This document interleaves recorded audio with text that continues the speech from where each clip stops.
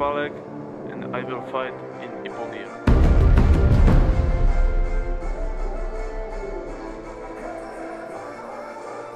Well, a very good morning and welcome to Odivelas in Portugal and the first European Open for men of 2019. Just before we get underway, let me tell you that we've also got a European Open taking place in Sofia. That's where the women are. So 2 days of competition here, 2 days of competition there. You're perfectly welcome to choose whichever one you want. We've got the men here in Odivelas, and if you're looking for the women's competition, that is already underway in Sofia in Bulgaria. We're going to start by taking a look at the top 4 seeds in each weight category. We've got 3 weight categories today, the under 60, the under 66 and the under 73 kilo categories, and then we'll have the remaining four weight categories tomorrow, 81, 90, under 100 and plus 100. That will be tomorrow, so the heavier weights tomorrow. Let's take a look at the top 4 seeds in the under 60 kilo category. Sabo Chaba of Hungary is the number 1 seed. The number 2 seed is Ahmet Şahin Kaba of Turkey. The number 3 seed is Jan Sekadi of Monaco. And the number 4 seed is Lucian Boris Dumitrescu of Romania. Now, one of those 4 could come through, but it's quite a strong field, so you can look online, check the entry list and the draw, and see which of those, or maybe someone else from that weight category, is likely to finish on the podium or even on the top of it. The under 66 kilo category, the top 4 seeds, the number 1 seed is Kylian Lebluc of France. I seem to have missed out the number 4 seed. I'll have to have a look at that when we come to it. Okay, I've got it. The number 2 seed, Gorjanac Zsolt of Hungary. The number 3 seed is Hervor Khachatryan of Ukraine. And the number 4 seed is Diogo Cesar of Guinea-Bissau. Right, the under 73 kilo category, Neil Stump of Switzerland is the number 1 seed. The number 2 seed is Pierre Duprat of France. The number 3 seed is Dmitro Kanivets of Ukraine. And the number 4 seed is Saman Makhmadbekov of Tajikistan. Now, the way that the competitions work is that the Opens, the Continental Opens, whether it's in Europe or Asia or Pan America, are really preparatory events for the other point-scoring events, which are on the IJF Judo World Tour. Those are the Grand Prix and the Grand Slams. Last week we were in Tel Aviv for the first Grand Prix of the year, sandwiched between that event and the Paris Grand Slam. Next week, we'll be in Paris next week for the Grand Slam, are these 2 European Opens, one here in Odivelas, and as I say, the other one taking place in Sofia. But these are important events in preparation for next year's Olympic Games, because these points count and go towards it. They're not the biggest point scoring events, but they are important ones. You have a chance of, you have the option to look at whichever of the 2 tatami we have. So you're going to see 3 channels there. Mat number 1, mat number 2, and then the commentated channel. If you want to stay with the commentated channel, just click on the little icon that looks like a microphone. But if you want to see mat 1 and we have to be on mat 2, then you can click on there. We're going to start by taking a look at the contest on mat number 2. The opening contest is between Rene Villanello of Italy. He's up against Murat Bektaş of Turkey. It's Villanello in the white judogi, Bektaş in blue. Bektaş, beg your pardon. So, the opening contest of this European Open for men in Odivelas. Early days in the qualifications cycle. We started in May of last year. It's a 2-year qualification cycle up to Tokyo 2020, and the way that it works is that all the points scored in the first half of the qualification cycle will count, but they'll only count for 50%. It's from May of 2019 up until May of next year that you'll get 100%. It's not that difficult to work out, really. Some of these fighters will still be holding out some hope that they can qualify. It may be that there are a few youngsters here that are already thinking about Paris in 2024, but that's a long way off. You've got to start somewhere though, I suppose.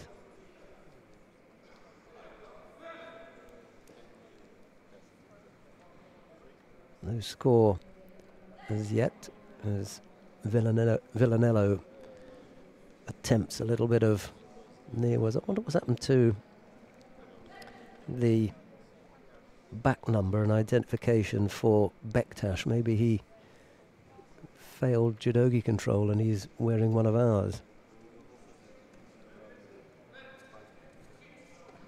Oh, yep, nice score there. Bikoji Gaki hooking in and bringing down Bektash for Wazari.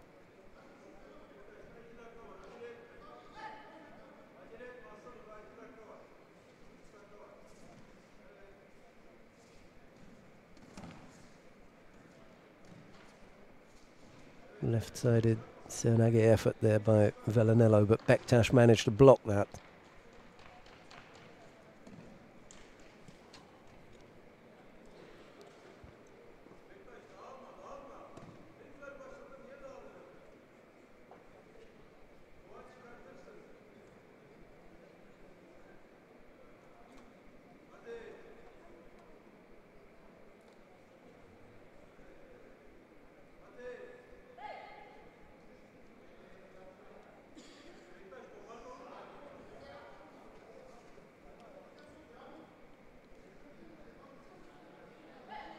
So a good lead for Villanello here in this opening contest. Always really difficult to be not just your first contest, but to be the first one in the competition to step out there and get things going. In white, from Spain, in blue, for Austria, Washington. Bektash picked up a penalty there.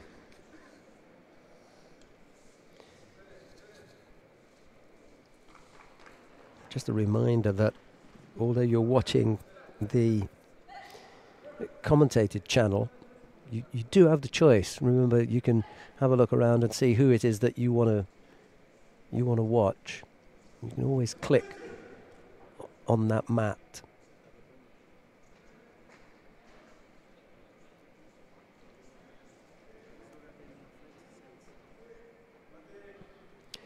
I'm just going to ask my colleague, Mr. Brown, if there is an online list available with the fight order, because some people would like to know, when the under 60 kilo category is going to be on, and I think there is, isn't there? There is some online list. I might have a look and see if I can find it for you as well, but I just want to give you the right link for you to go to, because I think that will be helpful for a lot of people. See if I can unearth it as well as Villanello and Bektash battle it out. Yeah, there is. Okay. And I know Akos is a little bit shy about speaking in public, but I'm going to ask him if he can tell me where it is. Where can they go to see that? On the EJU website. So eju.net first of all. Okay. I'll walk you through it. So you type in eju.net, and then down on the right-hand side, you'll see European Judo Open Odivelas, and underneath there's live results. Well, if you click on the first one, don't click on live results. Click on the first one, which is European Judo Open Odivelas, and then right there, underneath where you've clicked to get the live stream, underneath that there is the contest order, and you can see what's coming up, at least for the next 3, 4, 5 fights. Okay, thank you very much, Akash.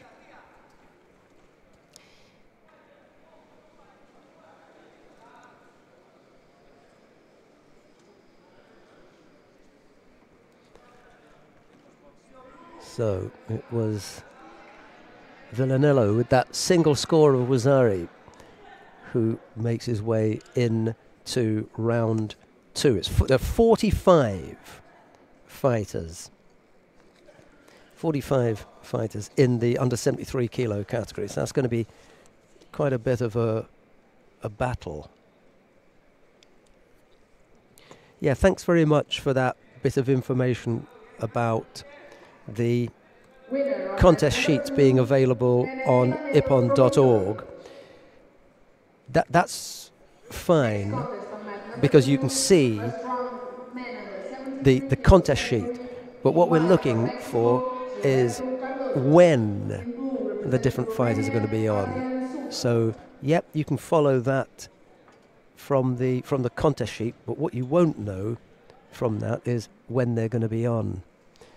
So better to go to eju.net, as Akash was pointing out, and then to look just below on eju.net where you click to get the live stream. Just below that, there is a list of mat 1 and a list of mat 2, and that tells you what's coming up, the next fight, the fight after that, and the fight after that. That's the best way to look at it. But thanks for the link to ippon.org.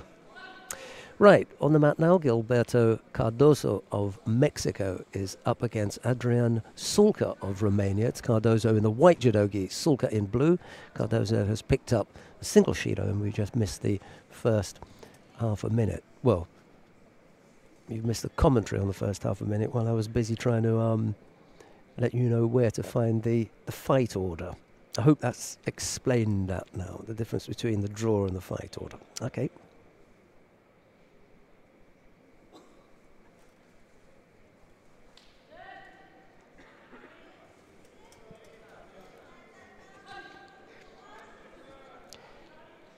It's odd because normally I'm the one who's chilly, but my two colleagues are sitting in front of me with hats and gloves on and coats. And they're eating, oh, I've just been thrown something, I'll have that. They're trying to keep themselves warm.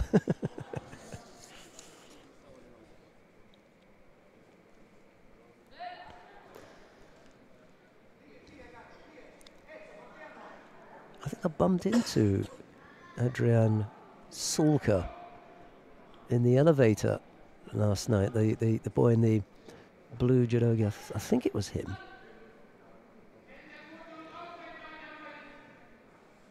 I stepped. Yeah, I got into the elevator. I think he's given up the score there, has he? Didn't quite see the referee, no. Try to work the shimiwaza, but Cardoso defended that well. Maybe it wasn't Sulca. I'll have to have a better look.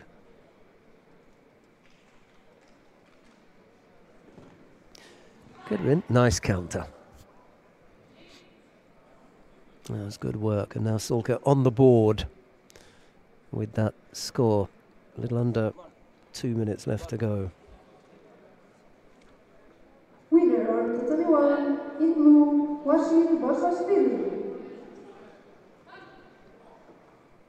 On the 21, first round man under 73 kilograms in white from Azerbaijan. Yeah, that is a good score from Sulca. From Romania, Hassan Badia. Oh, wow. What a nice comeback from Cardoso, and he wasn't far from scoring Ippon there. That was a nice little effort from the Mexican, catching Sulka.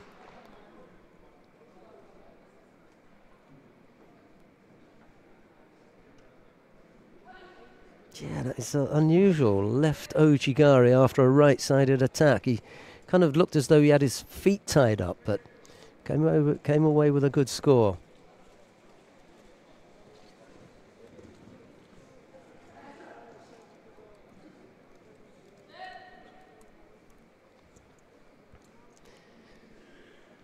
I'm going to have to try and keep the contest sheets up to date.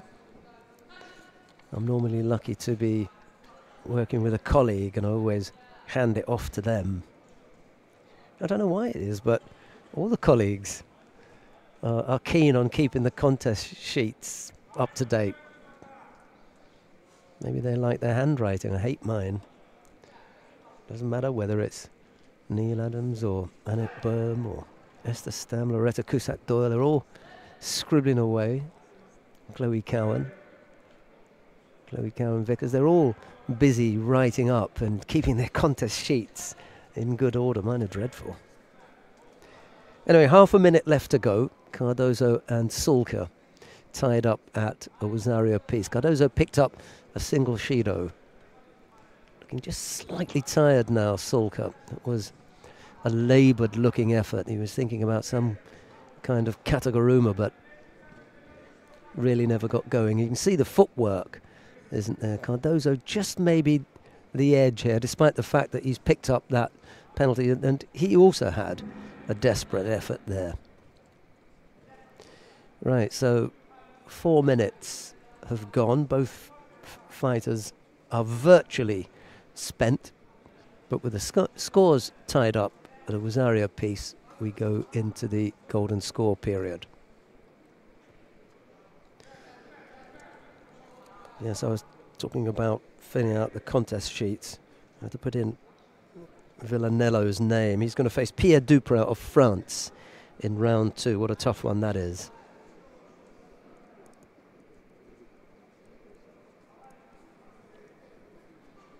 .45 judoka in here, so 3 rounds, quarter-final, semi-final, final. It's a long day. It will be a long day for someone who's had to fight in round 1. All of the top 4 seeds have managed to get themselves a bye into round 2. That's always nice, isn't it?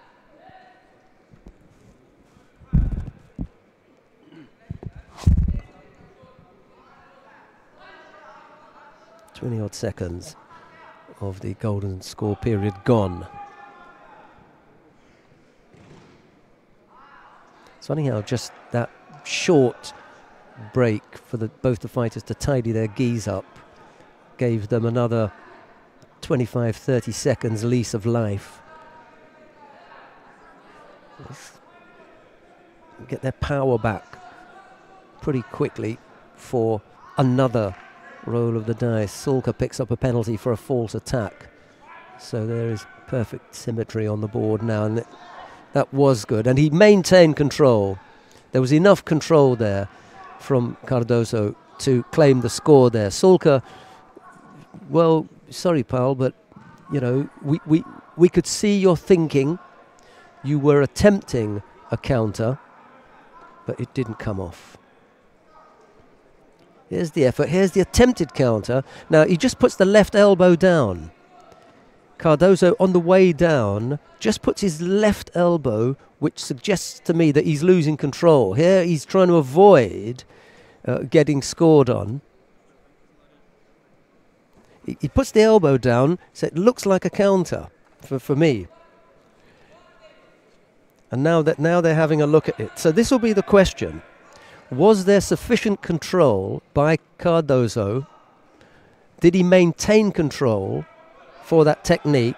Or did Sulka, in attempting the counter, and Cardoso doesn't understand it. Yeah, once he puts the elbow down, He's losing control of the exactly. He's losing control of the technique. So yes, there was the ojigari. Yes, Sulka is on his way down and lands on his back, but he lands on his back without control from Cardozo. So that's why they cancelled that one. That was the question. Did he maintain control? And he comes down on his side this time. He doesn't want to give it because he's turning off it. But this time he looks as though he had control. But they've said, no, there was not sufficient part of the scoring part of the body landing. So no score. Nice little contest, though. Woo! I'll tell you what, that looks good to me. Yeah, that looked pretty good in the end, didn't it? Yeah, yeah. Yeah, well, you know, maybe we're in the wrong seats here. You know? We're in the wrong seats. Right, okay. I try not to take too many breaks, but we will have a chat with Sulka because he's not quite clear as to why the first one was given and then taken away. He was just happy at that. And he doesn't quite understand why the second one was given and stood. But it's always nice, especially if they're young players, just to explain to them and say, look, this is how it happened, this is how it was. It's not going to make him feel a lot better, but be a small amount of compensation. We'll be back in a moment. It's Herbert Vicher of Austria up next. He's up against Moises Soares of Portugal. It'll be Vicher in the white, Jadegi Soares in blue.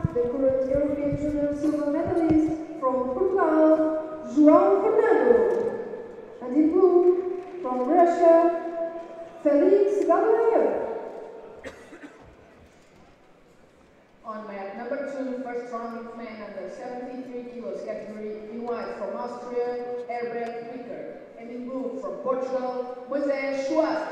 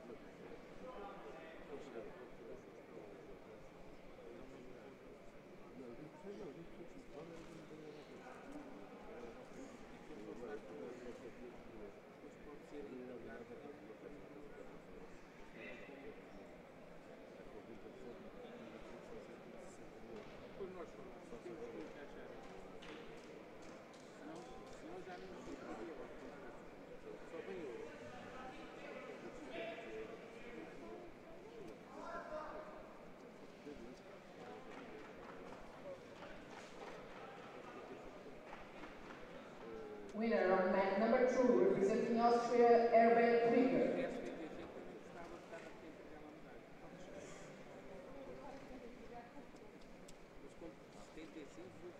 Next contest on mat number 2, first round man under 73 kilos category, in white from Ukraine, Rufat Mahomedov, and in blue representing Spain, Alberto Varela Ferrer.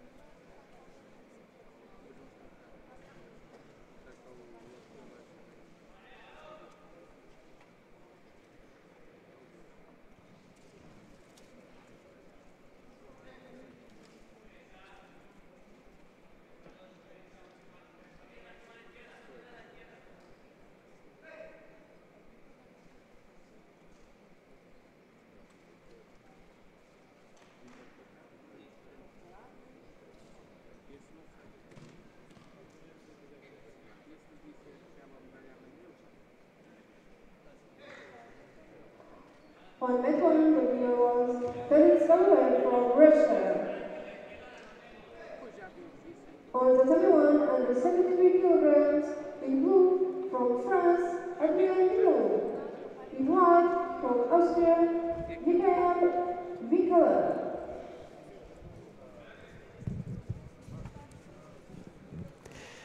There are actually two fighters called Rufat Mahomedov in the competition, and they're both in the under 73 kilo category. How about that then?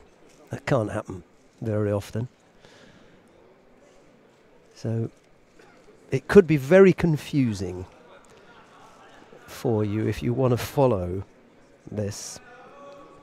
We've got Rufat Mahomedov of Ukraine on the tatami at the moment. Just looking to see exactly where he is in the draw. Can't be that far down. There you go. Who's he up against? Alberto Varela Ferrer of Spain. Yes, so there's Rufat Mahomedov of Ukraine in Pool C. And then I think up in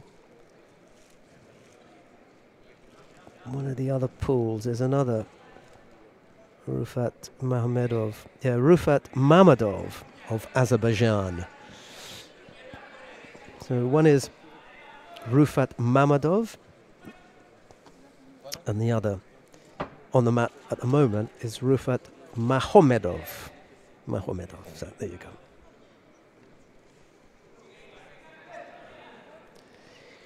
There is the possibility that they could meet, but only in the final.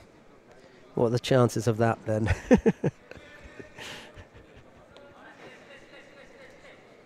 These are the things that occupy us. Well, they occupy me anyway, early on in the competition. As, you know, it takes a little while to get going, doesn't it? And after round 2 or 3, you pretty much have your picks as to who it is that you think may be likely to end up in the final. Right now, a lot of these will be new to people at home. Some of them are new to me.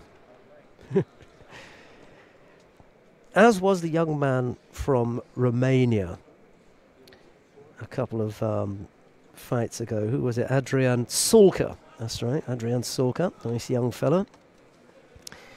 It wasn't him that I bumped into in the elevator anyway, but I did go out and have a word with him, and he was very understanding of the way that the scores were given, both against him and for him. And he was in total agreement, no problem. He said he was perfectly happy, and he was complimentary of the referee for having cancelled the first score because he thought he'd lost it. Well, it was the second score. The first score there was no problem with, but the second score would have put him out. He then tied it up with his own Wazari, but the second score, the Wazari Awazeti Pon, that was the one that put him out. He wasn't quite sure whether he'd gone down on his side or not, but he realised that he'd been caught and was just slightly disappointed. That's why he left the mat a little bit slowly. No problems at all with that, you know. But he was pretty good about it. And what did it take? A minute or so to go out there and have a word with him? I always think it's worth having a chat with the athletes. We've got an education commission, but they normally go out there when they've done something wrong. You know, there are times when you can go out for other reasons, I think, and just have a quick word with the fighter, either to give them some degree of support and encouragement, or on those occasions when they have done something wrong, just to attempt to point them in the right direction. Very, very rarely. It is very rare that I've had a chat with a fighter for them to say, you know, get lost, I don't want to hear what you've got to say, or, you know, you don't know what you're talking about. I think I can think of maybe 2 occasions how that was beautifully done. Left-sided Marotti Seragi, low down, and Varela Ferrer of Spain catches Rufat Mahomedov of Ukraine. So there won't be a Mamedov-Mahomedov final. Rufat, unfortunately, will take no further part in the competition. He gets a first-round exit, unfortunately for him. Varela Ferrer of Spain goes into round 2, yeah. Yeah, so there were 2 occasions, or there have been 2 occasions, when my advice has not been well received. Well, in one occasion it wasn't really advice, it was just trying to protect a player from the media circus that was chasing her, and she didn't realise that. That didn't go down too well. And then that was at the European Championships way back in 2003 or something, I think. That was a long time ago. Maybe my diplomatic skills hadn't been honed yet. And then at the World Championships in Astana, I think that also didn't go down too well with one of the Finnish boys. But I then invited him up to have his own say, by which time he'd had a look at the fight himself, and he was quite apologetic. He didn't need to be. Everyone's got an opinion about how things happen. Pedro Guarino of Portugal faces Michel Dubois of France. Guarino in the white judogi, Dubois in blue. Round 1 we continue within the under 73 kilo category. It's going to be quite a while. Just before we do that, I think I'm going to ask Mr. Brown if we can go down to mat number 1 to have a look at Koga Hayato of Japan. Should we do that? Let's go and have a look at Mr. Koga. He's on mat number 1. There he is in a white judogi up against Jorge Cano Garcia of Spain. I think that's Jorge. The Spanish are Jorge and the Portuguese are Jorge.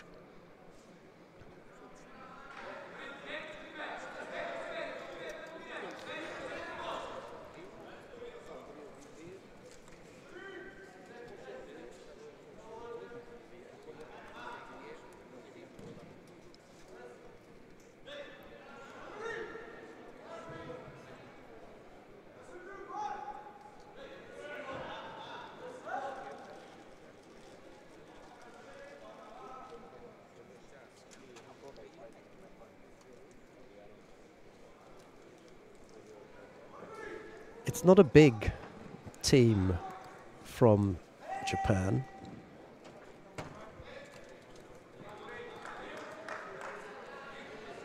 But I can assure you that when they send teams out, they don't send them out just willy-nilly. They always have a reasonably good quality team that goes out.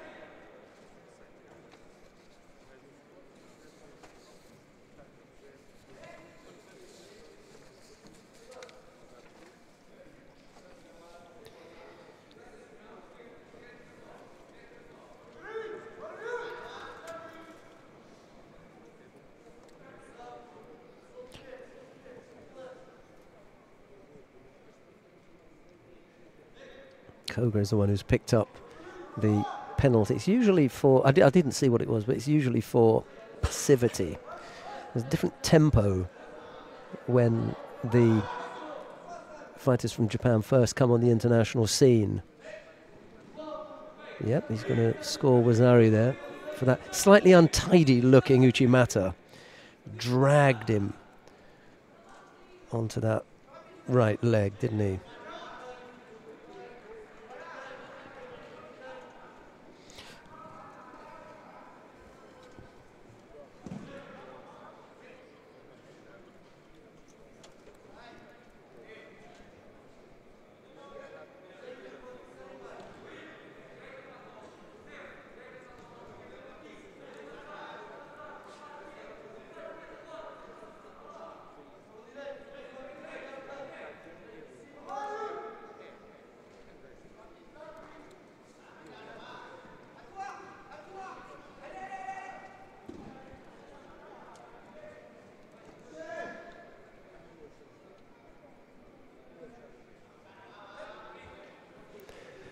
So a little over a minute left to go. Cano Garcia got a bit of a job on his hands here.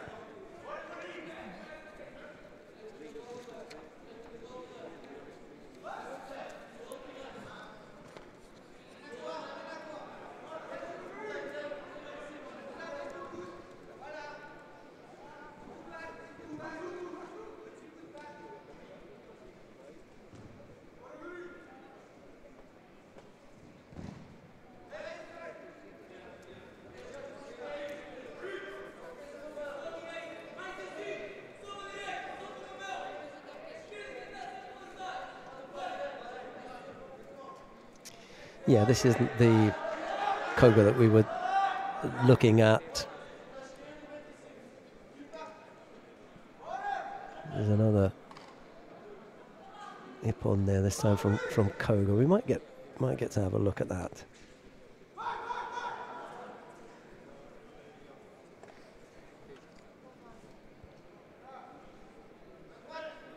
Yeah, the Koga that we were looking at previously was the junior world champion from last year,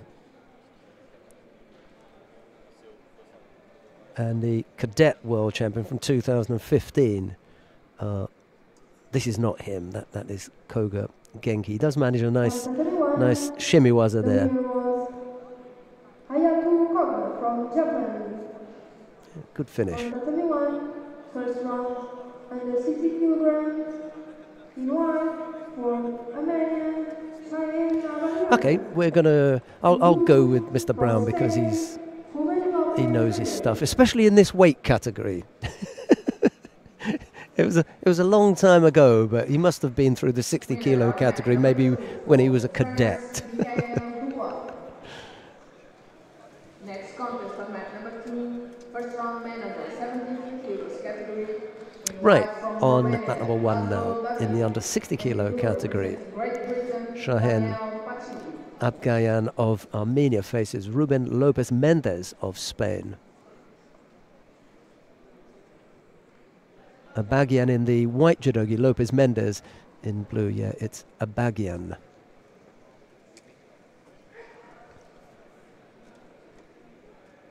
Kirsten Dirch is the referee in the middle for this one. She had a rather torrid time of getting here. I thought my flight was difficult from London to Lisbon, but they were 5 minutes away from landing her flight, and they were told that they couldn't land. The weather was too bad. They had them flying around for half an hour, still couldn't land, and then they rerouted her to Malaga last night. So she spent the night in in Malaga. Had to get the first flight out this morning. Anyway, she managed to get here, and she's refereeing this morning, and it's Abagian who picks up a penalty for passivity.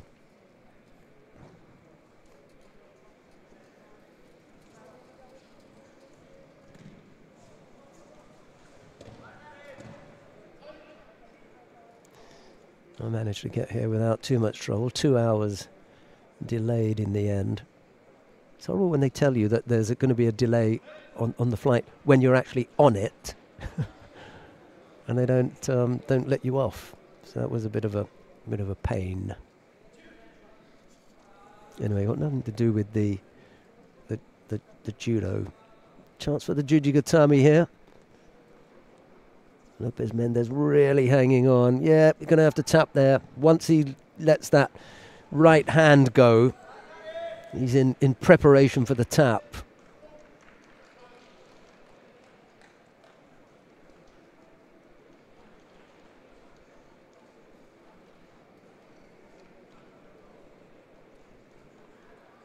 Good bit of work from Shahin Abagian of Armenia. He goes through to round 2.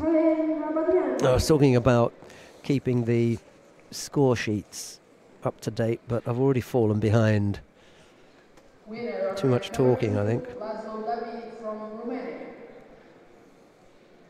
On match 1, first round, under 66 kilograms, in white, from Portugal, Bernardo Serra.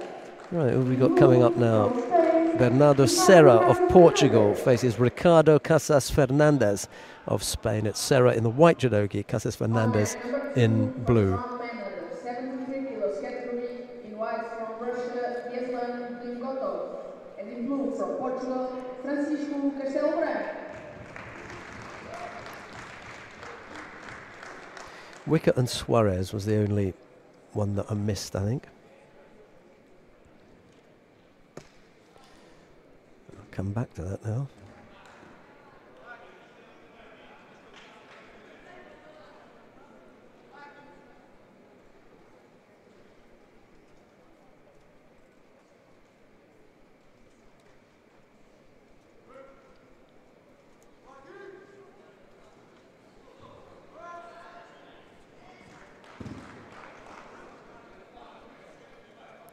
Yeah, it was Herbert Vicker of Austria who defeated Moises Suarez.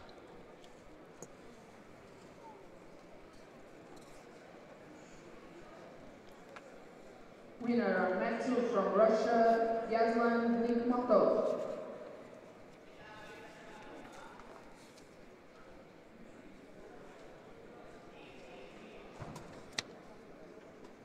Next contest on Tatami 2, first round men under 66 kilos category, in white representing France, Kela Sedoki, and in blue representing Austria, Kimhan Boshashvili.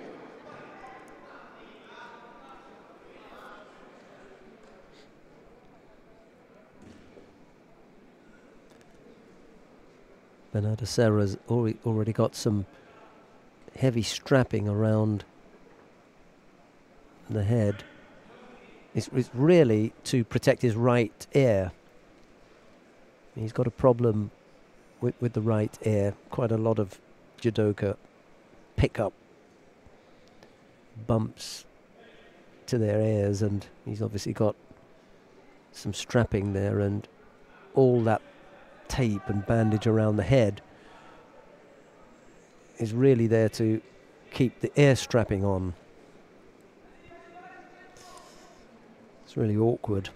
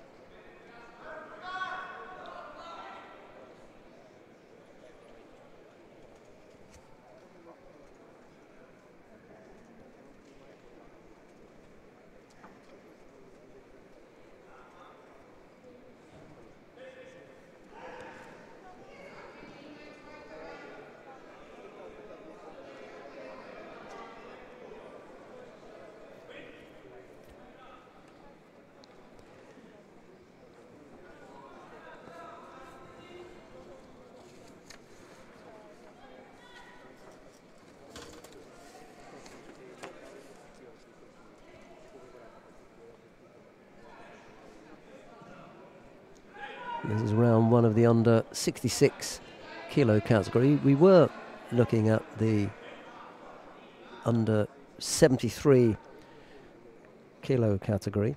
That has now completed round one. Probably go back there for round three, I think. By that time we'll be down to the last 16. And that's when it gets really interesting. And then the quarterfinal and last 8. See how much of that we can show you as well.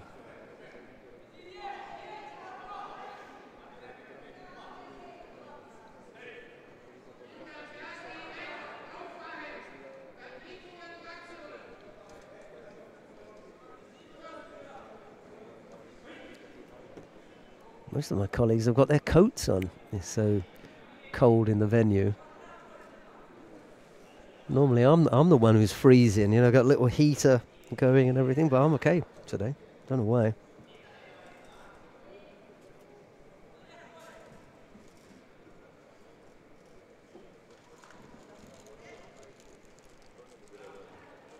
No scorers yet, however. Bernardo Serra, the Portuguese fighter, has picked up 2 penalties. We've got 20 odd seconds left to go. He's really finding it difficult here. Third penalty would put him out. Just tries that little Sutemi was that has Casas Fernandez defending.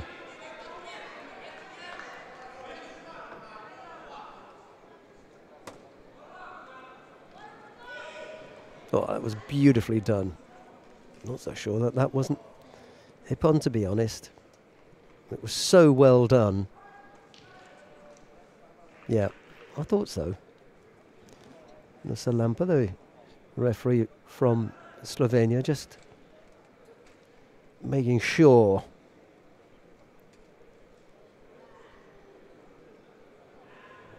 that she gets value for money.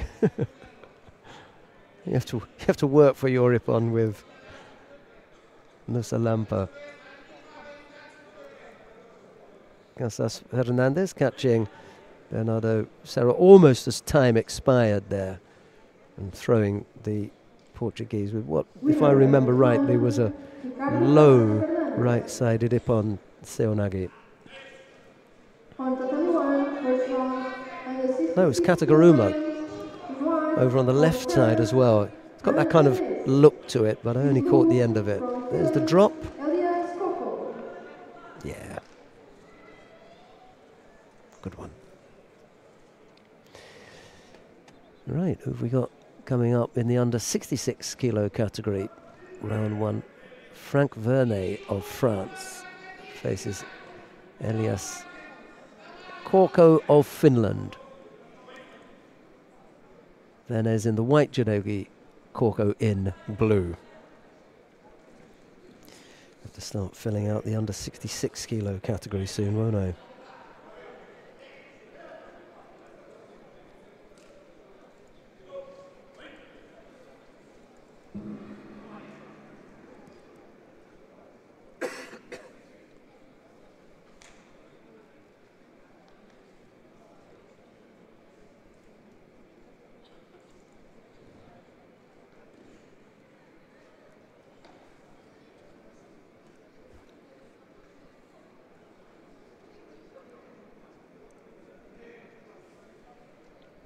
Winner on mat 2, Kayla Sedoki from France.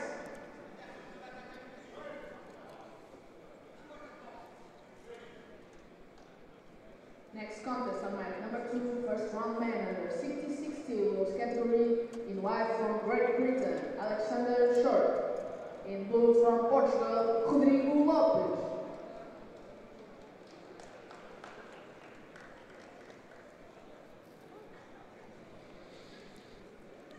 I was chatting with one of my colleagues this morning, Brown Akosh, about the possibility of Mamadov and Mahomedov meeting in the final in the under 73 kilo category. Both of them lost in the first round. So, yeah, that wasn't going to happen, was it? all that talk about the two fighters with the same or very, very similar names, despite the fact that they come from different countries. Any prospect of them meeting in the final disappeared in the first round as they both went out. Oh well.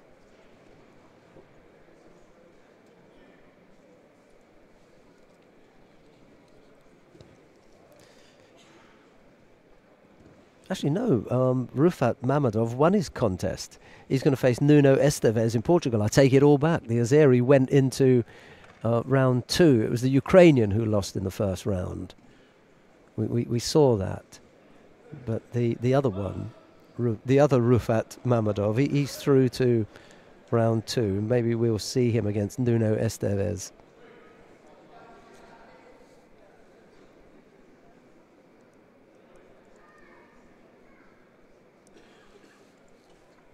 One way of getting to know the fighters, I suppose.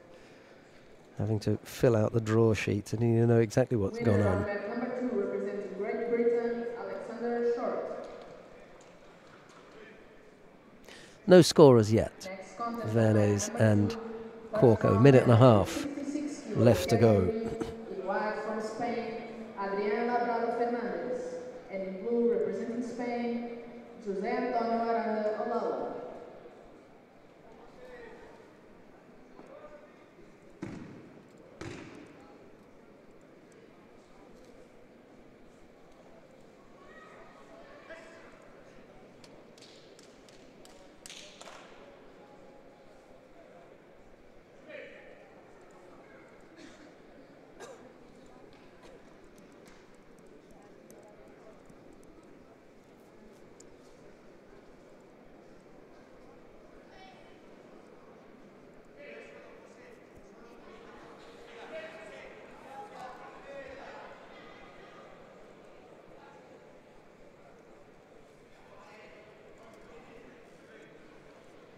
Inside the last minute here, Vernes and Corco. Still no score.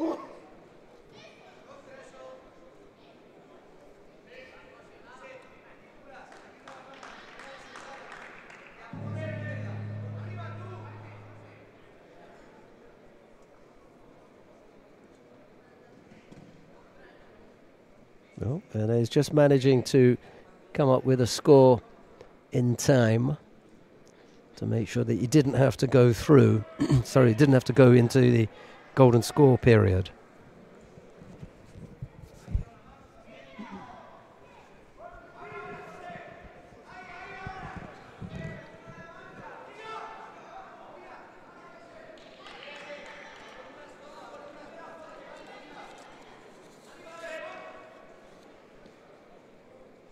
'27 judoka in the under 66 kilo category, so 2 rounds in the quarterfinal. It's in the under 73 kilo category that we've got the really big numbers.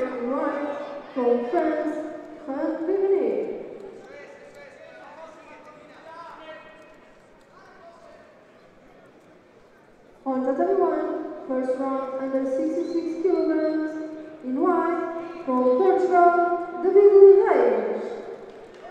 In blue, from Haiti, Gerard Palais.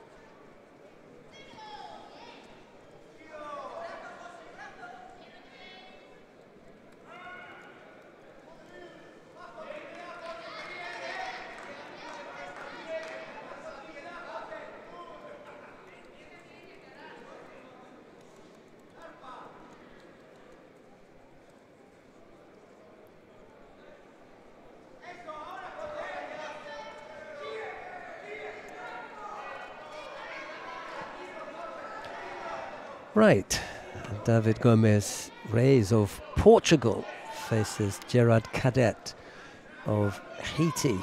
I think it's Reis. I'll ask the Portuguese the correct pronunciation for that.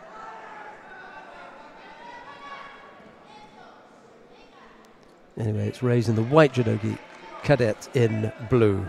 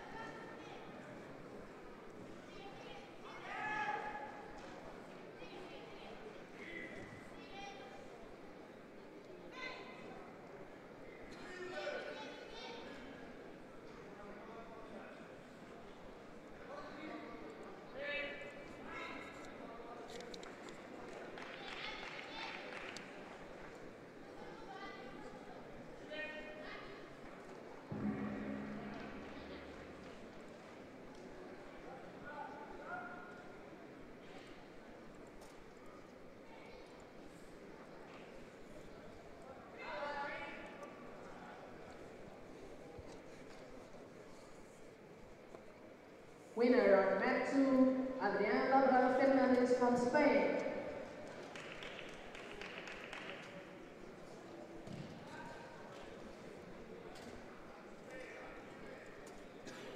Next contest on mat number 2, first round man under 66 kilos category in white from Azerbaijan, Nurlan Osmanov. And in blue from Portugal, Fabio Borges. Cadet picks up a penalty for stepping out of the area there.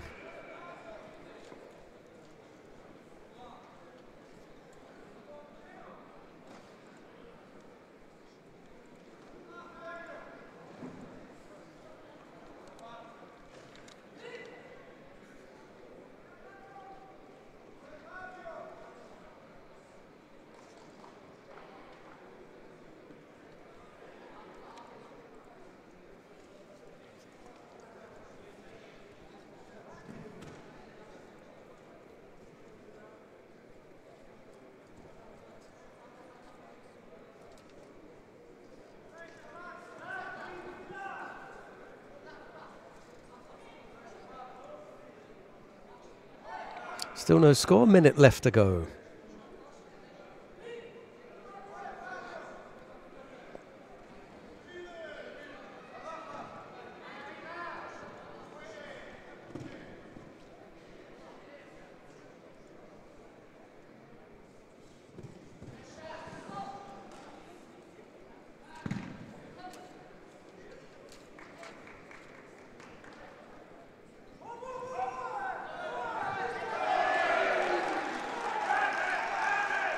There's a score now.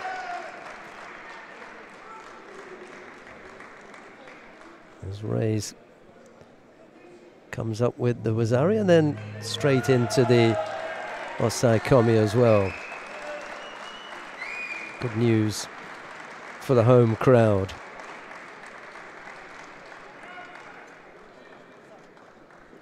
Osodagari and then a Kosodagari combination. There's the Osodo attempt. Yeah, why not?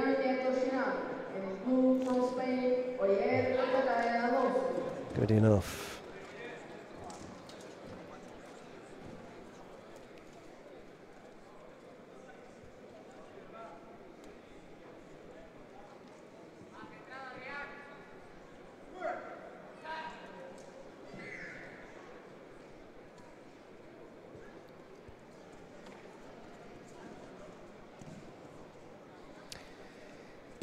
Yeah, there are two right-sided attacks from Reis there. One where he attacks his opponent's right leg, that's the Osodagari, and then where he attacks his opponent's left leg. That was with the Kosoda. It almost came up to be Nidan Kosoda Gari because he looked as though he was going to take both legs.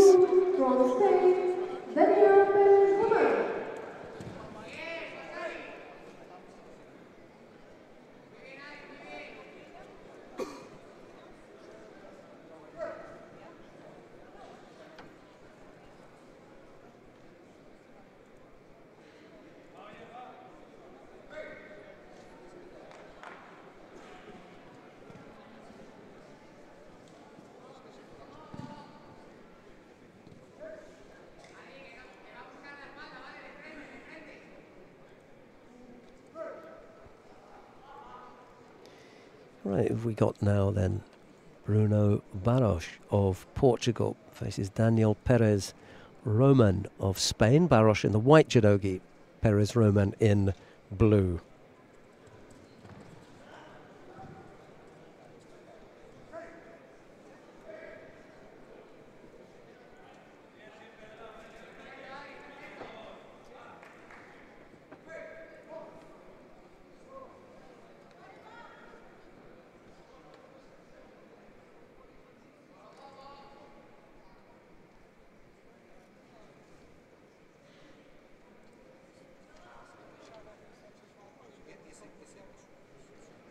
Winner on match number 2 from Spain, Adrián Chinado. Next contest on match number 2, first strongman under 66 kilos category in white from Portugal, Andrés Suárez. And in blue from Japan, Senku Yamada.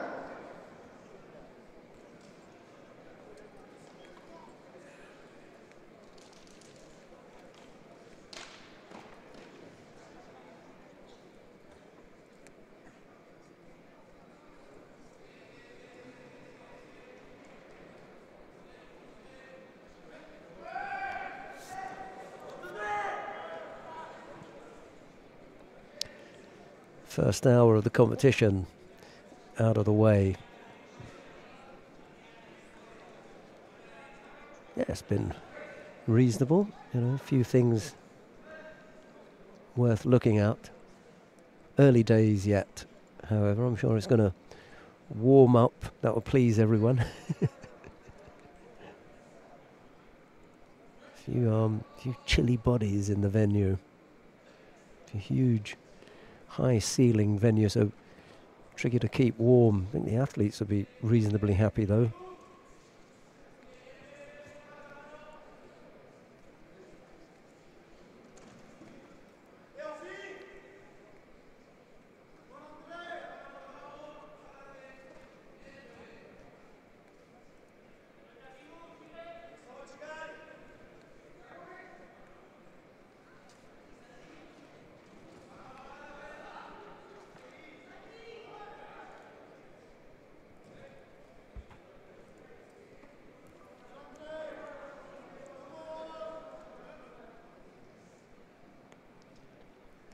Not going to get out of that one.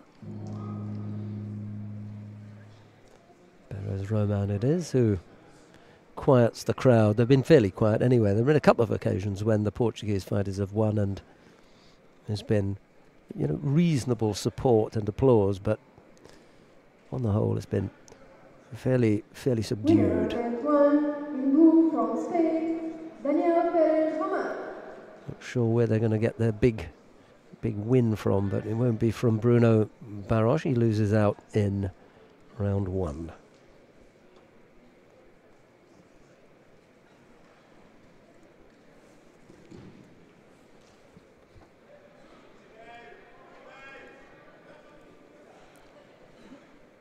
On mat 1, first round, under 66 kilograms, in white, from Ukraine, Artem Falkivsky. In blue, from Russia, Zelenkan Ozgoev.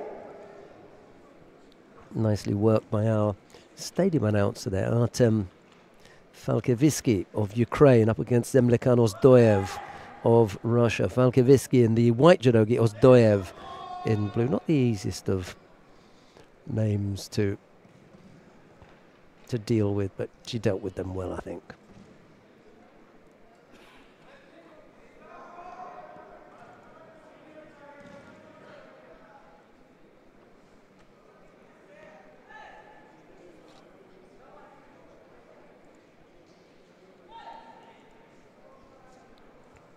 Still round one of the under 66 kilo category. I was talking about filling out the contest sheets for this. I better get on with it.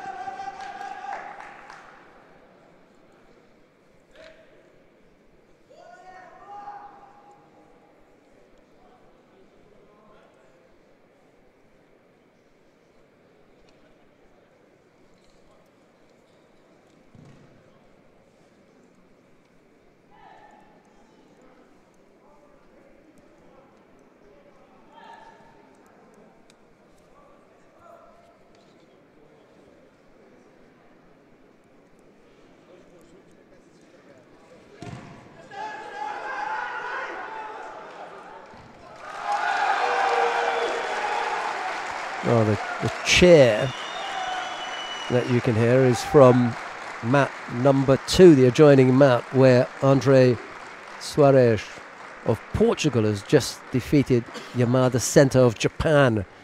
Arm locking in with Juji Gatami, a nice turnover. That was on the adjoining mat. No score here between Falkevitsky and Ozdoyev.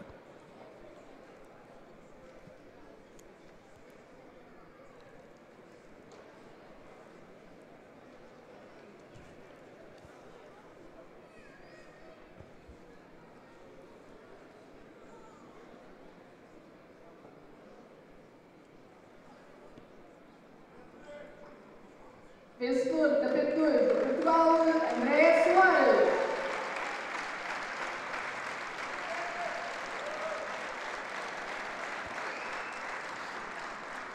Yeah, biggest chair of the day so far. Not surprising that it comes from a Portuguese fighter. Wazaru on the board for Falkevitsky. No.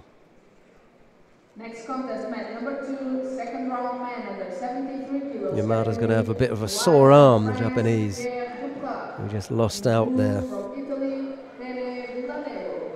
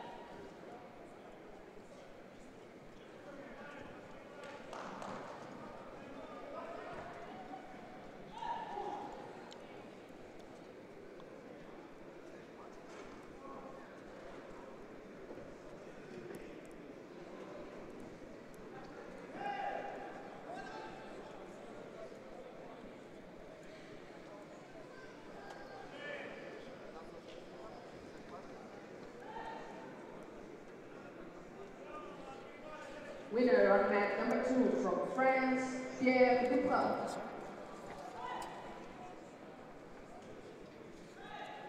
Next contest on mat number 2, second round man under 73 kilos category, in white from Spain, Luis Martinez Vasquez. In blue from Mexico, Roberto Cardoso.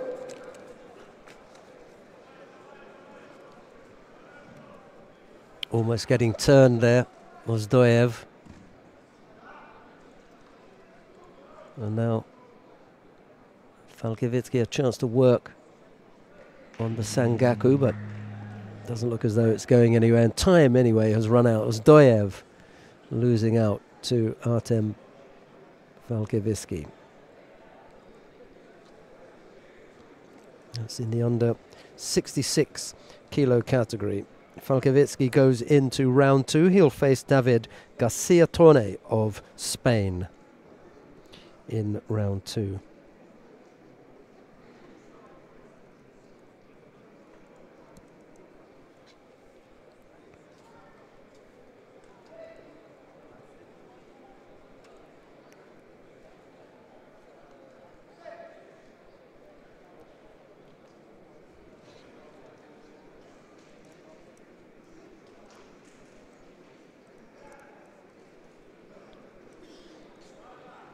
On the 31, The winner was Artem Fakitli.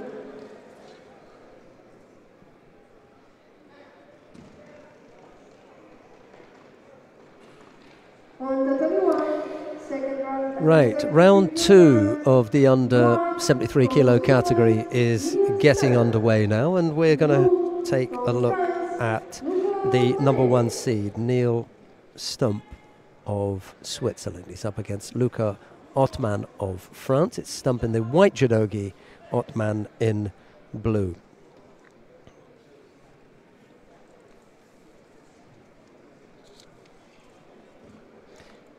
The referee, by the way, in the middle for this one is Hamaoki Mutsuki, and I mention that because she's one of only 2 or 3 Japanese women that we've seen out refereeing on the circuit. Here she is, refereeing in Europe, so best of luck for her. Hope she gets on well. First time that we've had a look at her in the middle. Hamaoka Mutsuki.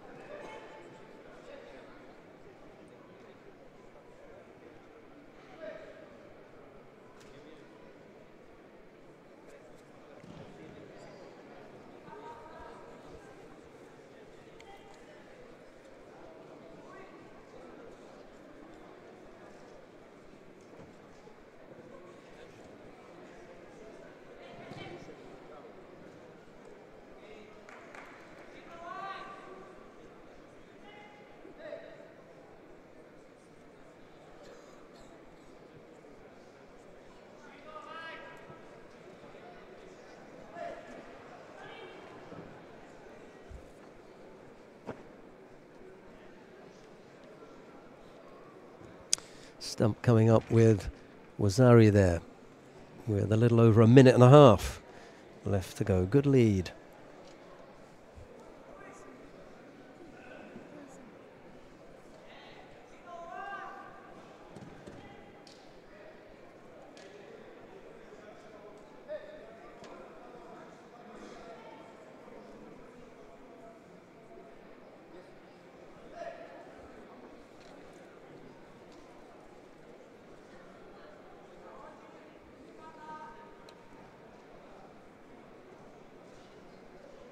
Good effort from Ottman there, putting Stump under some pressure.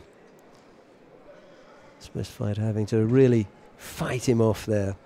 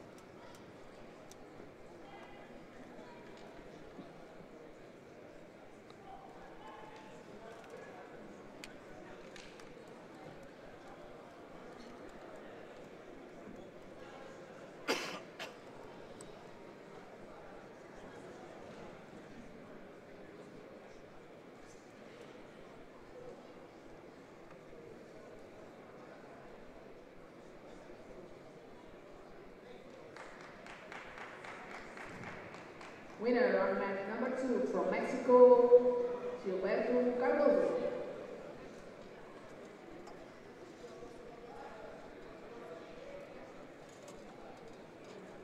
Next contest on mat number 2, second round man under 73 kilos category, in white from Canada, Bradley Lanois. Just a few seconds left here for Ottman to do something, if he can. Chance for one more attack maybe, if he can get hold of Stump. There's the Makikomi. Just couldn't finish with the push. That was so close. That was really close. Good effort right at the end. He seemed to stop right at the end there. Maybe not sensing just how close he was, or maybe just instinctively, when the attack failed, trying to protect himself. At that point, there was no need for any protection. Just give absolutely everything that you possibly can to the attack. I think he did, but Stump had it blocked in the end. And it's a single Rosario that takes the Swiss fighter, the number 1 seed in the competition, into round 3. Good effort from Luca Ottman.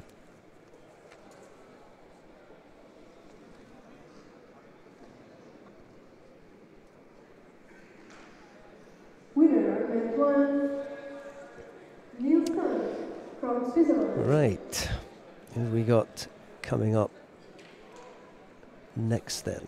On mat 1, second round, Falit Abel 73 kilograms, Metilus in of white Haiti from faces Gabriel Sully of Italy. It's Metilus in the white judogi, Sully in blue.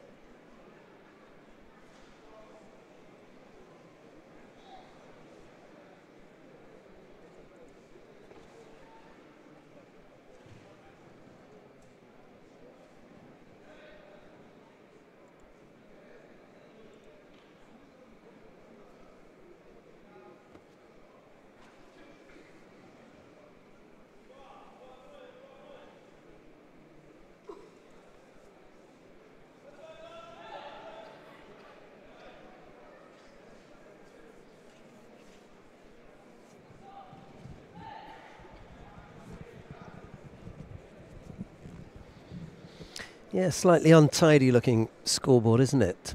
Metilus picked up 2 penalties. Sully 1, and we've still got a minute and a half left to go.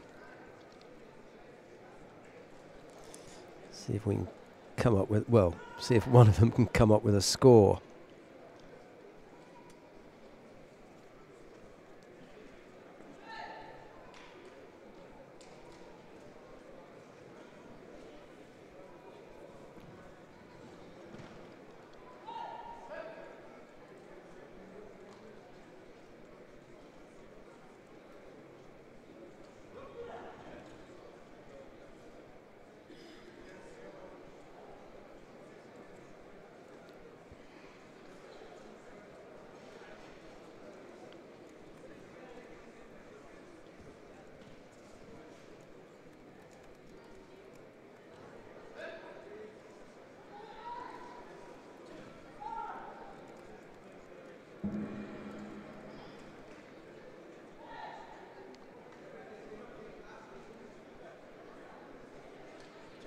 Match 2, golden score.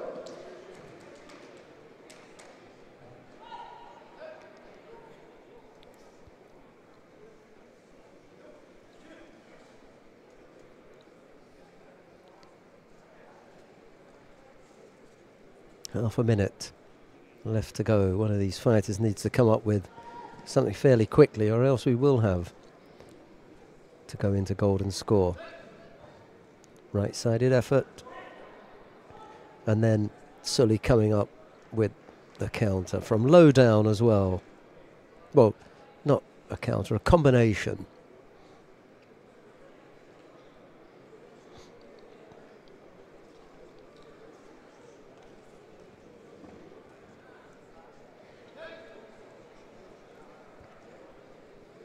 Just catching Metalis there. He picked up 2 penalties. He was looking a little jaded. But a reasonable effort from the Haitian there. Just going down narrowly to Gabriele Sully of Italy. Winner on match 1, representing Italy, Gabriele Sully.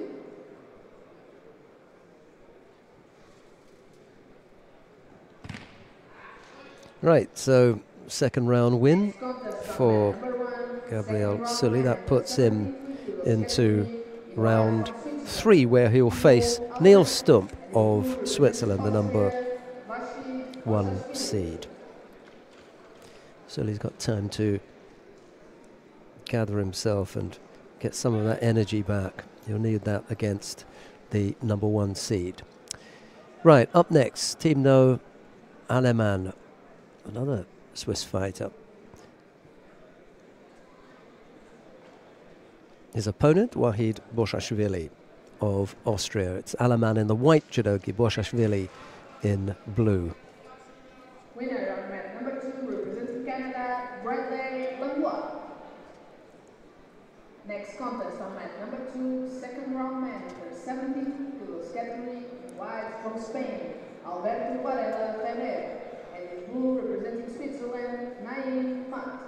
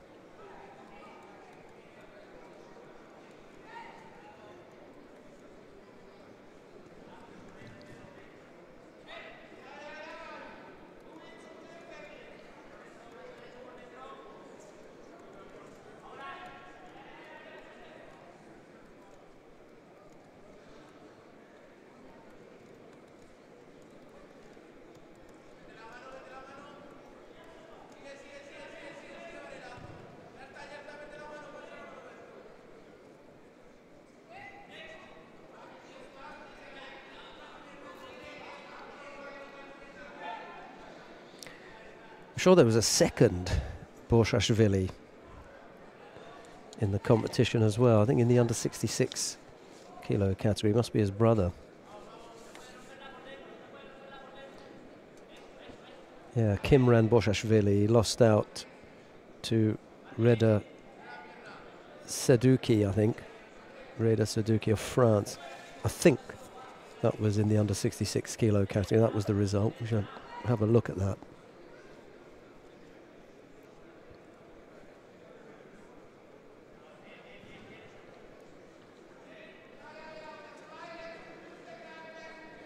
Yeah. Reda Seduki. He's going to face Goryanats Zholt in the next round.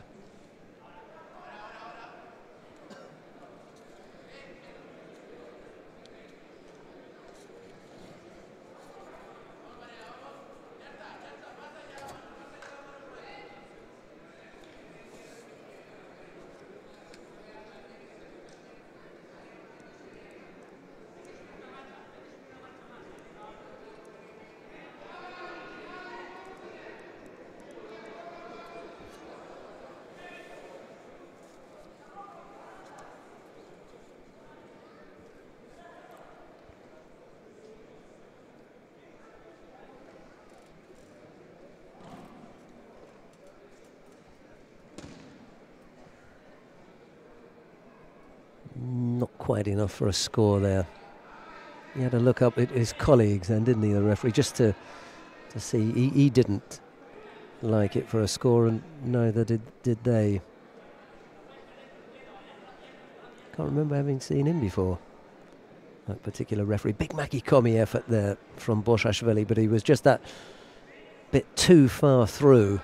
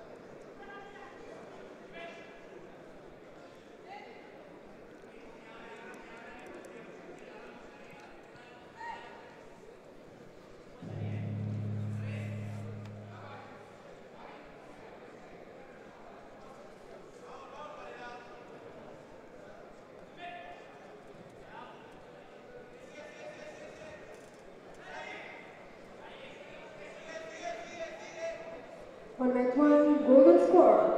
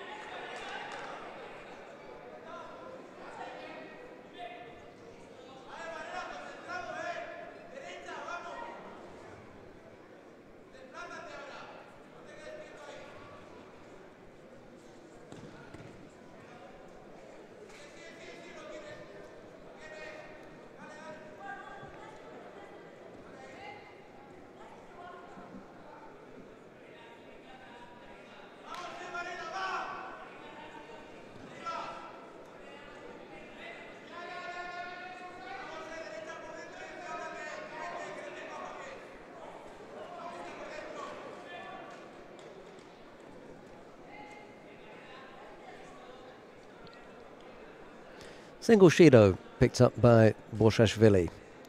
Not out of it yet by any means. Single score would do it. Minute and a half left to go.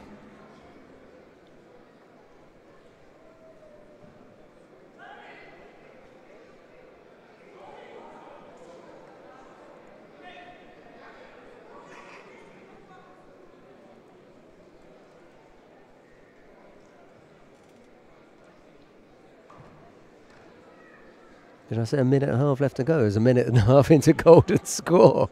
Sorry about that. We've already had 2 minutes of golden score. Second time I've done that. Well, not today, but second time in commentating. I'll have to pay more attention when it gets close and realise what's happening with the scoreboard. Oh, time to go now. If he goes over, they let him have quite a long time with that one arm over on one side. Just that little bit of relaxed approach to that grip, and that too from Aleman. Well, you see, Aleman's got the feeling, having had the grip from Borshashvili on him, that he too can take a little bit of time to set up his attacks with that one-sided grip. It's not the way it should be. There's no setup. The arm goes over and you attack. It's not arm goes over, then you set up, then attack. Must be an immediate attack. It's been a little bit generous, both with Borshashvili and Aleman. And if that is consistent, then it's not as bad, because they both end up with the same rule, the rule being applied in the same way. That really is the important thing. The rule should be applied for both fighters in the same way, and if at all possible, for all fighters. It's tricky, you know, when you start at 10 o'clock in the morning to be applying it in exactly the same way at 4 o'clock in the afternoon. You know, that's just the way it is. But this particular referee has left it just that little bit longer, and as long as both fighters are treated the same, then, well, there's no real complaint. It's if he changes it in the next fight, you know, and as soon as the arm goes over, you get the penalty. You begin to ask yourself, well, hang on a minute, you know, how come it was one thing, or if you move to, or if another referee comes in and applies it completely differently. That's what the fighters and the coaches are most concerned about. It has to be uniform. It has to be something that everybody understands, and it works in a way that they all find acceptable. Not always the easiest thing to do. Anyway, there he goes again. This time he hasn't taken the grip, but round the waist. Oh, nice effort. Good little battle, this. Can't give a score for that, so no problem. 2 penalties picked up by Borshashvili. He's giving it a good go now. Almost a second contest there. 6 seconds off a second contest. Good little tussle, this one. Took a while to get going, but there you go. He has to break that off. Make sure that his hand is being kept there by Aleman. You can see that he's trying to get the hand out.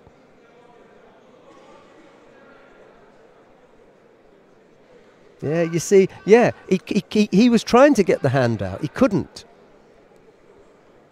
Yeah, that was clever work from Aleman, the Swiss fighter. Blocked Borshashvili. He wanted to get the hand out, but Aleman was pressing it in there, so he couldn't get his hand out. And then it looked to the referee as though he had one-sided grip. Mind you, he'd got away from it before. So. Right, there's another chat coming up, this time with Borshashvili. Even the coach is explaining to him. He tried. He did try to get his arm out. He simply couldn't. He was just too clever, Aleman. He got away with it this time. Right, Nuno Esteves of Portugal faces who else? Rufat Mamadov. At last, we get to see Mamadov. Well, let's hope that he can live up to his billing. Esteves in the white judogi, Mamadov in blue. Mamadov looks as though he's just showing off, isn't he? Look, with all that hair.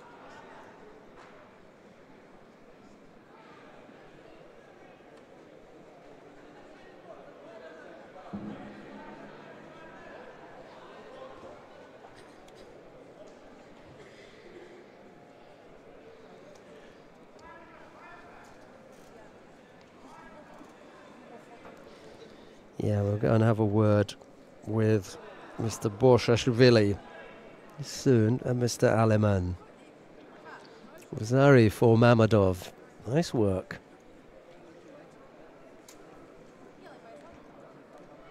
Dmitro Kanivets of Ukraine has just won his contest on mat number 2. Winner on mat 2, Dmitro Kanivets from Ukraine. Going along nicely now, things. On mat number 2, second round man, number 73 kilos category in white from France, Mikhail. Oh, there you go. Wazari Awazeti Ponso. Murat Mamadov moves smoothly through to round 3.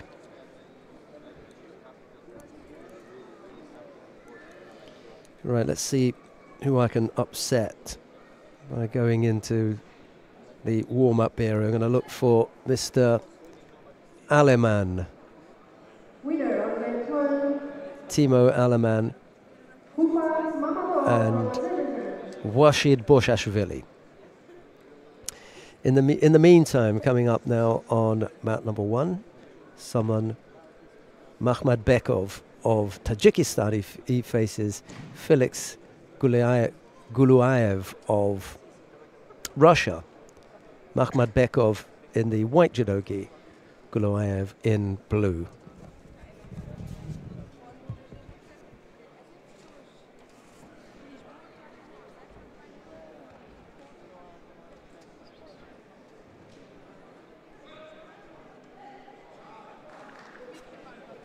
On the third, we have the second round for 73 kilograms.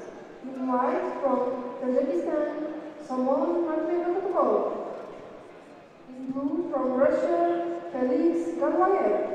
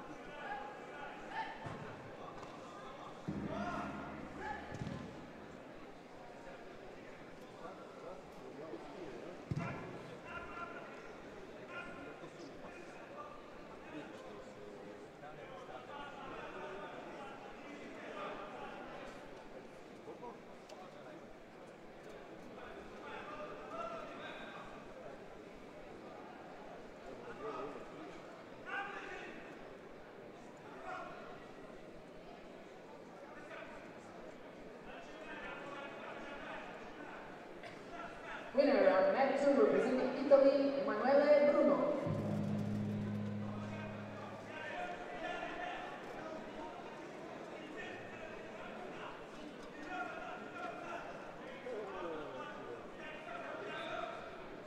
Next contest on mat number 2, second round man under 73 kilos category. In white, representing Monaco, Cedric Bessi, and in blue from Romania, Laszlo David.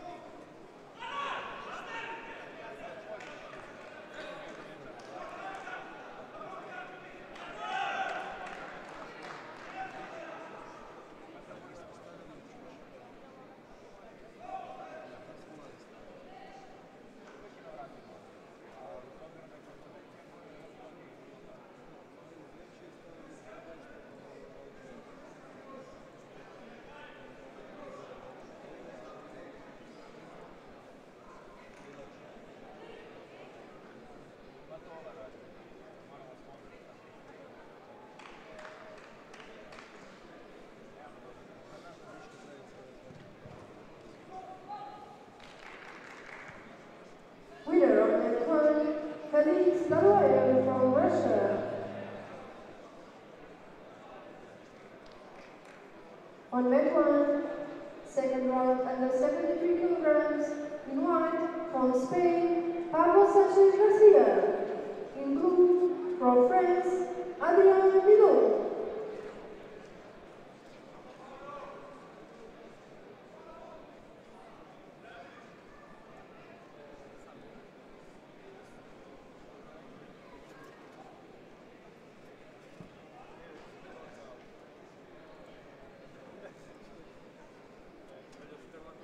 Winner on the 22, Laszlo David from Romania. Next contest on mat number 2, second round man under 73 kilos category. In white from Spain, Javier Cabello Ortiz. And in blue from Russia, Yazlan Lingotov.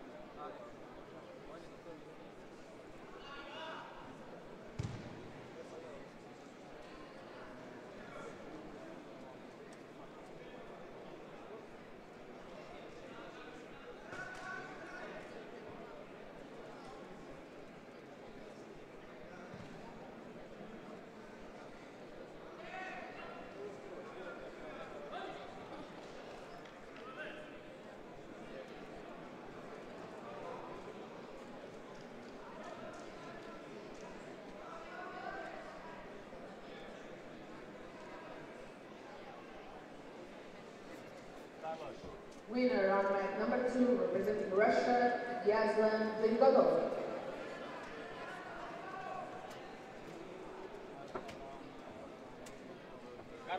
Carlos. Next contest on mat number 2, second round man under 60 kilos category, in white from Turkey, Ahmed Harim Kawa, and in blue representing Portugal, Emmanuel Martins.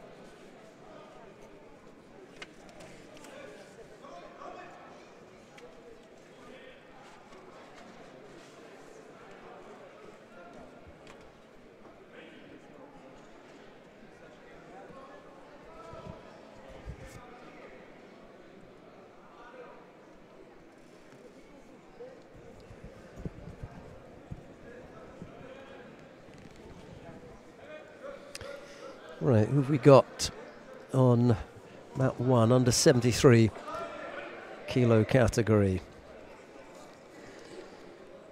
Quite advanced now, already round 2. Must be a good way through round 2 as well.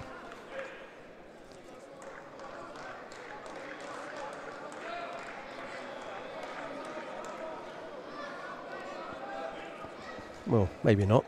still got quite a way to go. Fabio Sanchez Garcia Monco. We're going to have to shorten that, I suppose. Fabio Sanchez up against Adrien Milon of France. And it's Milon who picks up the penalty there with 16 seconds left to go. So that didn't take long to go out and have a word with not the players, but both coaches, Boshashvili's coach and Aleman's coach. And the nice thing about that was that they both agreed.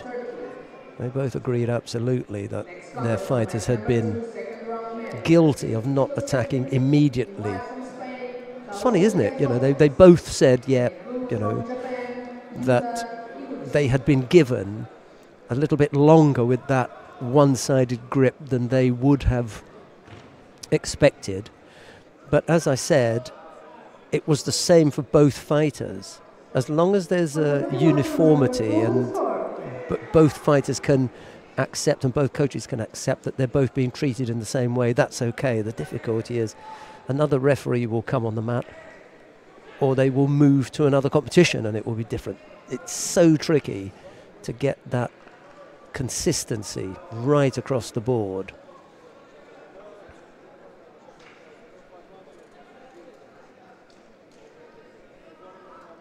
This one also into golden score.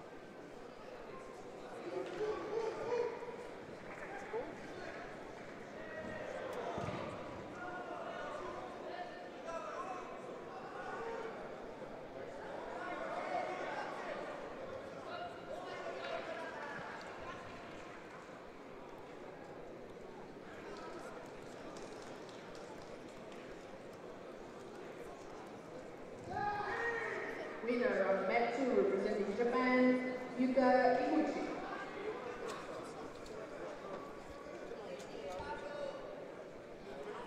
Next contest on mat number 2, second round man under 60 kilos category, in white from Russia, Ayun Liev.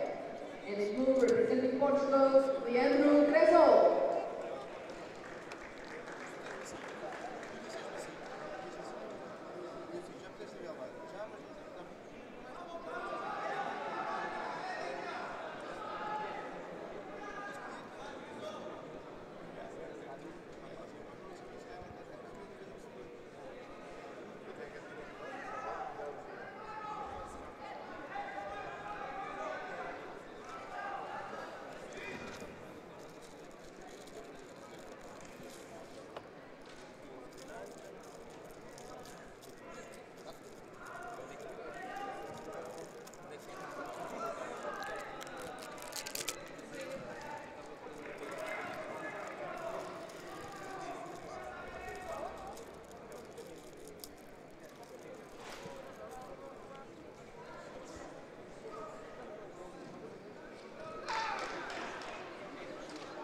Well, after 2 minutes and 40 seconds of the golden score period,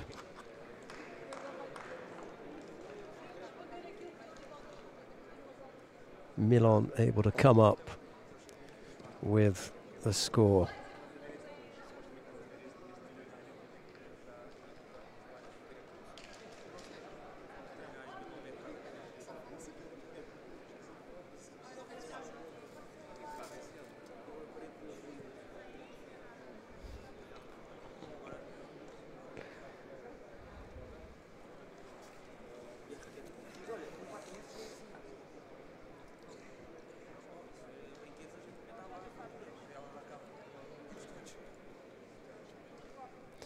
Milan into round 3 now.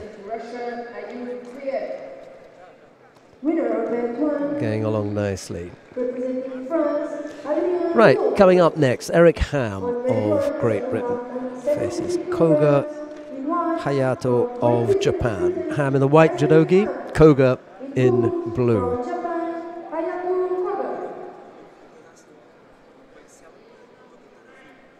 Now on mat number 2, second round man under 60 kilos category, in white from France, Sylvain Boulet, and in blue representing Romania, Lehel. Well, we saw Koga in his round 1 contest.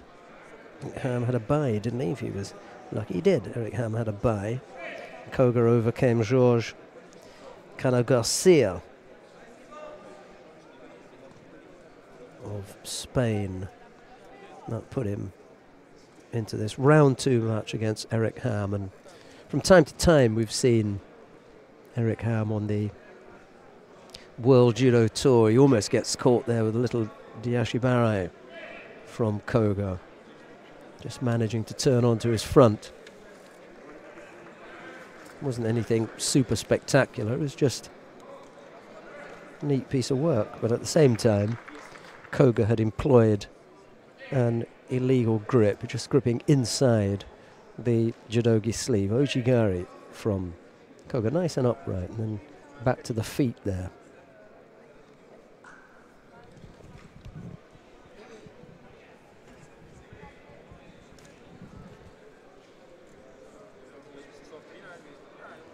Right, Uchimata. He threw with that early on. It's not the tidiest looking Uchimata, but it had Ham hopping on one leg. There's something not quite neat and tidy about it. I'll have to have a look at the replay and see what it is. Maybe it's the distance of the support leg. Yeah, that's what it is. He throws with the right leg, but the left leg isn't anywhere near where, well, it's a good deal further away than he would like it to be, and that's why it hasn't got that nice shape and finish to it. It's still effective, however. He's thrown that in there twice now, and Ham had to defend it strongly on both occasions. So it's not as though he can't score with it, it's just how it looks. He really wants to have the left leg in between those of his opponent and facing in the same direction.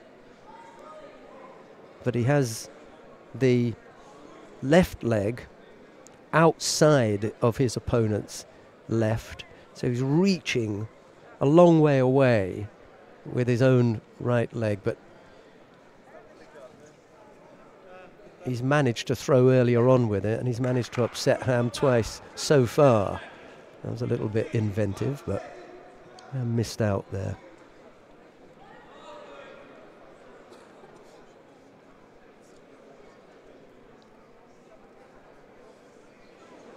There you go again. You know, it's all leg, isn't it? It's just from the leg. It's not really where he plants it. It's what he does with it, and it looks quite spectacular. That time it was a better position. The support leg was in a better place, and that's why he lifted him up so high. The hands, maybe we could have a look at the hands and see what he's doing with the hands. Whether he's turned, whether that's gone outside this time. Osotogari. Oh dear. He really is giving a bit of a working over here. All attack from Kogo Hayato.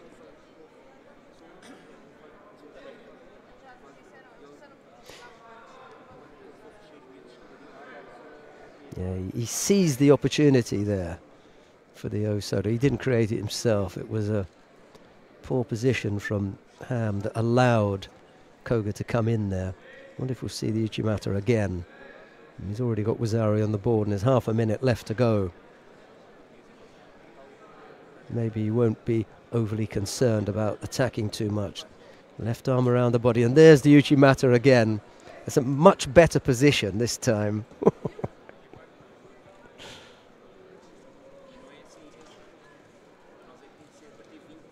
Yeah, Koga's not looking at the scoreboard.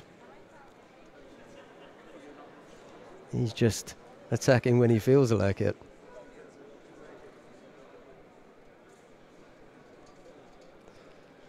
And a chance for the Sangaku. He does have a look at the scoreboard now, but only because there's a couple of seconds left. Yeah, 5, 6 big attacks there from Koga, and one score puts him into round 3. I'm just coming up against someone who had that little bit more about him today, did Koga Hayato. All right, that was reasonably impressive.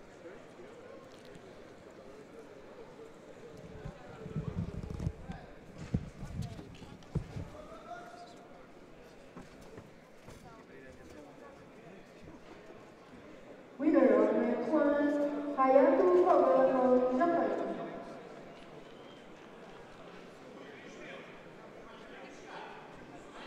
On match 1, second round, under 73 kilograms, in white from Ukraine, Alexander Kozniak. In blue, from Portugal, Henrique Lopes.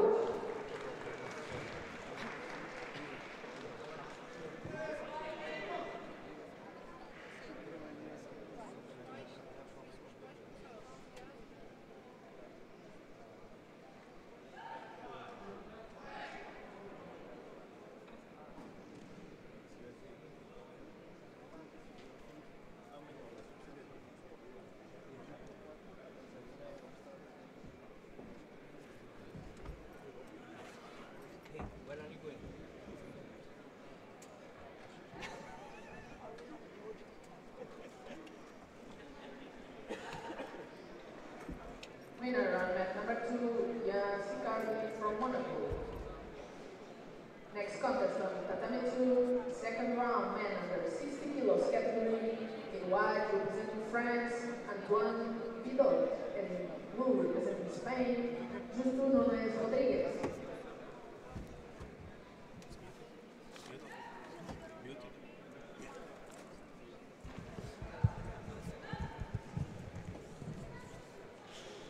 Right, who we got up now? Alexander Koszliak of Ukraine and Henrique Lopes of Portugal. Koszliak in the white judogi, Lopes in blue, and it's Lopes who comes up with the score there, much to the delight of a home crowd. Was Ari on the board with a minute gone.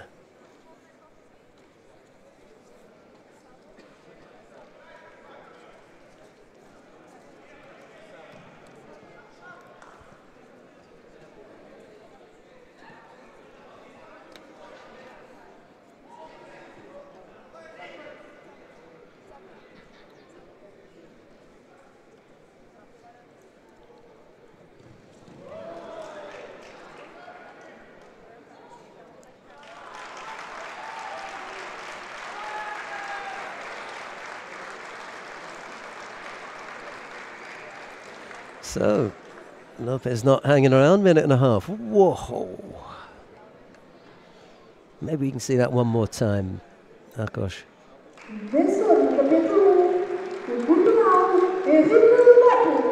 Lopez takes the win.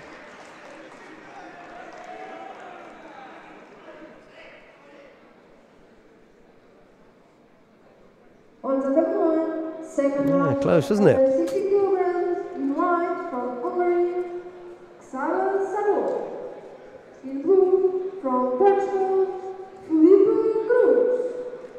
Right, coming on to mat number 1 now, in the under 60 kilo category.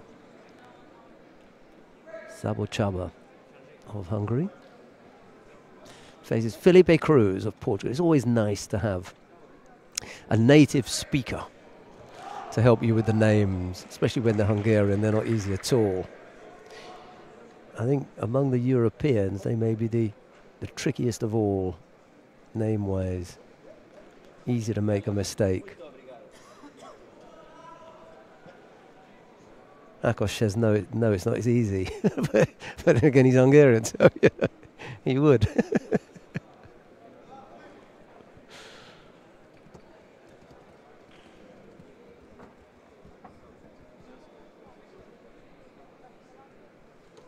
Winner on mat number 2, representing Spain, Judo.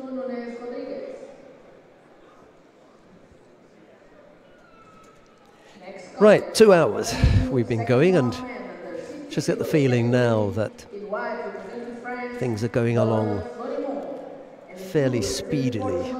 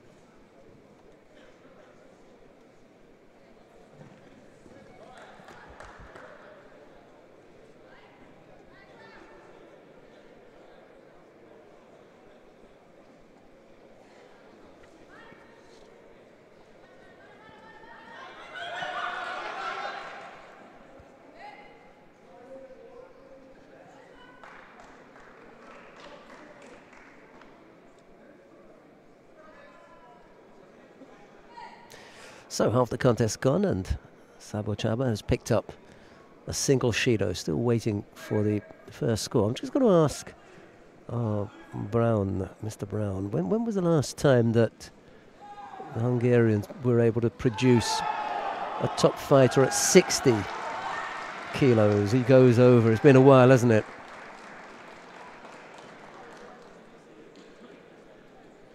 Sixty kilos has been a while, yeah. It's funny because the weights immediately above, and then your own weight, 73, 81, 90, 100 plus 100. Obviously, they just breed them really big then in Hungary. I can think of a good name in every weight category for the Hungarians, all the way, from plus 100, 100, 90, 81, 73, maybe even 66, but not 60. Been a while, hasn't it? Right, here we go. Again, round 2 in the under 60 kilo category. Shahin Abagian of Armenia faces David Ferguson of Great Britain. It's Abagian in the white judogi, Ferguson in blue. I haven't had a chance to let you know what's happening in Sofia, Bulgaria, where we've got the women's competition taking place there. And I think they're a couple of hours ahead of us, if I'm not mistaken. They may already be around the... They may have already completed the first part of the morning. I'll just have a quick look out of interest.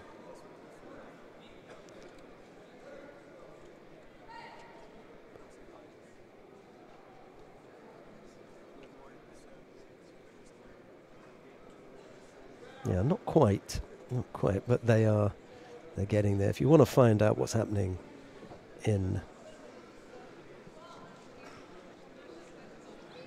Sofia, you can just click on that and that'll give you all the information you want. We've got both of those going on today here in Odivelas and in Sofia.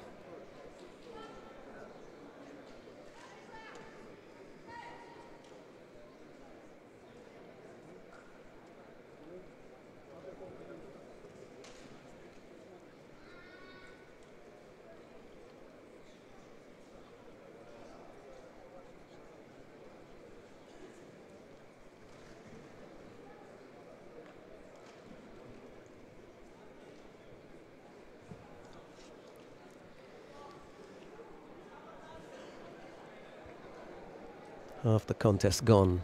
No scorers yet between Abagian and Ferguson.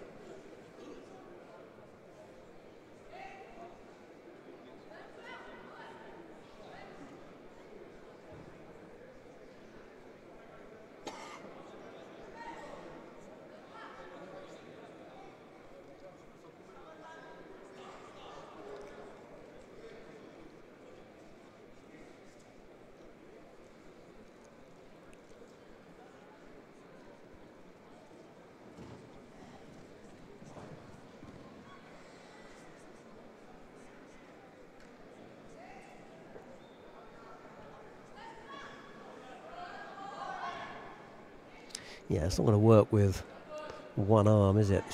It's a tricky technique to bring off, even when you're using both hands. Finest 1 minute 20 odd left to go. Keep up the rate of attacks for Ferguson. That's a good effort. Couldn't follow it up with any near ones. I just lost control with the hands towards the end and Abagian came off it.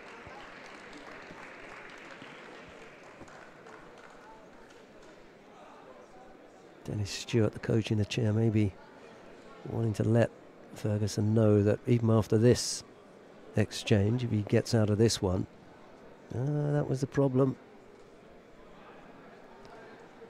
Strong top half from Abagian, catching Ferguson, and he does. Oh, what's happened with Abagian? Looks as though he's hurt himself or something. All of a sudden let go. Well, he realised he couldn't hang on to it. What, with how many seconds would that been? Must have been 8 seconds. Would have come up with a score there. Unfortunate for Abagian, fortuitous for Ferguson. He didn't give up a score despite the fact that he was in Osaikomi for a while. Slightly more difficult position for Abagian to work from, and he decides he's going to give that one a miss. Maybe Ferguson should take note of that. Well, that's a shame. He'd been doing all the attacking up to that point. And there were two, what it was really were, there were 2 exchanges on the ground that put him in the back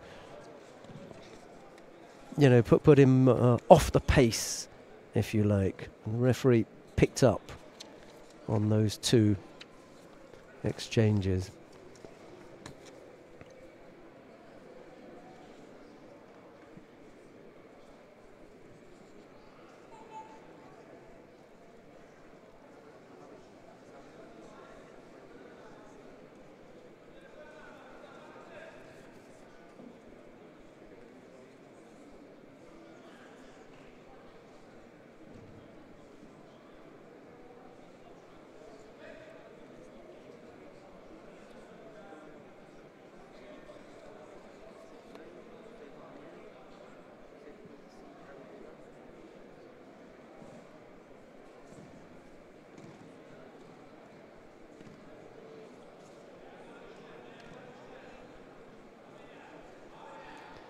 We just have to wait for Ferguson to make his way back to the mat.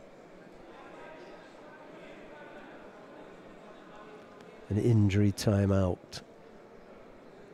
think it must be the fingers or something that maybe cut a nail or something. Anyway, he's back on the mat. Some fresh tape on the right hand. Don't know if that's got anything to do with it or not.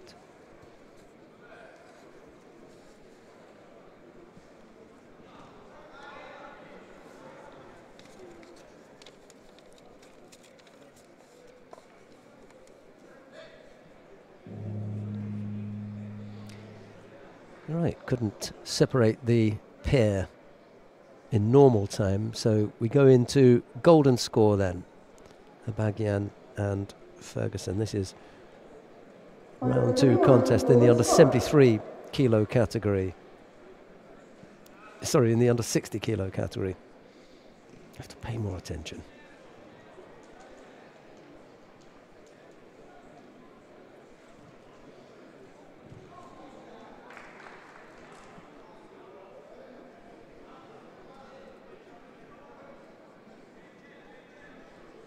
Talking about Ferguson being the aggressor in Newaza, you've got to put it in the mind of the referee as well, in the first instance, that you're also the aggressor while standing up.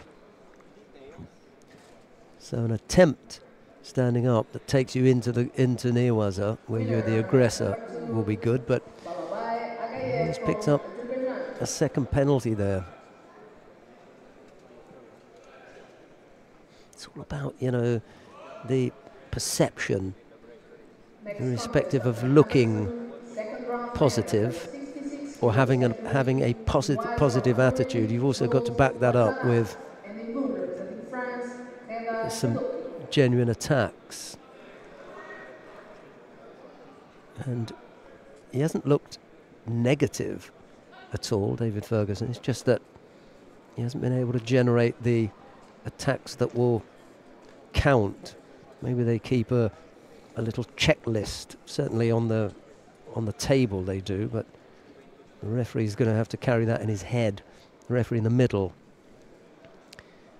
And the other thing there, those attacks from Abagyan are not going to catch Ferguson, and to be honest, they're not meant to. They're just meant to pile up the idea that he's the busy one and that Ferguson has fallen behind on attacks. You get one more roll of the dice here, but if he can't come up with a big attack himself, he's going to pick up the third penalty, and he does. There you go.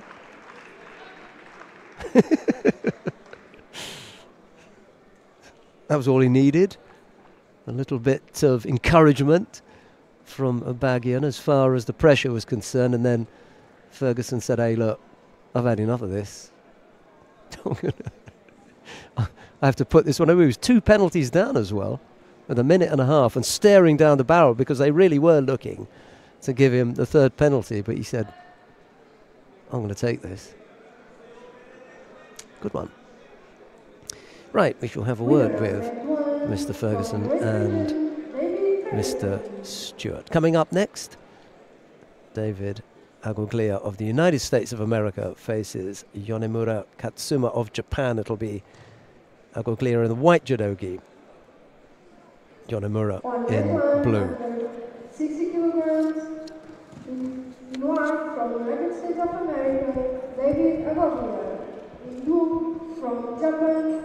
Katsuma Yonomura.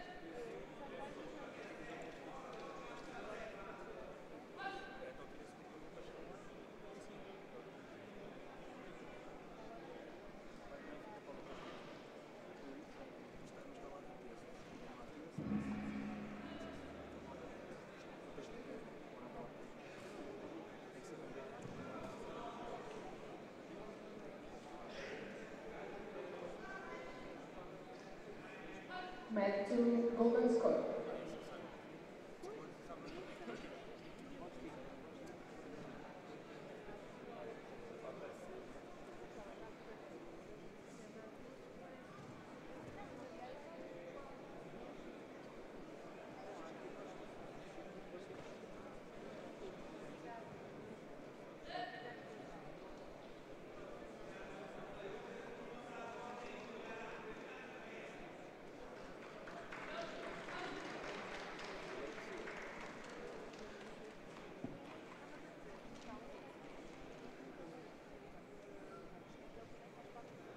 Winner on mat 1, Katsuma Yonomura from Japan.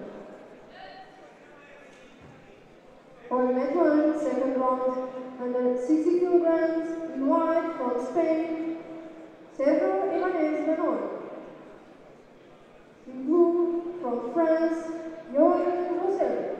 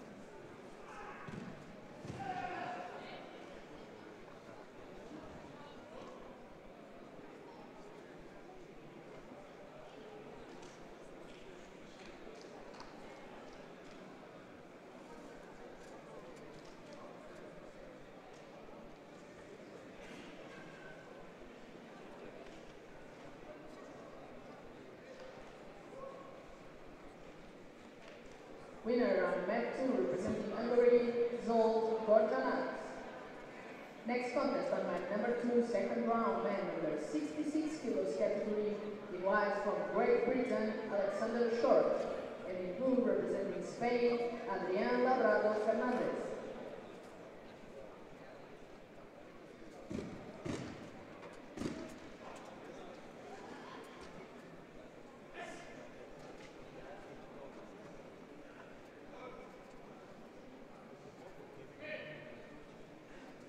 Winner on mat number 1, Johan Roussel from France.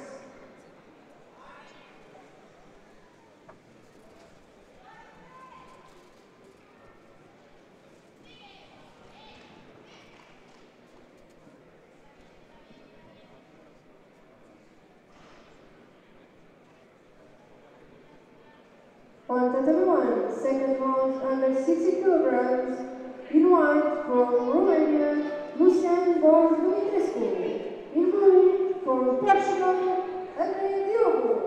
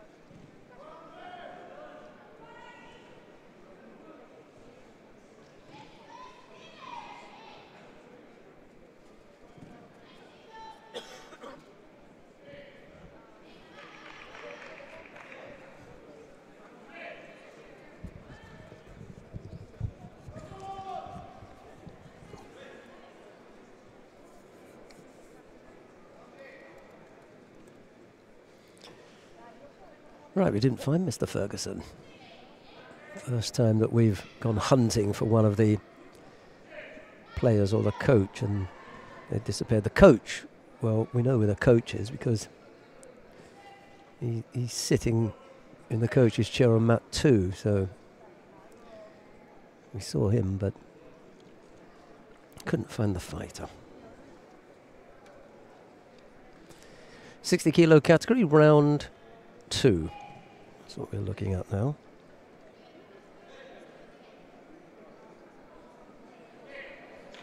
Going along quite quickly now. We've got Lucian Boris Dumitrescu of Romania. He's back on the mat now. Andre Diogo of Portugal is his opponent. Boris Dumitrescu in the white judogi, Diogo in blue. There's no score yet. We've got a little over, well, we've got 2:20 odd left to go.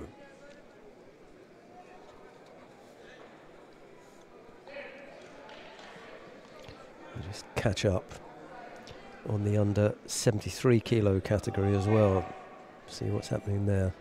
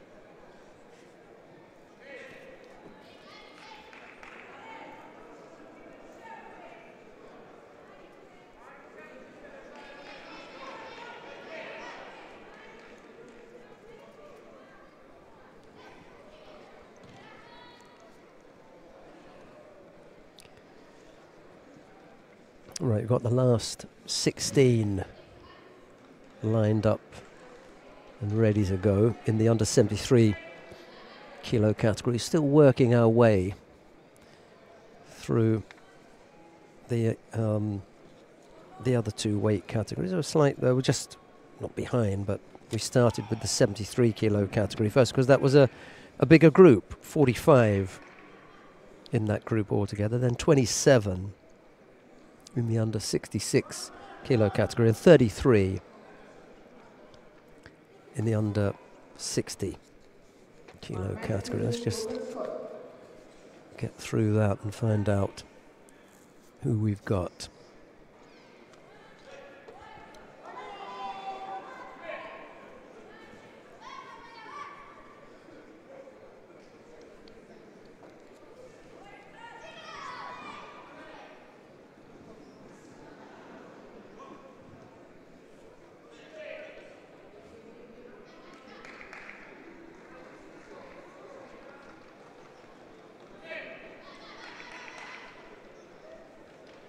Yeah, there was just one first round contest in the under 60 kilo category. Boris Dumitrescu of Romania wins out there. Winner and one from Romania, Rusen Dumitrescu. He goes into round 3.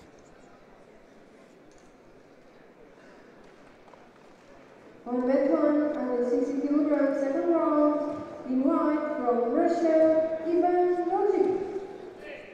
In blue from Spain, Oriol Suliana Gonzalez.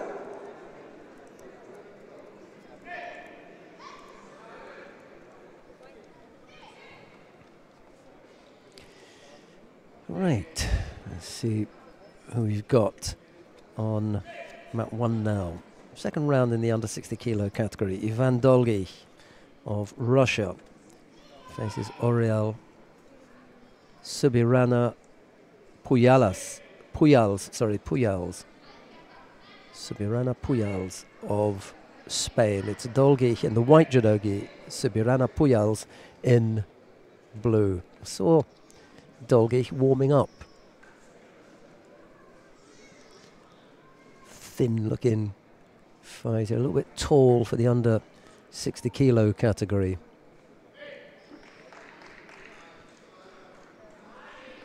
And he just gave Subirana a bit of a push there, didn't he?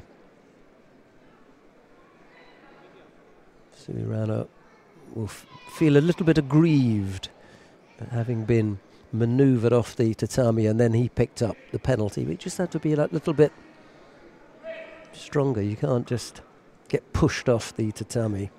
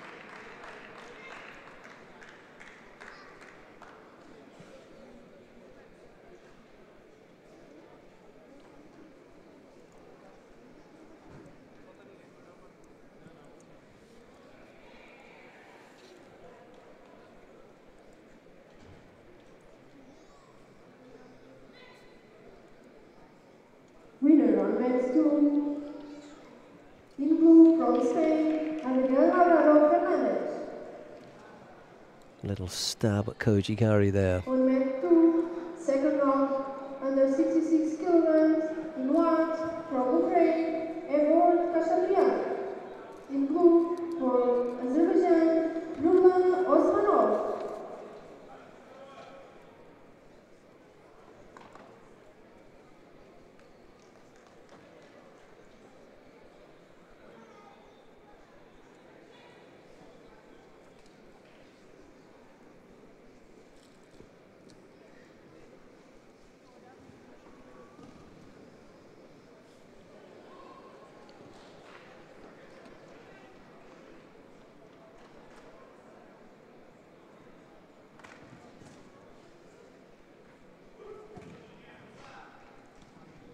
Just hang on there for a bit.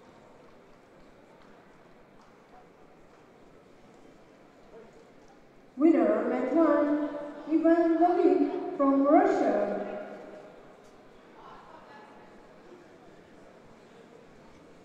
On match 1, second round under 60 kilograms. Ivan Dolgi coming off In white from the France, better Vincent Maquet. in that particular head-to-head. Blue for Canada, Georgi Popoya. What we got coming up next? Vincent Manquest of France.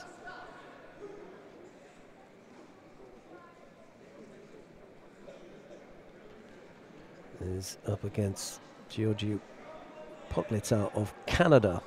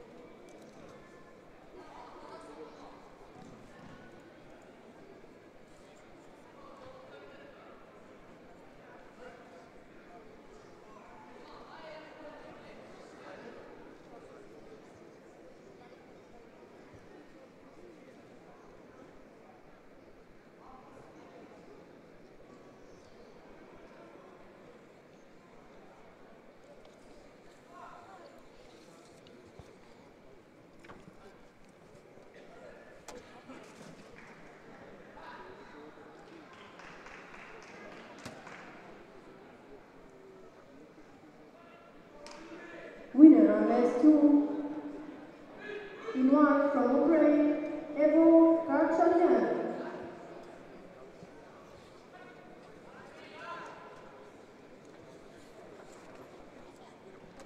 Next contest on mat number 2, in white representing Spain, Adrián Diego Chinando, and in blue representing Portugal, André Suarez.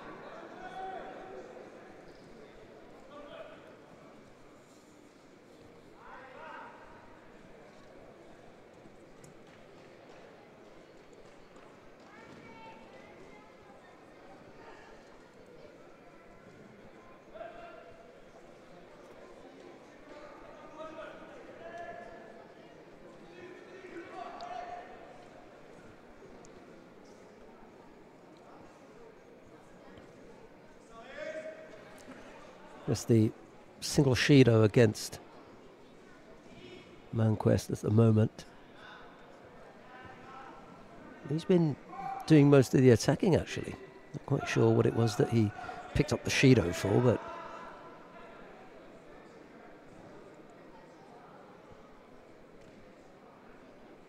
no real disadvantage at the moment. The second penalty would change that.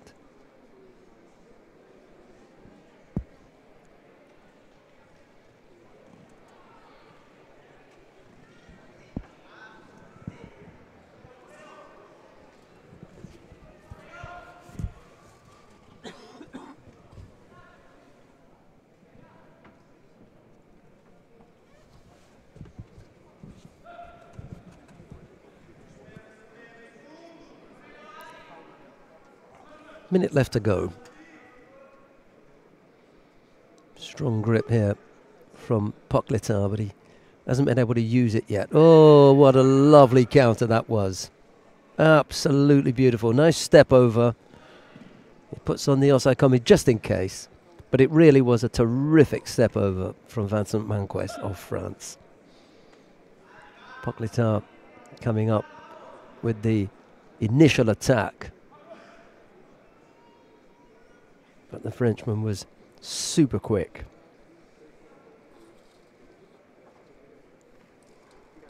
Into finishing that off.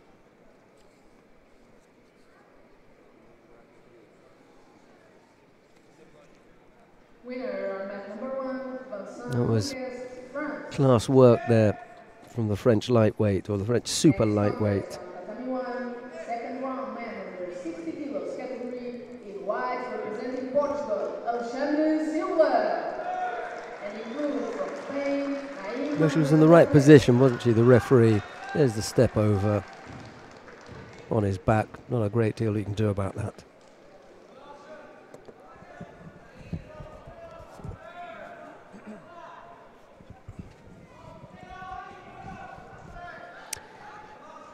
Right, Alexandra Silva of Portugal faces Nahim Mangas Andres of Spain. Silva in the white judogi, Mangas Andres in blue.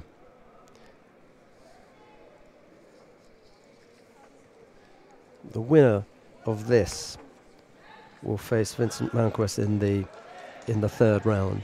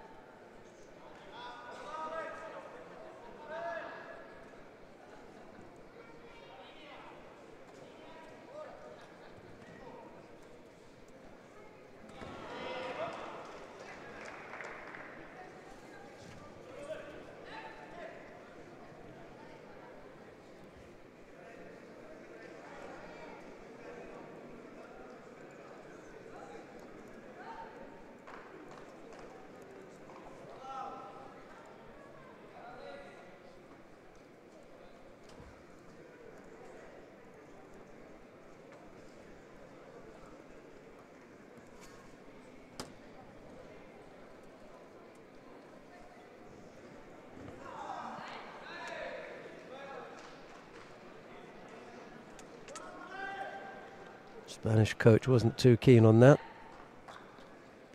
and nor will the commission, so I'm taking that one away.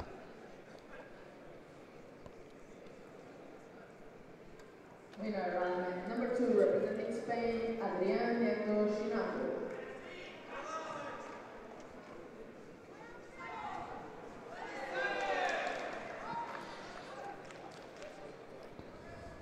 Now Silva on the board with Wazari. 73 kilos category in white from France, Pierre Dupa, and in blue representing Mexico, Gilberto Cardoso.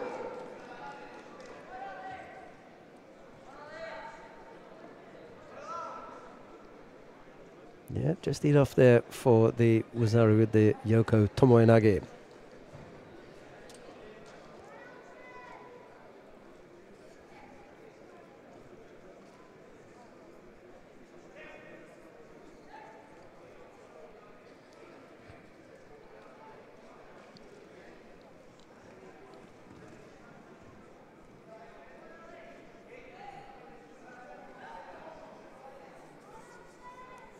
Still plenty of time for the Spaniard to get back into this one. Magnus Andres down by Wazari with 1:50 left to go.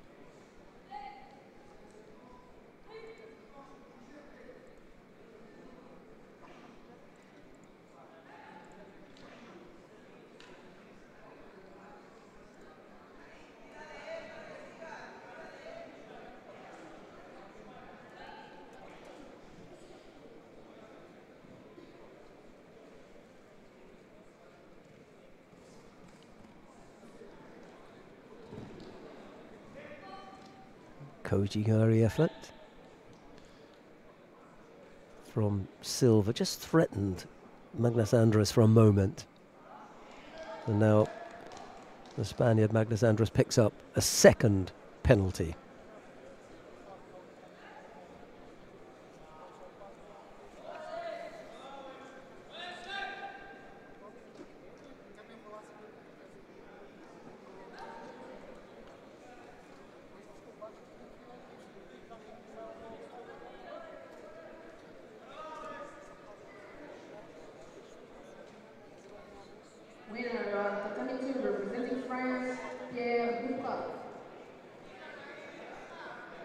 Next contest on mat number 2, third round man under the 73 kilos category.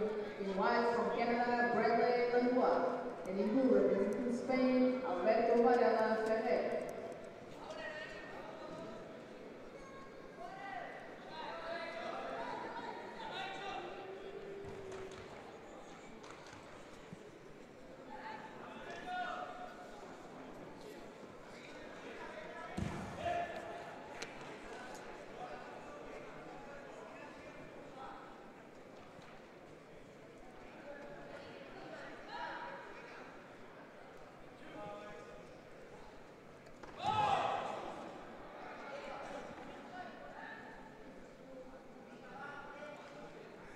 Seconds left to go. Big effort needed here now from Magnus Andrus. Got to get his hands on his opponent quickly and get one attack in. Well, you may get away with that. All that would happen is that he would pick up a second penalty for stepping out of the area and throwing in that Sutemi was. It was really, you know, after the event, but wouldn't make any difference. Not going to throw him with 1 second left to go. So Alexandra Silva of Portugal it is, who goes through to round 3. He will face Vincent Manquest of France in round 3.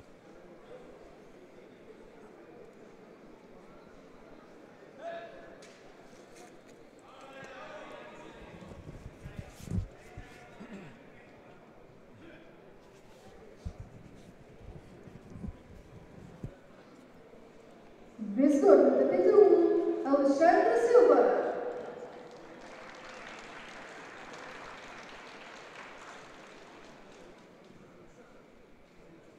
On mat 1, second round under 66 kilograms. Right, we've got round 2 of the under 66 kilo category coming up next. And we've got the number 1 seed from France, Kylian Lebluc.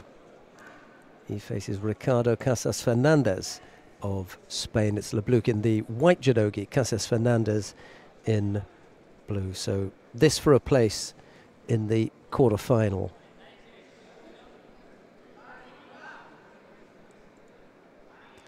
First of the quarter-finals.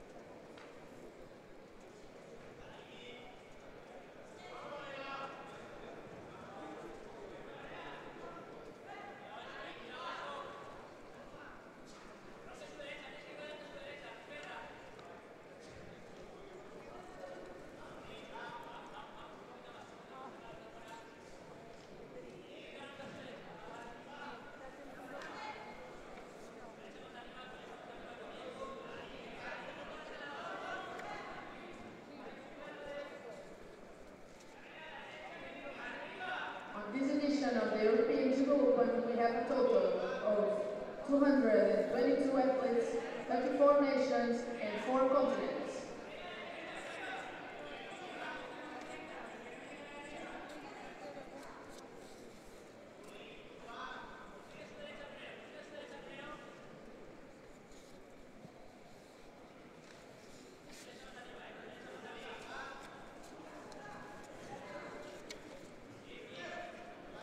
Nesta edição do European Judo em Odivelas 2019, contamos com a presença de 220 Little players. Yoko Sutemi wasn't there from Le Bleu, but that didn't come off.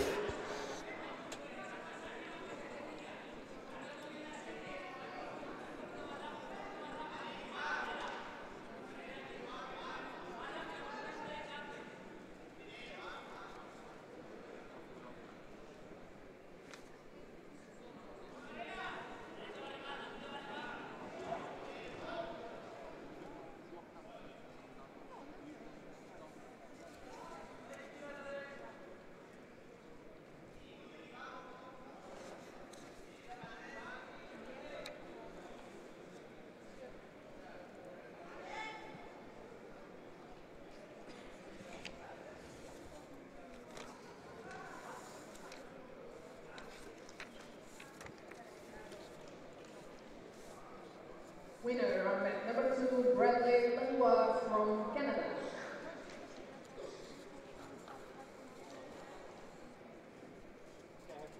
Winner, Mat 1, Judo from France. Next contest on mat number 2, third round man at the 73 kilos category in white from Ukraine, Dmitry Kanipets, and in blue representing Italy, Emanuele Bruno.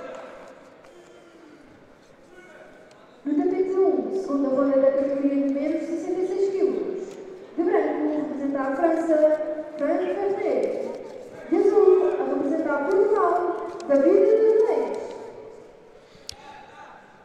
Right, Frank Vernet of France, or Frank Vernet, is up against David Gomez Reis of Portugal. It's Vernet in the white judogi, Reis in blue. This is in the round 2 of the under 66 kilo category. Kylian Lebluc having just won his contest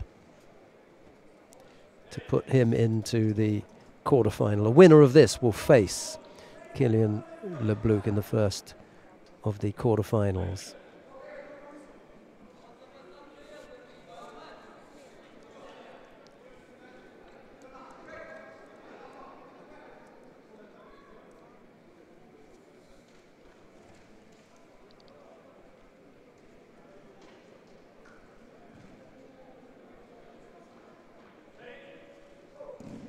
Nice Osodagari effort from Vernet. He may have to face his teammate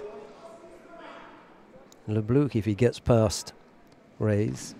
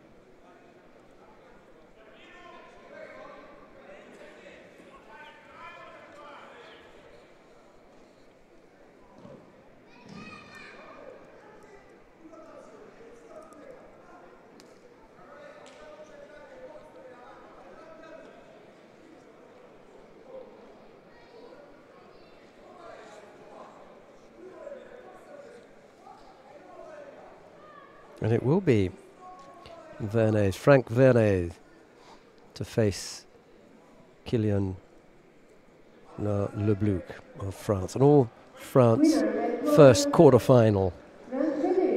From France. On the 21, second round under 66 kilograms, in white, from Guinea-Bissau, Diogo Cesar. In blue, from Right, Spain, Diogo Cesar from Guinea-Bissau faces Daniel Perez Roman of Spain. It's Cesar in the white judogi, Perez Roman of blue. And it wasn't that long ago, I don't think, that Diogo Cesar was competing for Portugal, was it? Could have a look.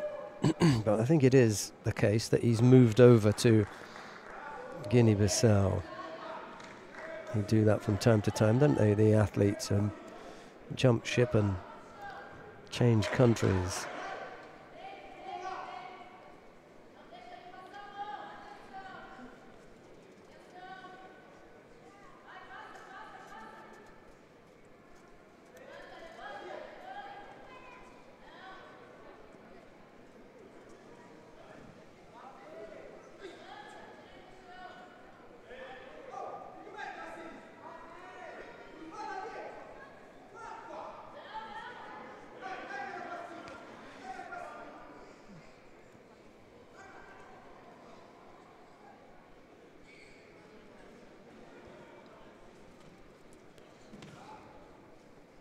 Well, Daniel Perez Roman puts paid to any further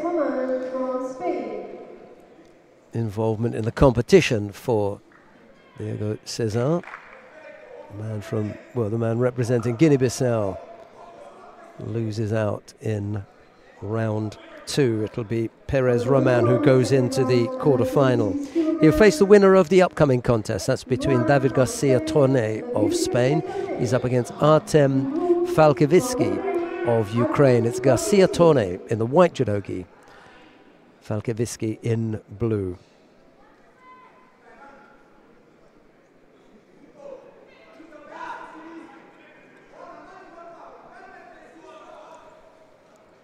Once we've got the winner of this contest, we'll then have the full quarter-final lineup. And as soon as this contest is over, I'll give you that lineup.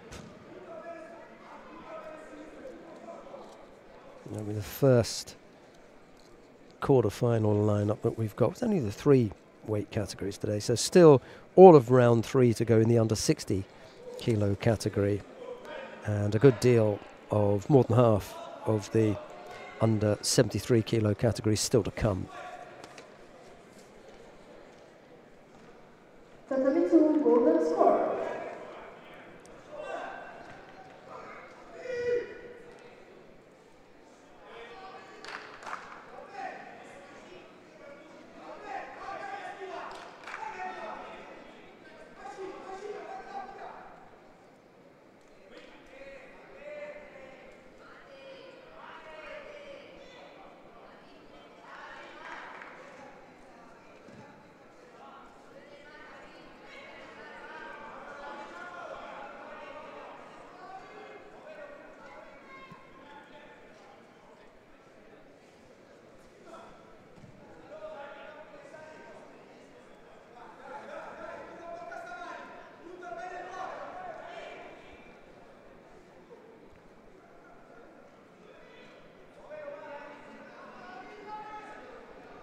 It's a minute and a half gone so far. No score, but Falkevitsky is about to pick up a penalty for passivity as he begins to press forward.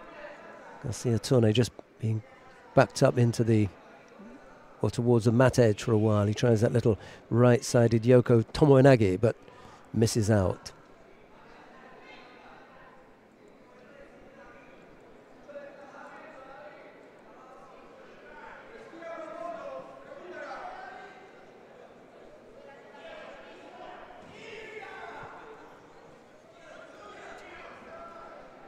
One o'clock here in Lisbon. I suppose we could be wrapped up by 3 o'clock. Another couple of hours of judo still to go.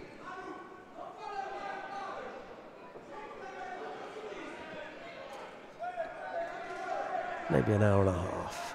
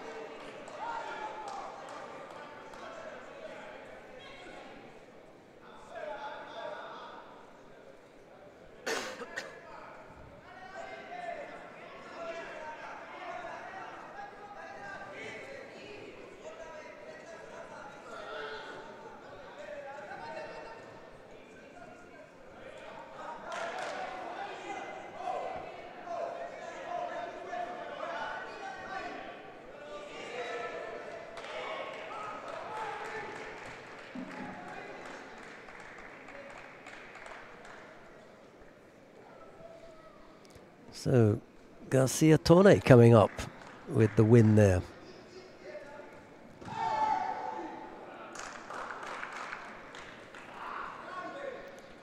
And it'll be Garcia Torne to face his teammate Daniel Perez Roman in the second of the quarterfinals. Right, I'll give you the quarterfinal lineup very quickly then. Kylian Lebluc of France will face his teammate Frank Vernet. In the first of the quarterfinals, it'll be Daniel Perez Roman to face David Garcia Torne. Gorjanac Zsolt of Hungary will face Adrian Labado Fernandez. And in the last of the quarterfinals, it will be Hevo Kachaturian of Ukraine to go up against Adrian Nieto Chinaro of Spain. Okay, that is the quarterfinal lineup. We've got round 3 of the under 73 kilo category getting underway now on mat 1. It's Neil Stump, the number 1 seed of Switzerland. He's up against Gabriele Sully of Italy. It's Stump in the white judogi, Sully in blue. This for a place in the quarterfinal.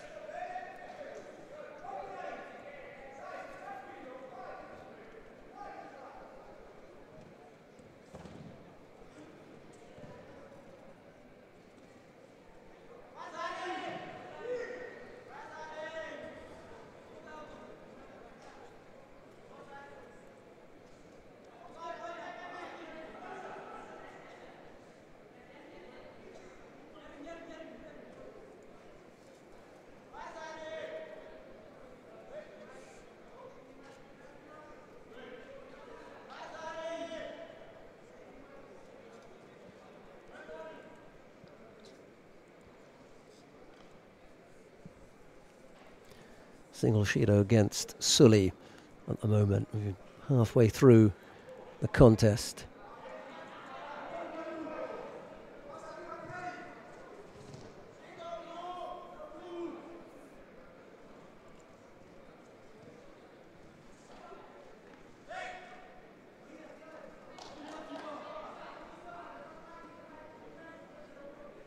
Yeah, just thinking about the footwork from Stump there.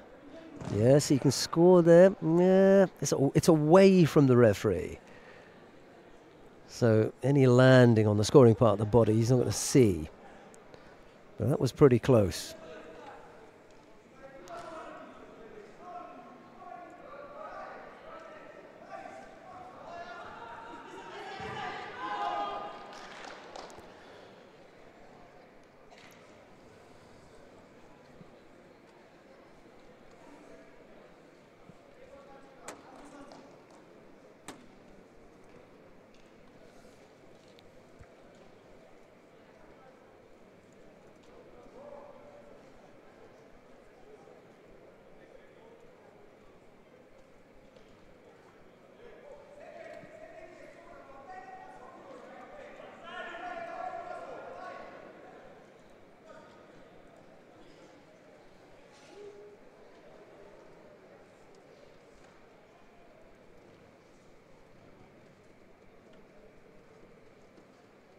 Winner next two from Romania, Laszlo David.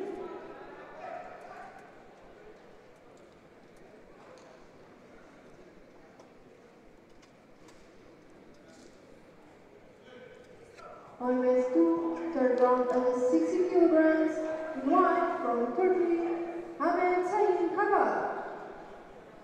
In blue from Japan, Yuta Iguchi.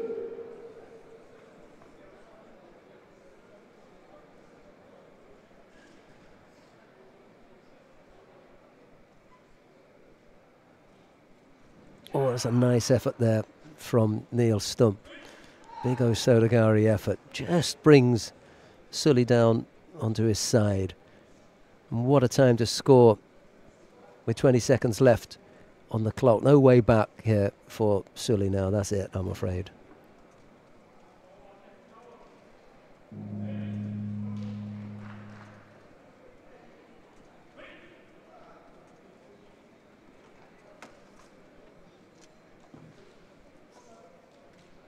That really was a good effort. Right across there with the right leg, hops that through, and is just about enough, I suppose, to claim the score.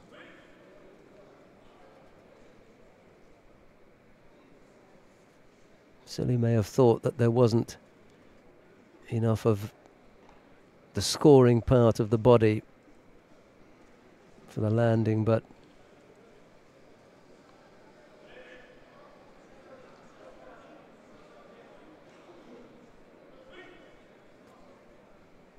the referee liked it, and that was enough. Winner of match 1, Neil Stump, Switzerland.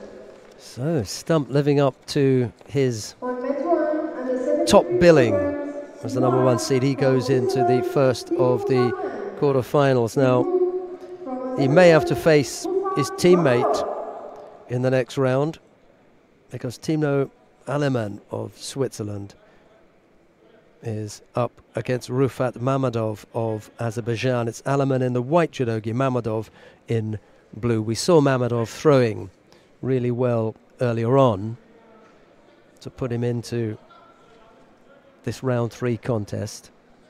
Aleman had that tactical battle with Wahid Boshashvili, or Washid Boshashvili of Austria.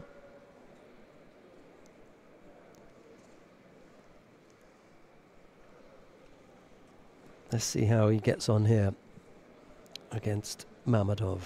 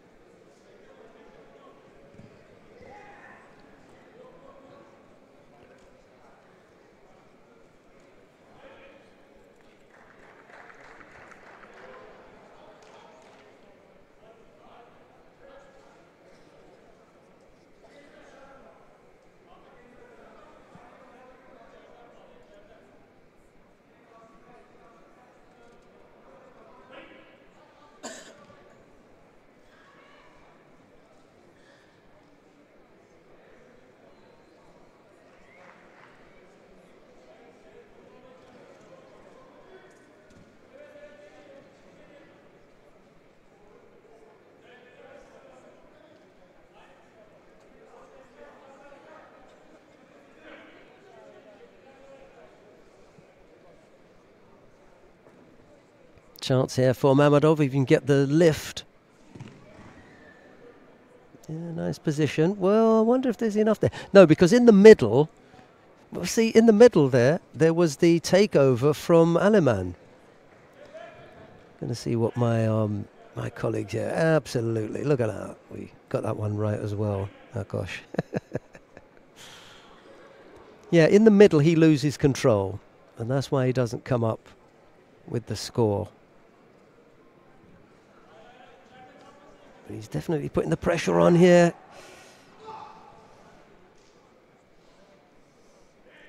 Good little battle now between Aleman and Mammadov. Mammadov just shading it for me despite the fact that he's picked up the penalty.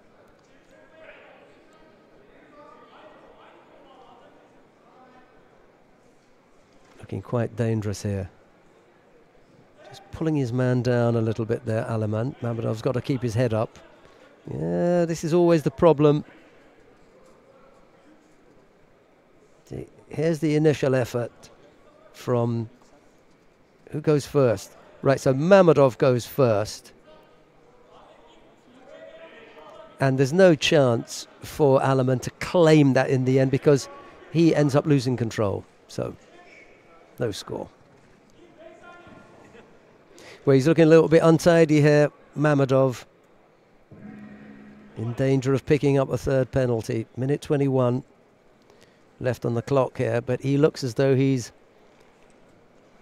given everything in the first part of the contest. Hasn't got a great deal left. Aleman, and another little Yoko Sutemi-waza effort. That's not bad. Doesn't catch his man, but he's struggling to get to his feet here, Mammadov. And there's still a minute left to go of normal time.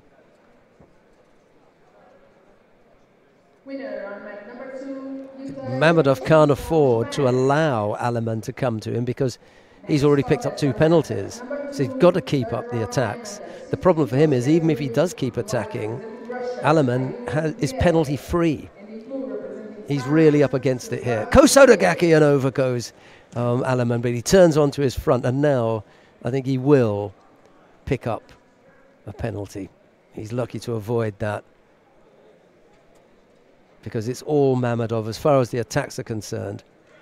Again he goes, and this time he goes down onto his side. Terrific score with 40-odd seconds left to go, 41 seconds as he lands him on his side. That is excellent work from Rufat Mammadov. He just kept up the attacks.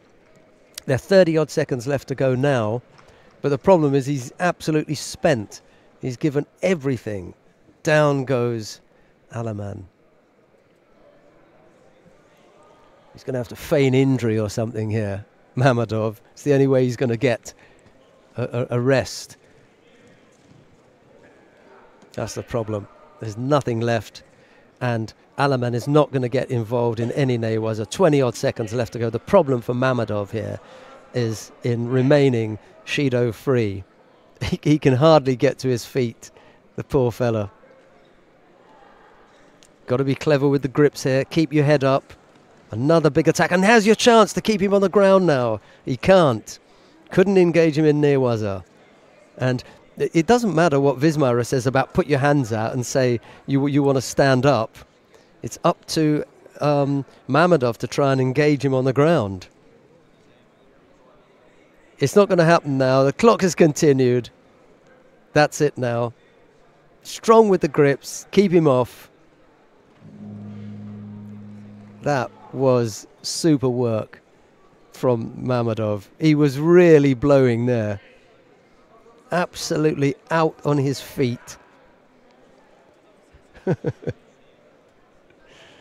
But he did enough to keep Aleman off. And if it wasn't for the penalties that Mammadov had picked up, Aleman really wasn't threatening him.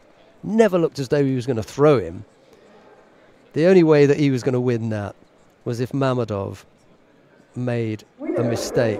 And he just about had enough power left to take him over the line. So Mammadov it is who will face Stump in the first of the quarterfinals.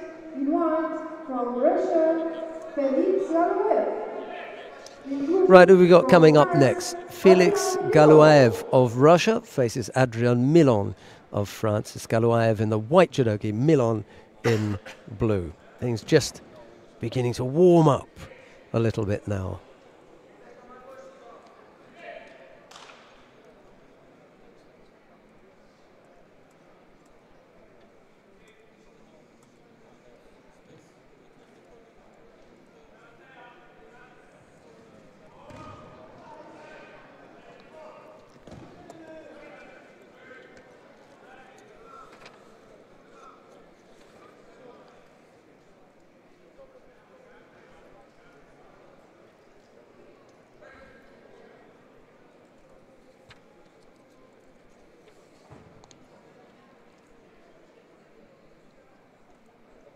Winner on mat 2, Sylvain Goulet from France. Next contest on tatami 2, third round man under 60 kilos category, in white from Monaco, Jan Sicardi, and in blue representing Spain, Justo Nunez Rodriguez.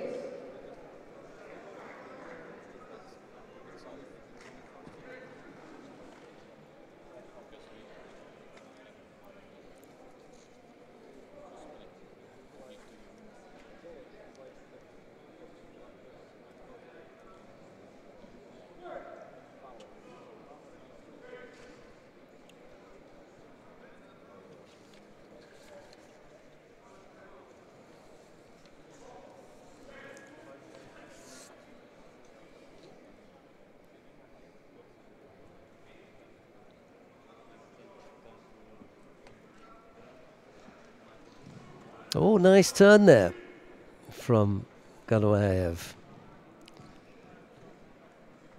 Bringing Milon down onto his side. Never really liked that tip. But that's part of the game, and it is effective on this occasion as Galuaev takes the lead with 2.5 minutes left to go.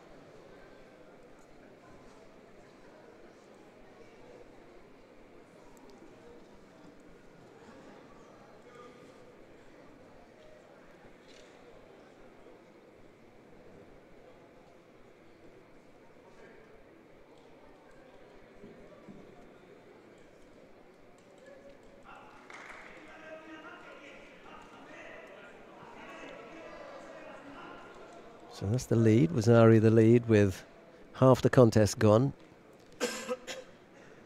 Galuaev. Good strong position to be in here at the halfway point. Milon having also picked up a single penalty.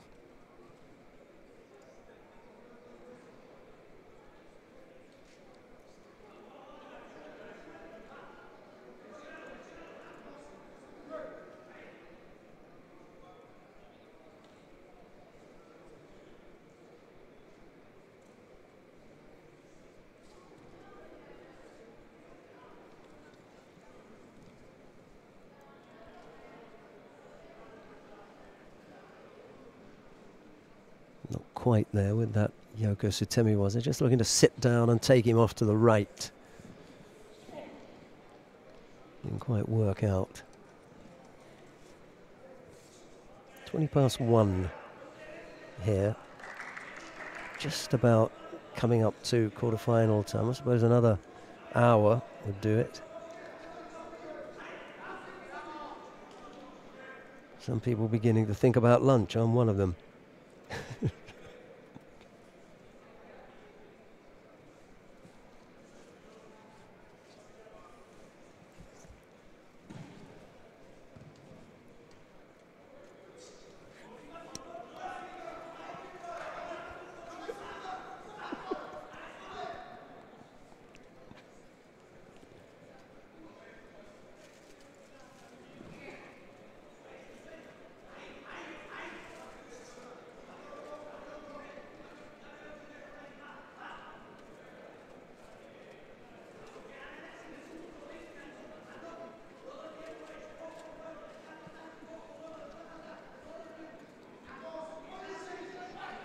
Well, if Milan's going to make something happen, he better do it now, because Galuaev is looking pretty strong here.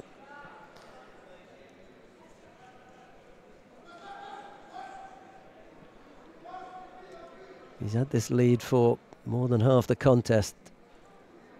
And he's just frustrating Milan here, because he's not really bothered about securing the osaikomi. Just wants to make sure that Milan doesn't get up from there.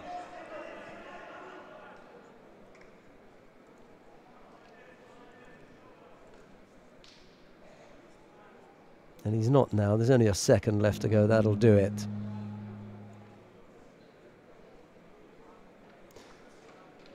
Felix Galuaev of Russia takes that contest, and with that win he goes into the quarterfinal.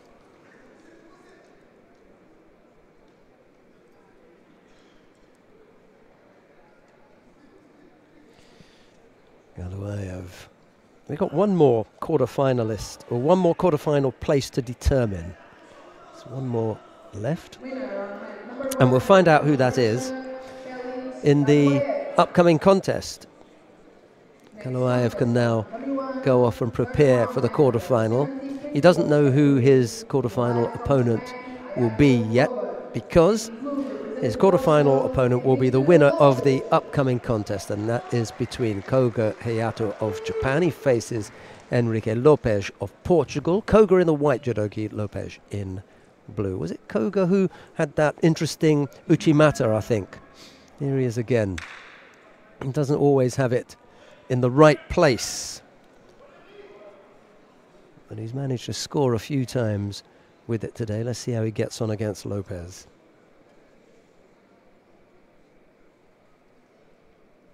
Winner,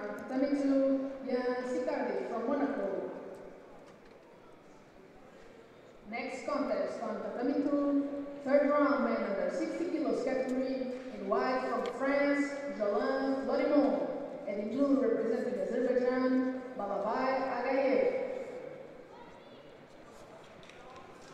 There he goes again. This time he's really hopping his opponent in there. That was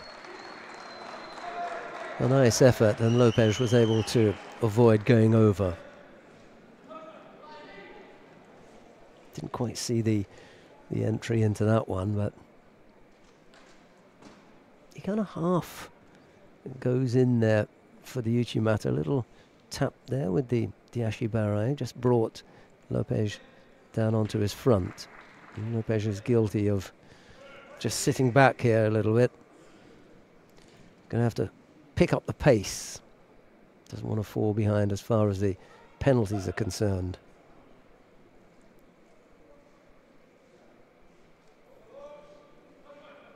Koga looking comfortable at the moment. Yeah, Sodagari, and that's going to go over for Ippon. Just about on the limit there. Goes onto his side and then his back, but good enough for Vasily Smolin Jr., the referee in the middle. Ippon it is. Yeah, just got caught there flat-footed. Have a better look at it here. Yeah, good call. Nothing else to be given there but Ippon.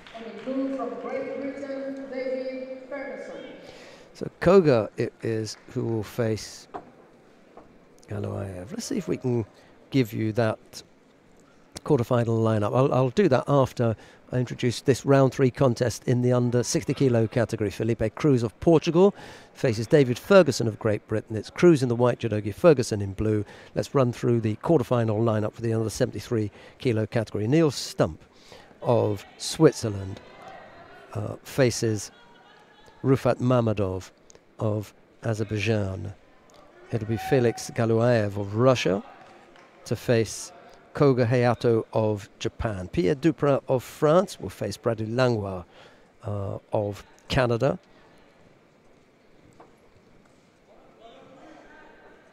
And it'll be Emmanuel Bruno of Italy to come up against Laszlo David of Romania. Okay, and that's the quarter-final lineup for the under 73 kilo category. I've already gone through the under 66 kilo category lineup. That'll be coming up shortly, but in the meantime we've got the last of the round 3 contests in the under 60 kilo. Actually, it's the top half of the draw that we've come to now.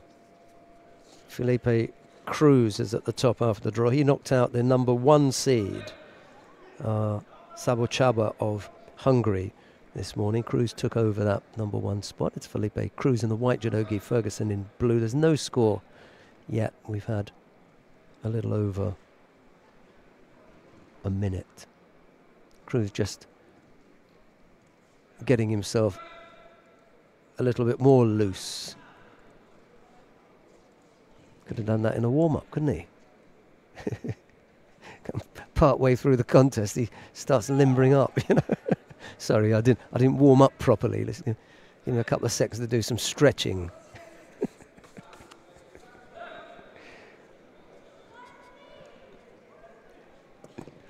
So sometimes you just see the funniest things. Oh, nice effort there from Cruz. Right-sided Seotoshi from Cruz. Here he goes. Just couldn't finish off at the top half of the body.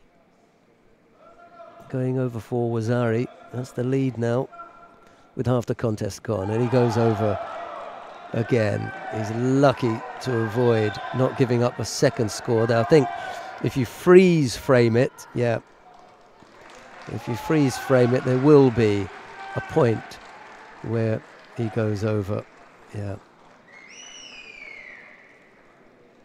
He hops off the Uchimata, doesn't he? No, he hops off the Ojigari, but he hasn't finished yet, Cruz, and he finishes with the shoulder in there as well. That's what brings Ferguson down in the end. Well, that's unfortunate for Ferguson because that's round 3, so that's him out of the competition. Cruz it is who goes into the first of the quarterfinals. He was going all right there, David Ferguson, but Cruz with 2 scores puts him out.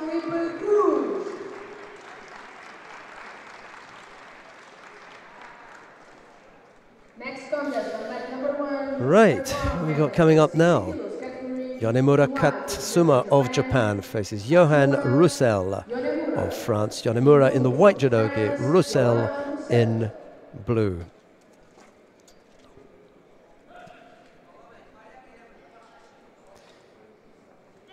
Florimont and Agaev are still battling away down on mat number 2 in their round 3 contest in the under 60 kilo category as well.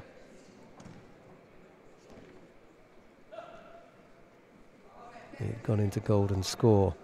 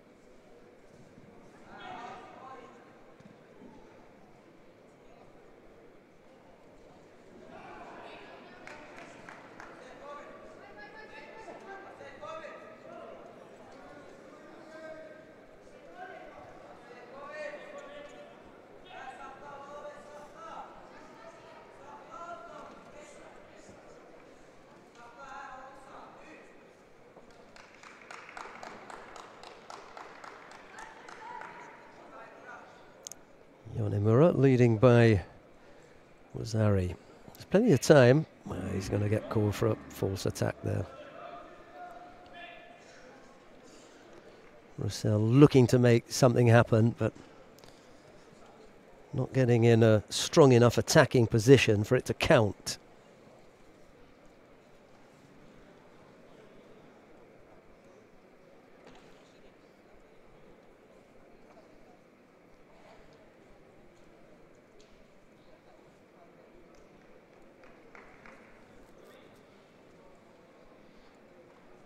And now Osaikomi from Yonemura. He loses out there, still on the arm, however.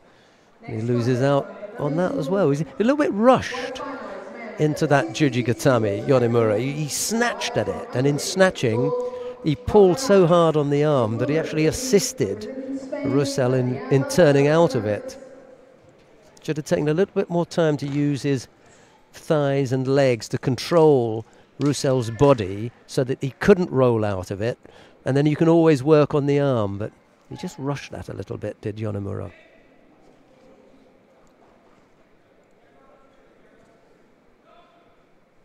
Roussel picks up a second penalty. Bit of a struggle here for the Frenchman.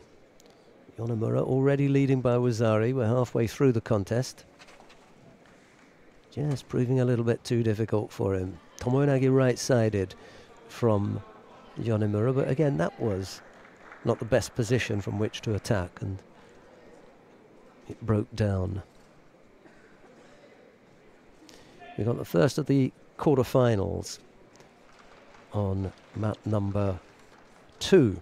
That's in the under 66 kilo category, and usually we will follow that.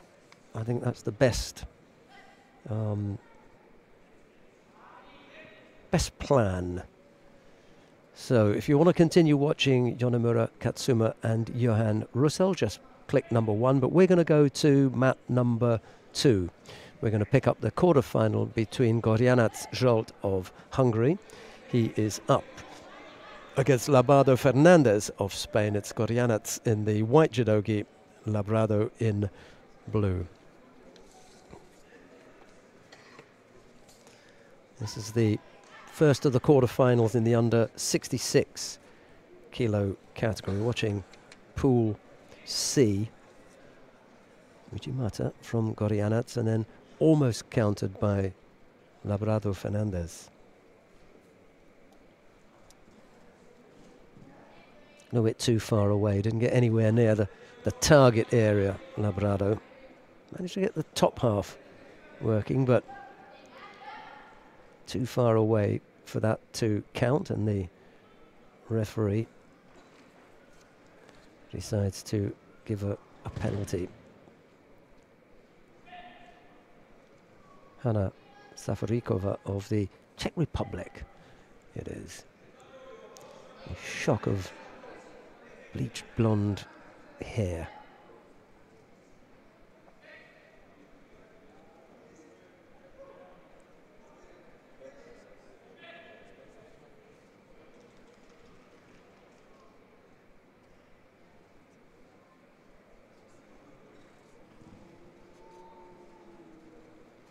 Single Shido picked up by the Spanish fighter after that false attack. Half the contest gone. Yeah, not a bad effort, but this time it was the top half that was missing.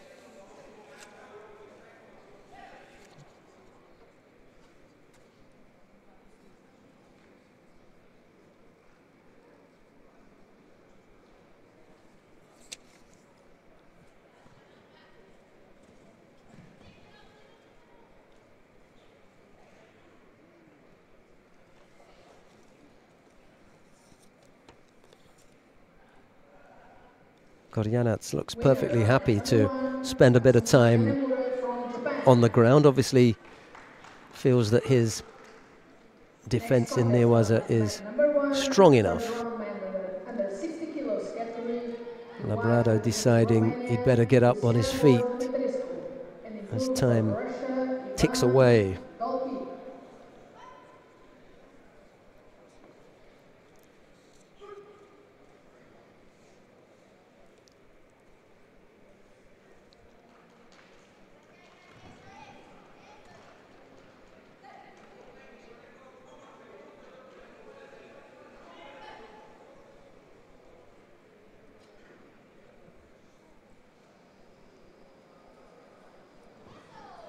Oh, that's a nice attack.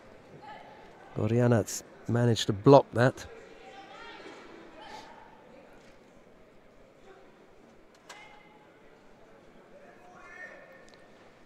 Labrado getting himself into a good position there. Half a minute left to go. Hungarian looking comfortable. Single Shido. And again, after the little Ashiwaza, the Tomoenegi effort, spun out of that fairly easily.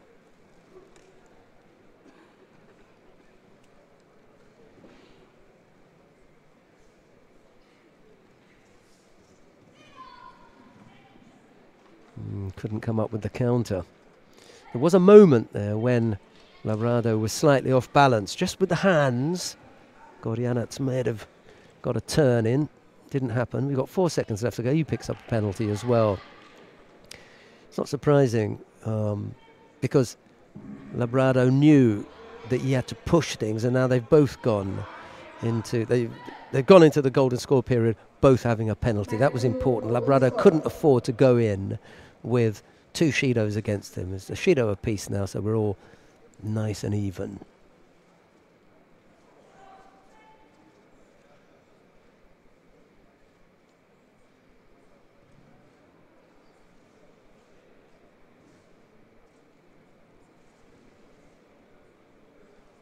Got to try and open him up a little bit. The Spaniard is quite tight in the top half, not leaving a lot of room for Gorjanac to attack. He may get away with that. His hand slipped off.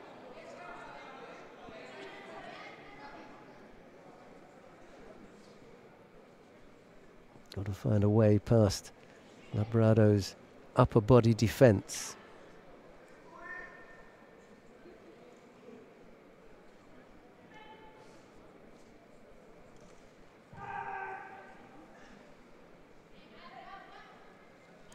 Yeah, you need your man moving a little bit first before you can come up with that effort. And Labrado was pretty much flat-footed as Gorjanac attacked. A minute gone. That was a better position. Got in the right place for an attack, but again, Labrado wasn't on the move. He was kind of stood still.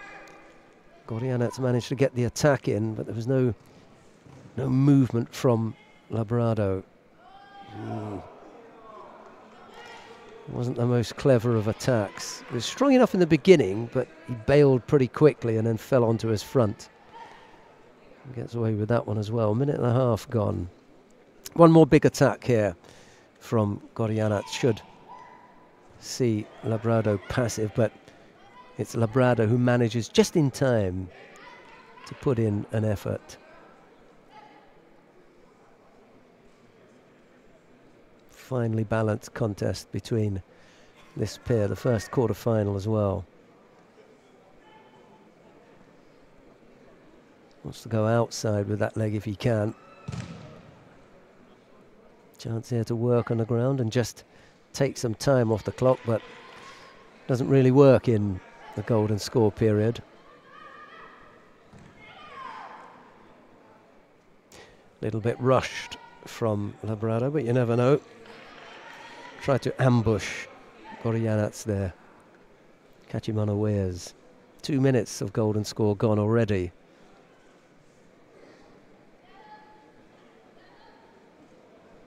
Yeah, why not? There was very little else to do there except Makikomi.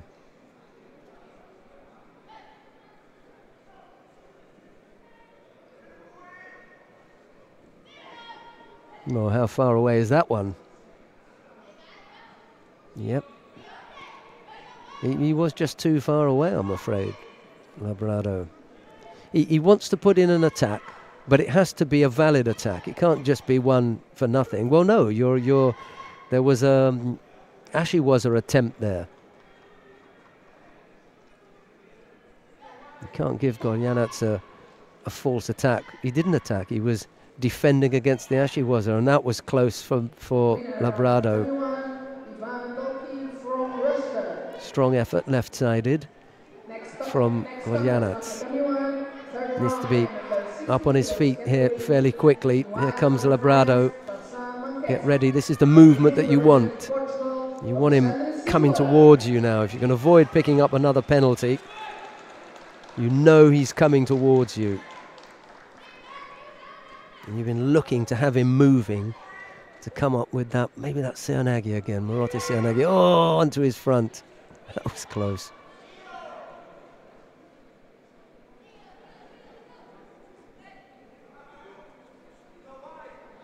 Just beginning to fade here, the power from Gordiana. Always up on his feet last. He's just going to pick up a penalty. Yeah, just began to show that he was second best. Tomoenage effort, and that was it. Got drained in the end, and Labrado came up with a really good finish, to be honest, in the end. Tomoenage for Ippon.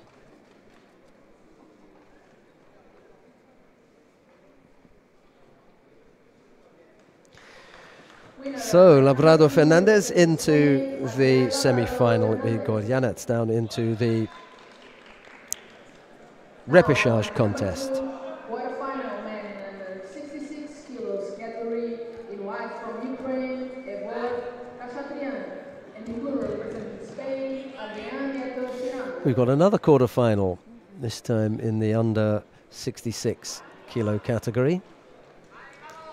We've got Hervor Khachatrian of Ukraine. He's up against Adrian Nieto Chinaro of Spain. Khachatrian in the white judogi, Nieto Chinaro in blue.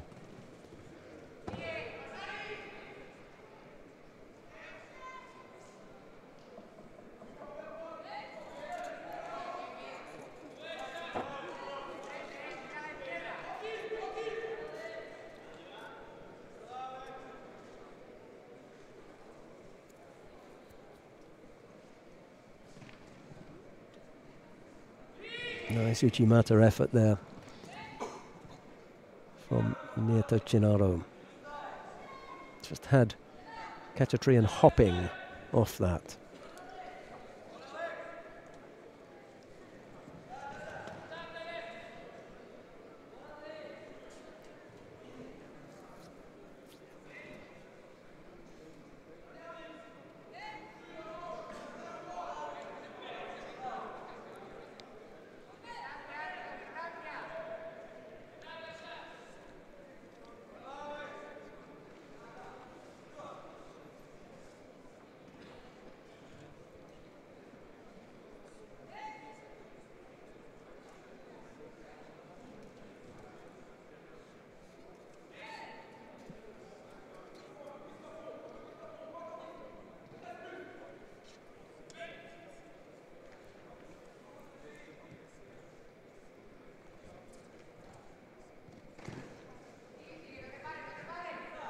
Low right-sided effort there. Nieto able to step off that.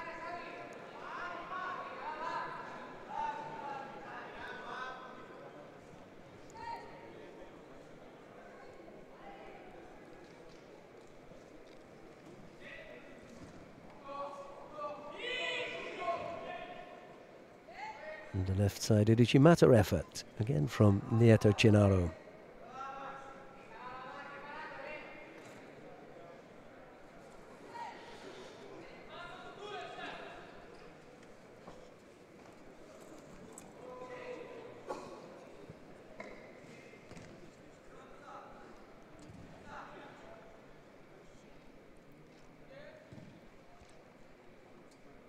Well, Khachatrian trying to make things as awkward as possible for Nieto.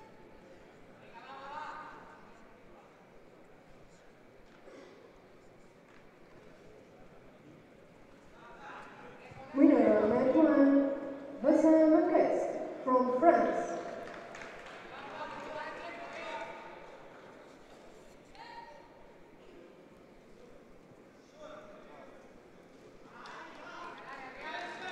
On match 1, quarterfinal under 66 kilograms. Oh, that's a terrific effort there from Khachatrian. He was the one who was coming under some real pressure. Yeah.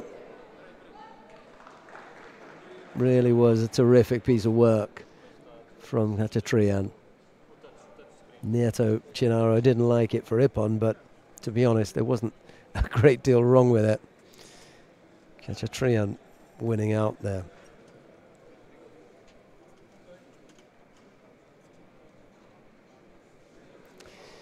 Right, so Khachatrian makes his way into the second of the semi-finals. Winner on the 22, representing Ukraine, Khachatrian. Next on the 22. Right, quarter-final in the under 73 kilo category. Pierre Duprat of France faces Bradley Langlois of Canada. It's Duprat in the white judogi, Langlois in blue.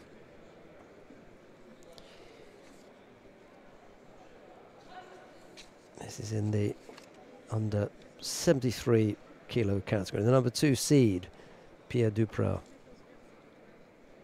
Good effort here from the young Canadian. He gets caught there though. Right-sided effort from Duprat.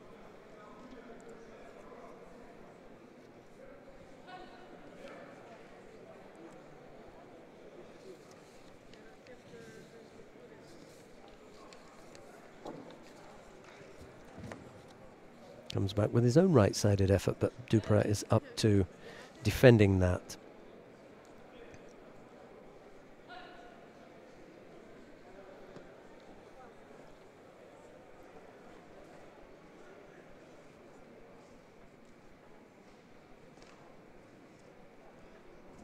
Left Uchimata, and is there enough there?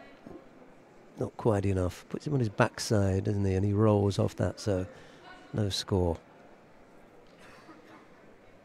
3 minutes left to go. You've got 3 Frenchmen on the tatami. You've got 2 tatami. You've got Lebluc and Vernet on mat 1. Well, arguably, you've got 4. Depending on if Bradley is Quebecois, you might have 4 French speakers.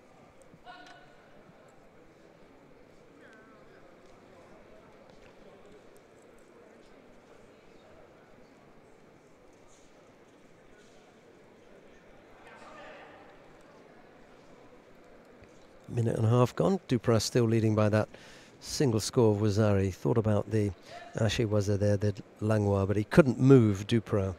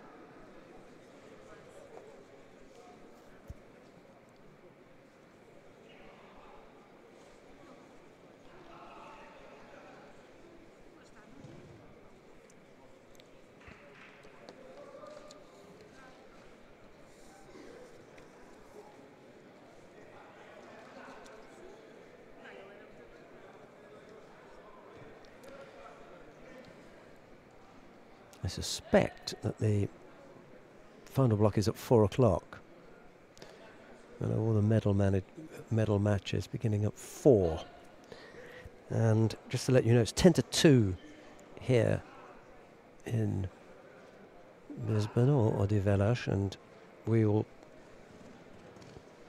probably have a break for an hour and a half, I would have thought, because at 2:30, I suppose by 2:30 we'll have things wrapped up. Anyway, Pierre Duprat continues to lead by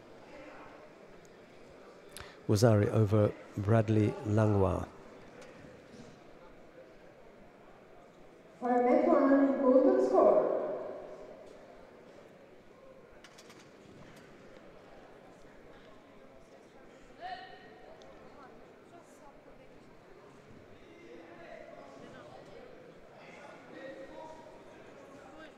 .44 seconds. That's the time left for Langlois to come up with something.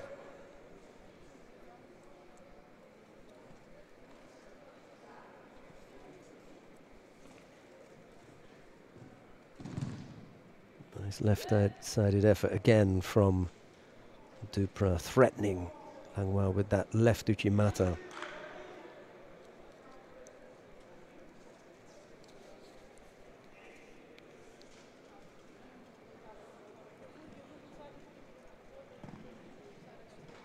Just proving a little bit too wily for Langlois is Pierre Duprat.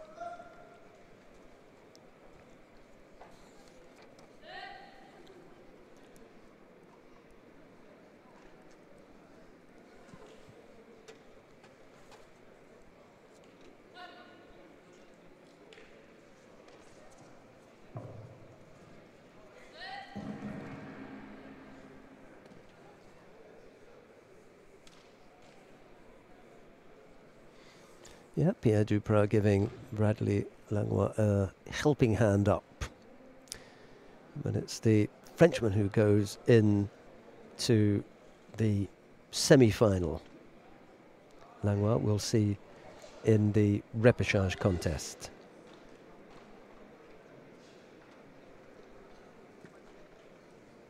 On night one, quarterfinal over 66 kilograms, in white from Spain, Daniel Perez Roman. In blue from Spain, David Garcia Torres. Winner on mat 2, representing France, Pierre Duprat. Next contest on mat number 2, quarterfinal, man under 73 kilos category. In white, representing Italy, Emanuele Bruno. In blue, representing Romania, Laszlo David.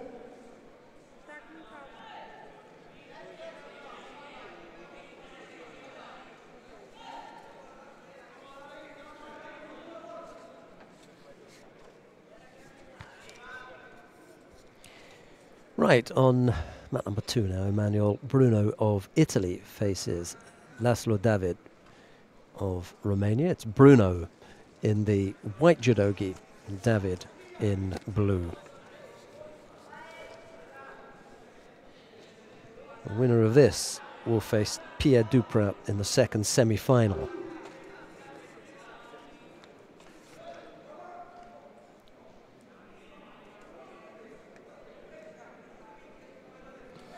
Got an all-Spanish quarter-final going on in the under 66 kilo category on mat number 1. If you want to take a look at that, Daniel Perez Roman is up against David Garcia Torne. We're going to stick here with Bruno and David.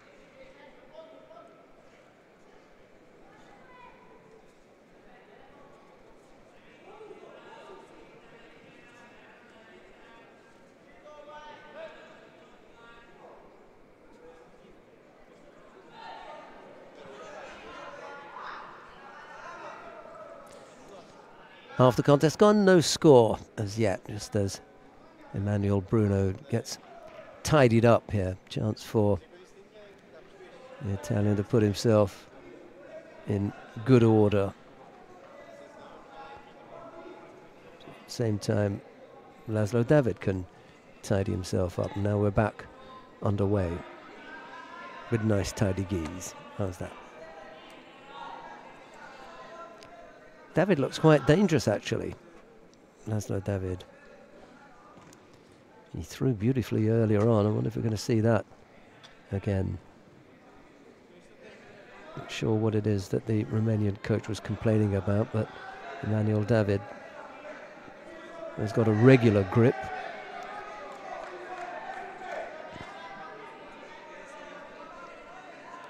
What he did do was to take that dominant grip and not use it, just held it there, and that drew a penalty.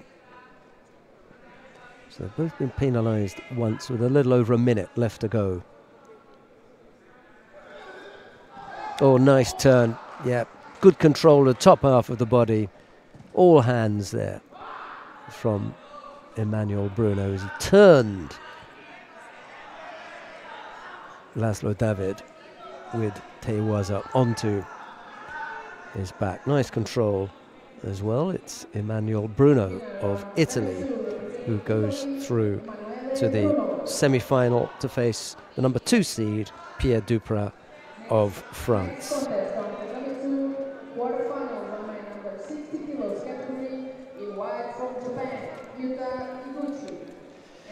Right, we've got quarterfinals in the under 60 kilo coming up next.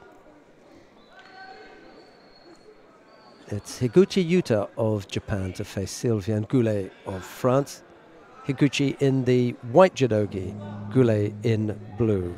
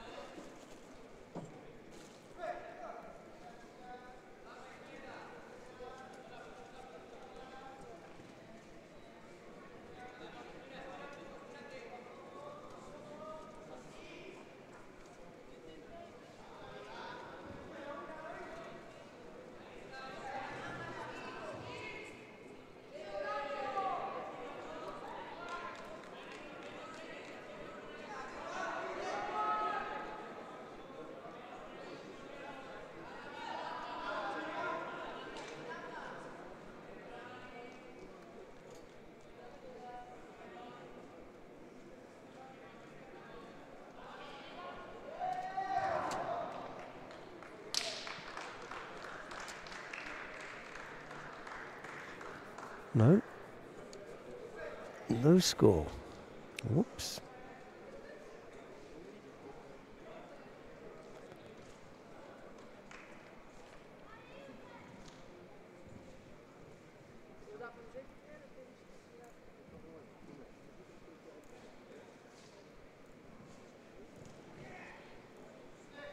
Couldn't quite get the finish there.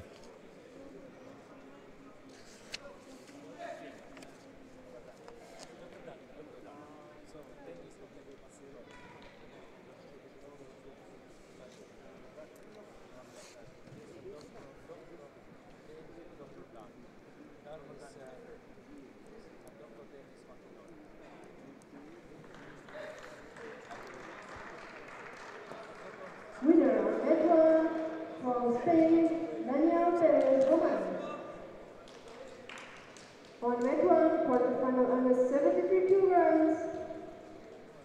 In white for Switzerland, Neil Stunt. In blue from Azerbaijan, Hofat Mamadov. Not a bad position, couldn't quite finish off. There's no drive in the lower half of the body. Just got himself into the position, but couldn't finish off. Sylviane Goulet picks up a second penalty now.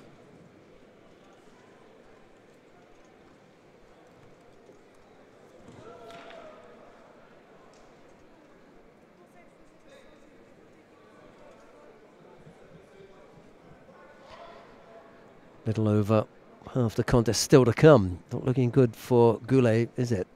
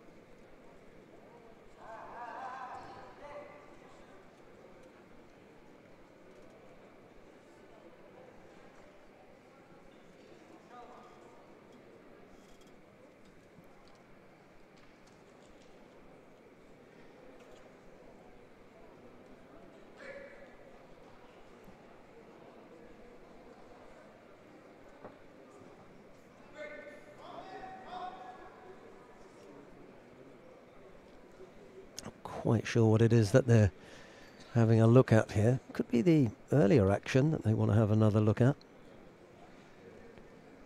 from Higuchi.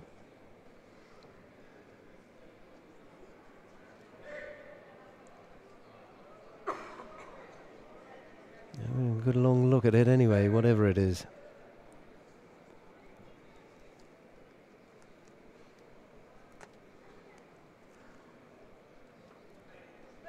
And it's Goulet who comes out. I mean, it's second score. Why not? Once you've done one, why not? Why not? Once you've done it once, why not just finish off quickly? Which he did immediately after the break to determine whether there was a score. They did, and he came up with a second score. Well, bit of a surprise there. Sylvain Goulet of France putting out Higuchi Yuta. 60 kilos category in white from Monaco, Yan Sikari, and in blue representing Azerbaijan, Balabai Agayev. Right, coming up next, it is Yan Sikari of Monaco. He faces Balabai Agayev of Azerbaijan. It'll be Sikari in the white judogi, Agayev in blue.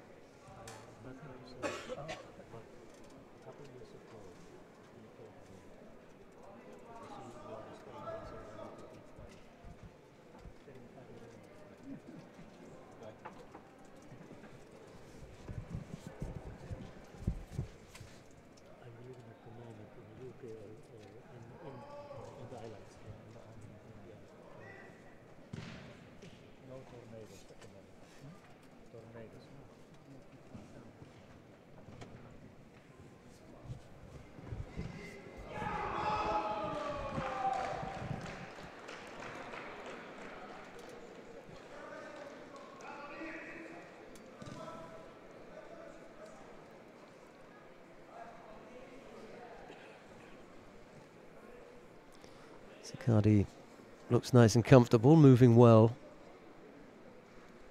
We've had a little over a minute, and Agayev picks up a penalty for passivity. From Switzerland, Niels Frank.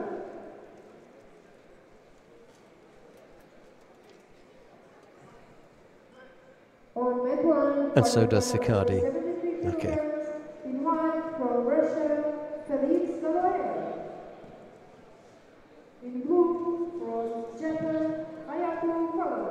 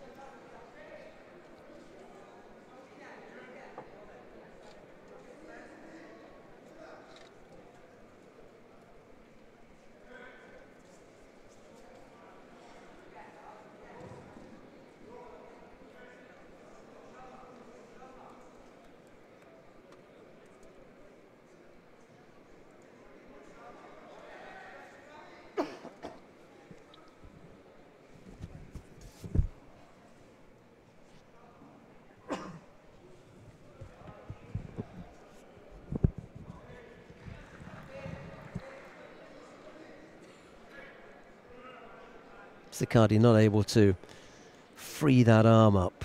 Agaev strong in defence. Okay, let's see how we get on now. Sicardi's got lots of experience. He may not have the results there, but he's been around a long time, and a youngster like Agaev may, find it a little bit difficult. He's worked him out there, though. Nice counter.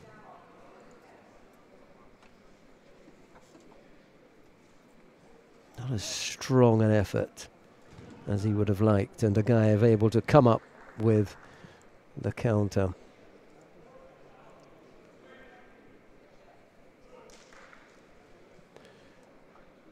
And actually, they've upgraded that to Ippon, having put Sicardi flat on his back. So it'll be Agaev to face Sylvain Gouillet in the second of the semi-finals in the under 60 kilo category.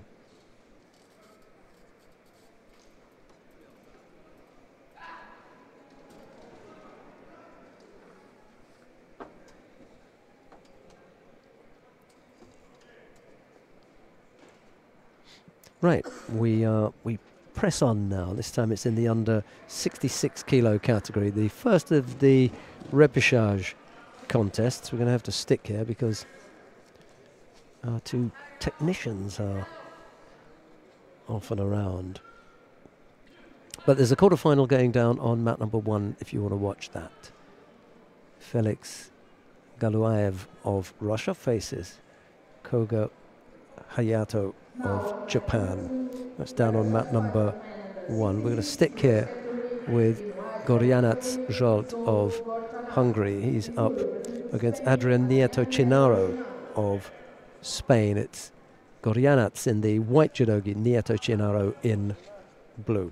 Repêchage contest in the under 66 kilo category.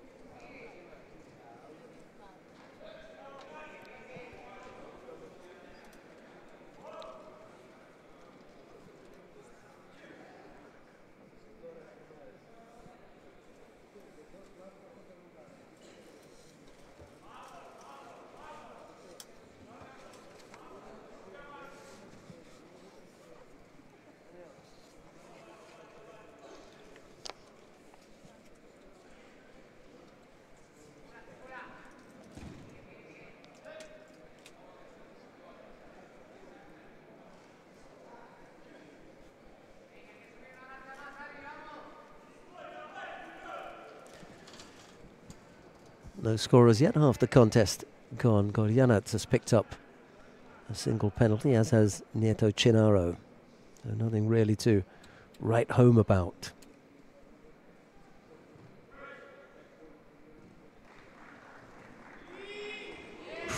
Whoa. Kind of walked onto that one, didn't he? He'd like to have that moment back. Don't step forward. Went straight on to Nieto's hip there and over. He went. Can't argue with that one.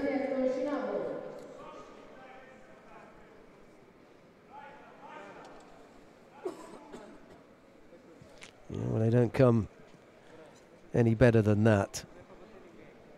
He will fight for the bronze medal in the final block.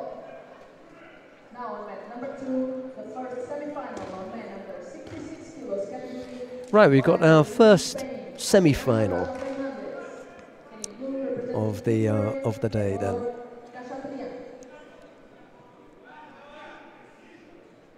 Who we got in there? Adrian Labrado Fernandez of Spain faces Hevo Kachatrian of Ukraine. Labrado Fernandez in the white judogi,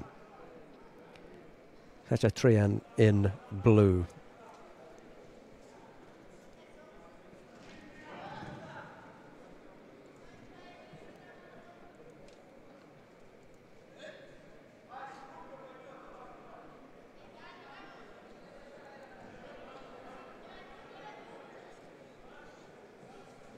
On tatami 1, we have golden score.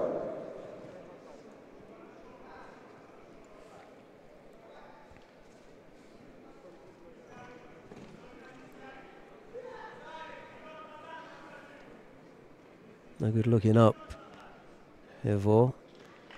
You need to join the two things up. And unfortunately, they were separated, so no score for that.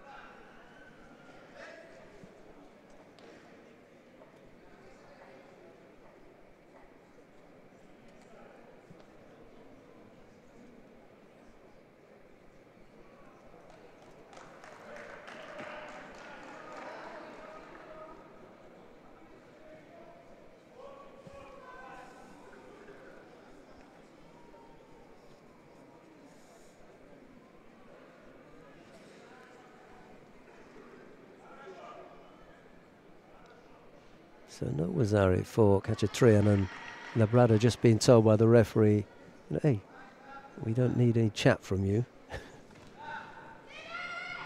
We'll make the decision and let you know.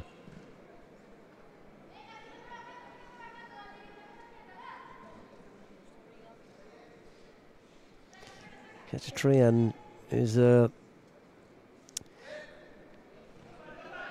risky player. He likes to take risks, does the Ukrainian, and he almost paid for it there.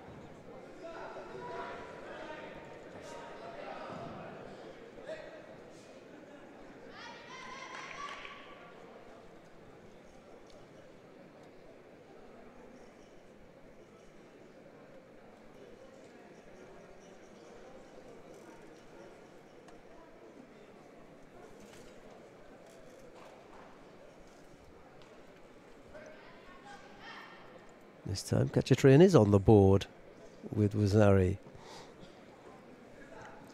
We've got a minute and a half left to go, a little under.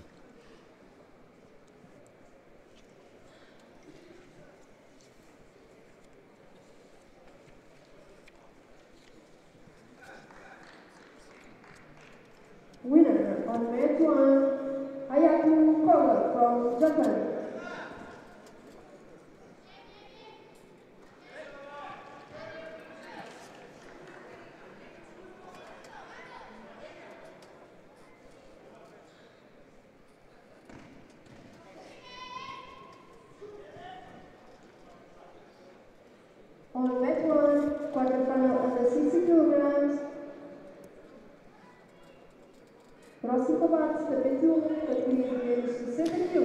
Time ticking away here for Labrado.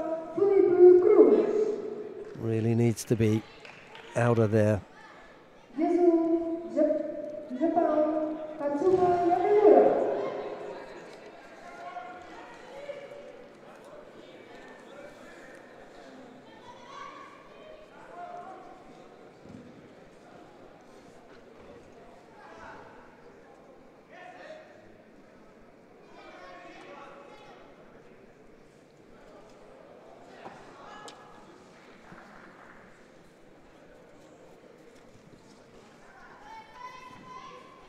A little bit of footwork from Labrado, but Kachatrian's defence is good enough to stop that.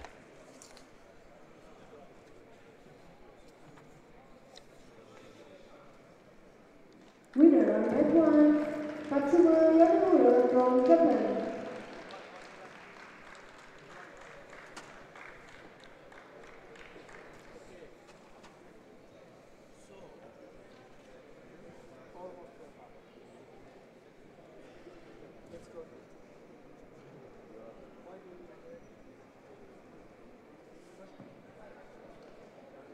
On mat one, quarterfinal under 60 kilograms, in white from Russia, Ivan Dodik.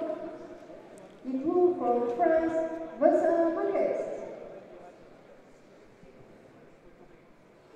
Winner on tatami 2, representing Ukraine, Gevor Kachatrian. He will fight for the gold medal at the final blow. Now on mat number 2, rapid charge man in the 73 kilos category, in white from Canada, Bradley Langlois, and in blue representing Romania, Laszlo David. Right, we've got a quarter-final down on mat number 1.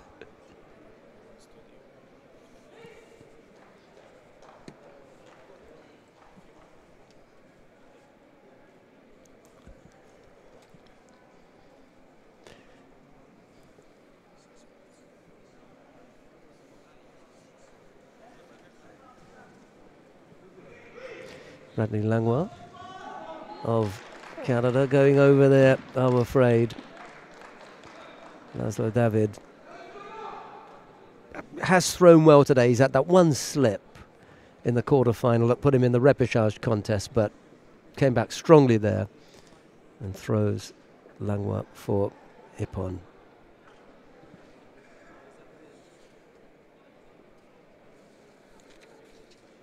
Winner on mat number 2, Laszlo David from Romania.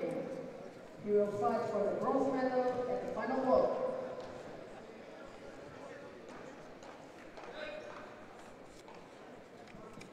Right, coming up next, semi-final in the under 73 kilo category. Pierre Duprat of France faces Emmanuel Bruno of Italy. It'll be Duprat in the white judogi, Bruno in blue. White representing France, Pierre Duprat. And in blue from Italy, Emmanuel Bruno.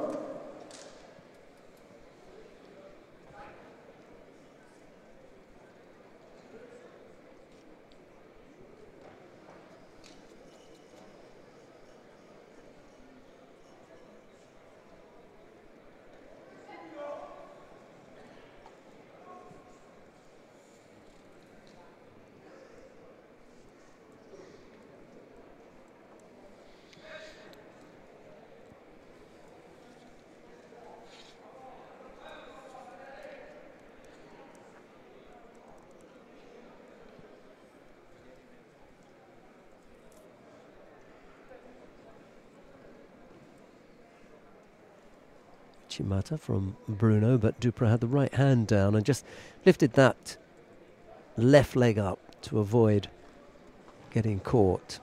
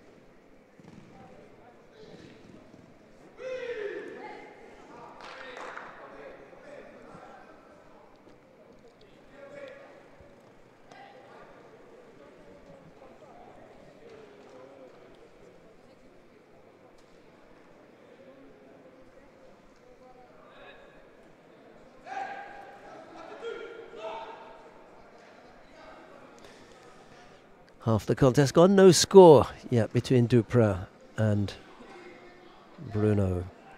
Duprat just attacking there, but no chance of picking up a score with that.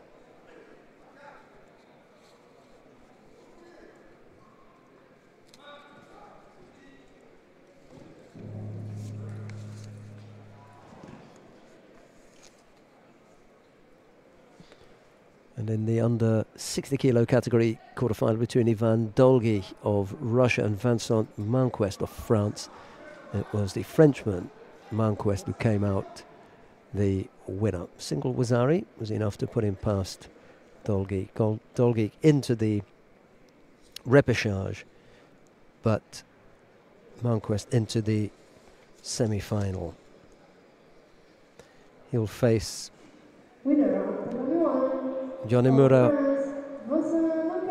Katsuma of Japan in that first semi-final.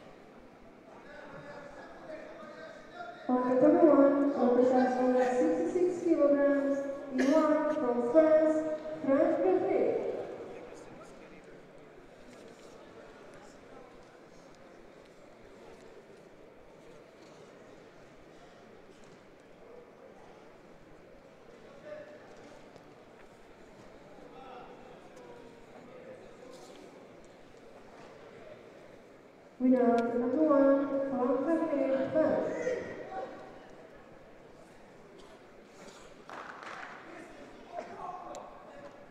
He will fight for the gold medal at the final block. On leg 1, semi-final under 66 kilograms from France, Kylian Leroux. Half a minute left in this semi-final between Duprat and Bruno. No score. And they've both been penalty free. That was a reasonable effort there from Duprat almost catching Bruno.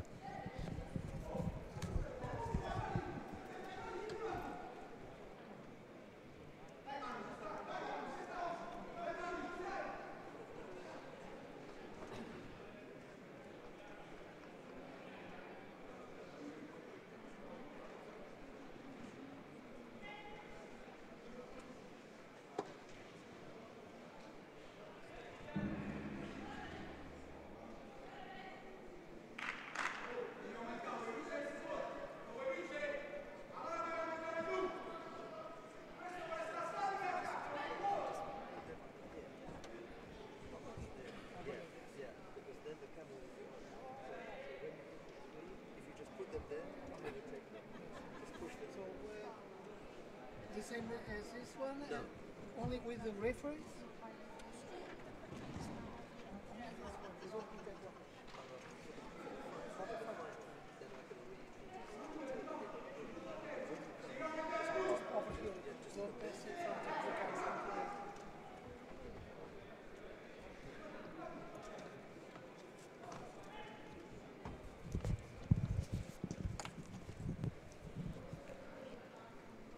Half a minute of golden score gone. Yeah, it was always going to be a tight contest between this pair, wasn't it?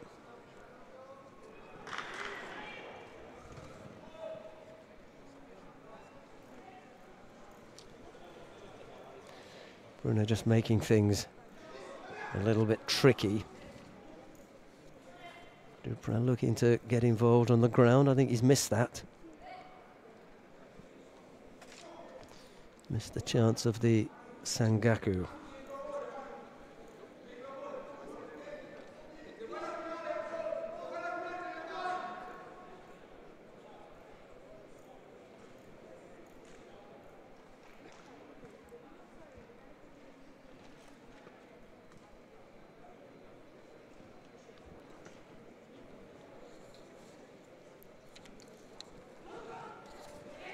Nice right-sided effort there from Bruno. Winner on that one, in white from France, Kylian Leroux. He will fight for the gold medal at the final block.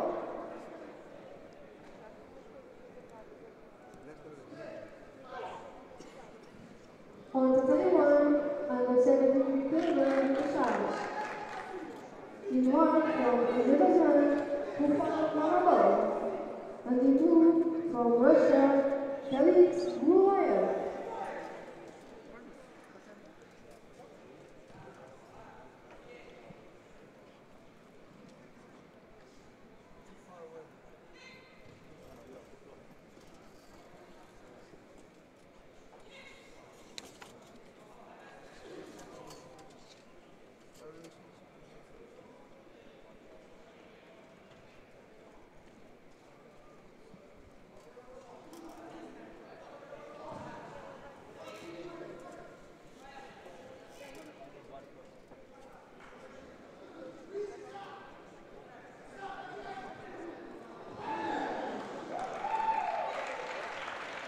Well, eventually, after 2.5 minutes of golden score, Pierre Duprat able to come up with a thumping ippon at the end over Emmanuel Bruno. He put up a good fight, didn't he, the Italian? Really made things difficult.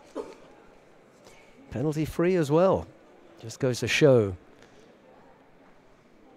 Chimata, lovely finish, absolutely lovely. One of the best throws of the day, that is. Number 2, Pierre Duprat from France. It was a good battle. So, Pierre Duprat into the final. Now, number 2, repechage fight in the 60 kilos category. In white from Japan, Yuta Iguchi. And in blue representing... Right, we've got a repechage contest coming up next here. Higuchi Yuta of Japan to face Yan Sikadi of Monaco. It'll be Higuchi in the white judogi, Sikadi in blue. This is in the under 60 kilo category.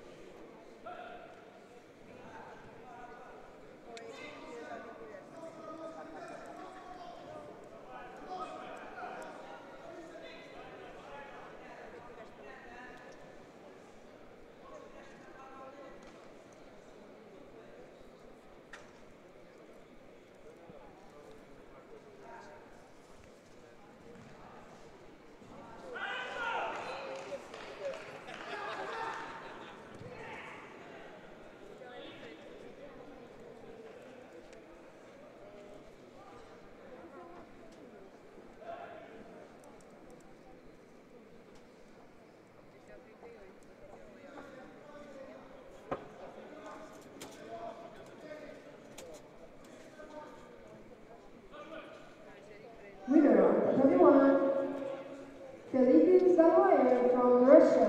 Galoyev will fight Higuchi for leading gold by medal in the final Wazari bout. with a little over 2.5 minutes left to go.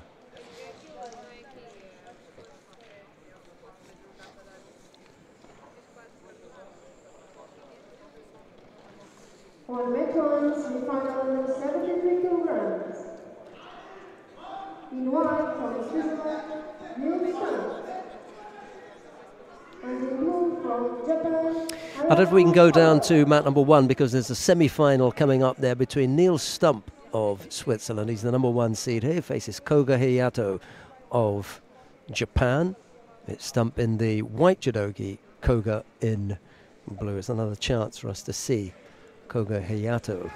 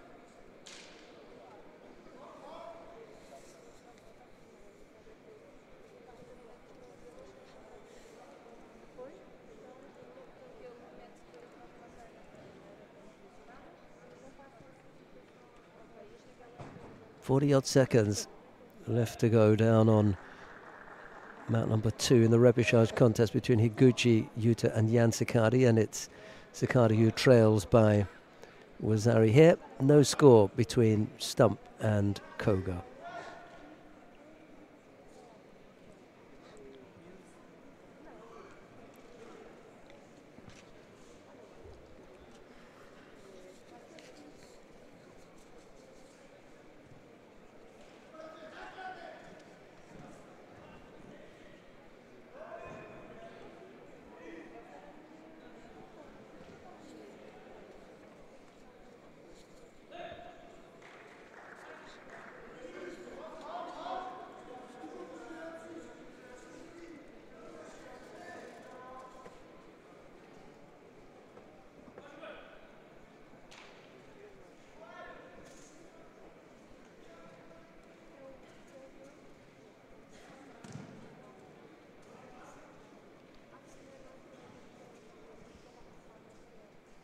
Single Shido against Neil Stump.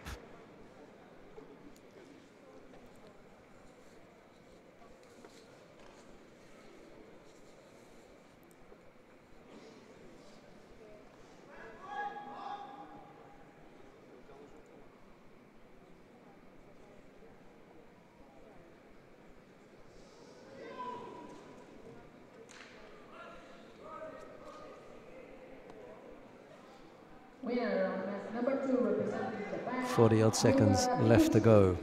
You will fight for the bronze medal at the final bout. I haven't seen Koga's Uchimata yet. He's used that quite a few times today. Now on match number 2, semi-final on man under 60 kilos category. In white from France, Sylvain Goulet. And in blue representing Azerbaijan, Marabai. Oh, and he gets caught there, does Koga. Nice Osodogari with just 15 seconds left to go.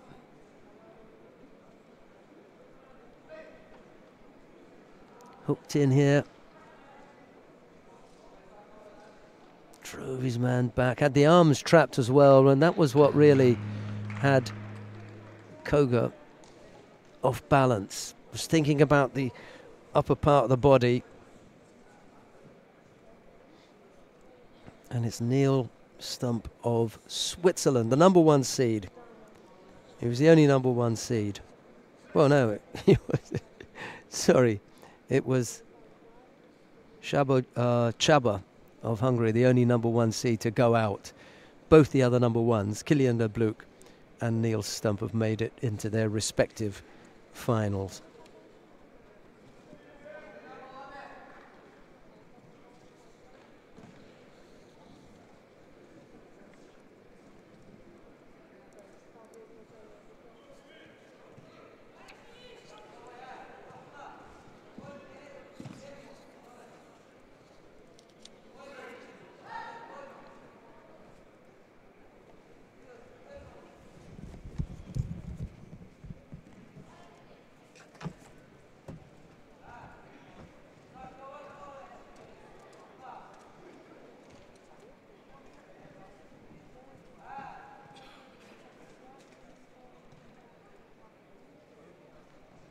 Do tapete 1, que buscava nas médias 60 quilos, de branco, o atleta português Felipe Cruz. De azul, Ivan Dolphin Fischer. Right, we're going to go to mat number 2 because Sylvain Goulet of France is up against Balabi Agaev of Azerbaijan. It's Goulet in the white judogi, Agaev in blue. A semi-final in the under 60 kilo category.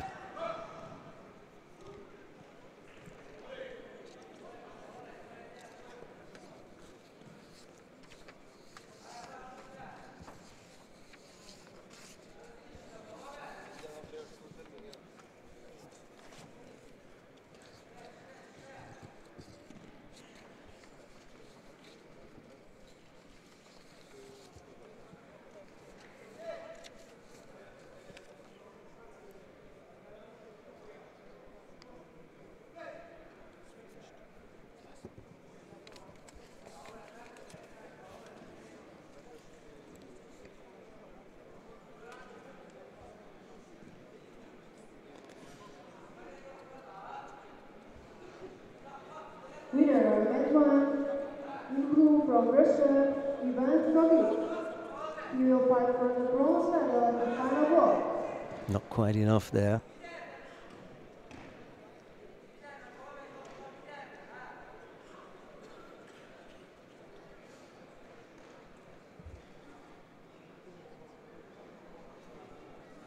On mat 1, semi-final under 60 kilograms. In white from Japan, Katsuma Yonemura. In blue from France, Vincent Lucas.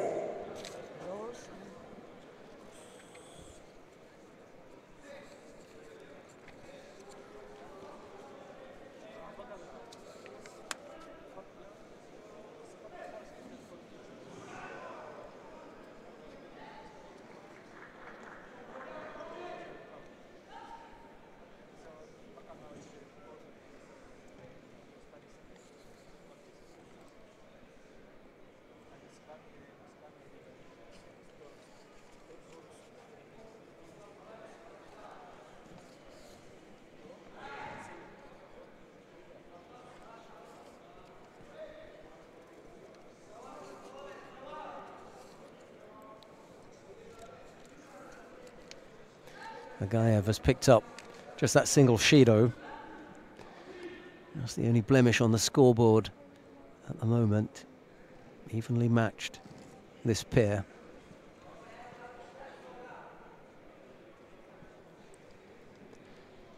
Little ashy was from Gouye, but it really doesn't unsettle. Well, he'd stopped, hadn't he? Had he called Saramade? It was after the time. Agaev had completely stopped there. It was lucky for him. And now we're into the golden score period. Katsuma Yonemura will fight for the gold medal in under 60 kilos category. Well, we know who it is that the winner of this contest will face. Vincent Manquest of France has just lost his contest against Yonemura Katsuma of Japan, so it's Yonemura awaiting the winner of either Gouye or Agaev.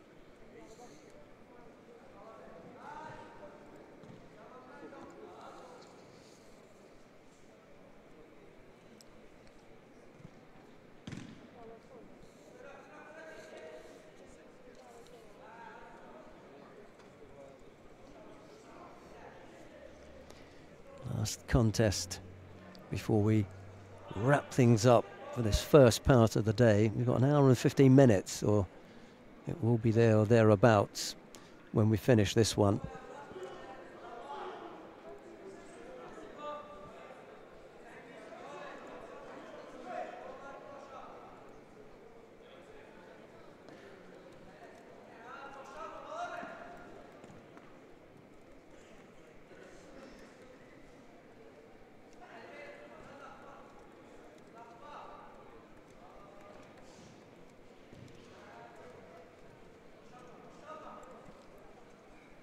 Just a single Shido against Agaev. We've had 2 minutes of the golden score period so far.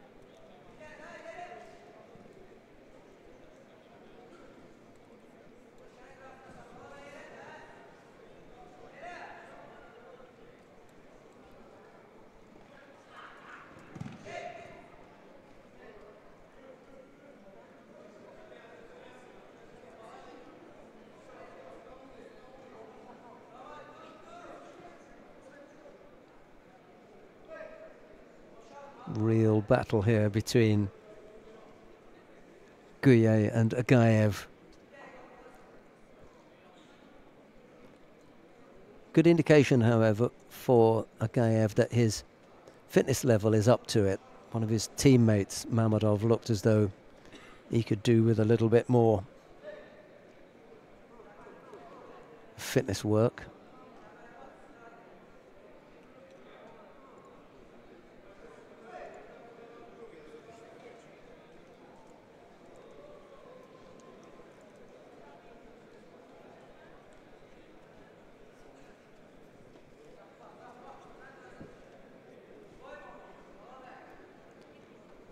But he looks up to the battle, doesn't he?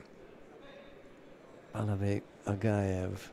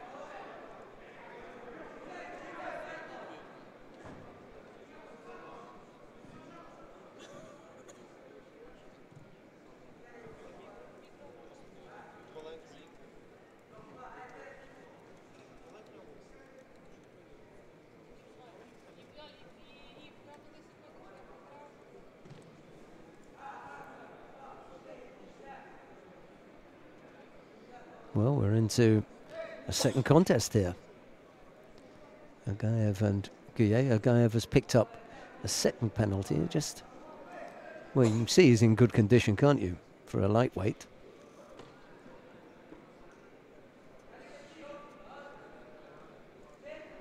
Got to try and come up with a score here. He's got 2 penalties against him. He goes left-sided there. Gouillet able to block that. Over on the left side, Osodagari from Gouillet, and it's Agaev stepping away and avoiding that attack. 5 minutes of golden score. Strong effort there from Gouillet, and then in the other direction as well, Marotis Seanagi low down, and then thinking about going in the other direction with an Ojigari on the way up. Time for Agaev to give everything, because he's the one in the really difficult position. 2 penalties against him, single slip, and that's it. Got to come up with a score. No way that Gouillet is going to pick up 3 penalties.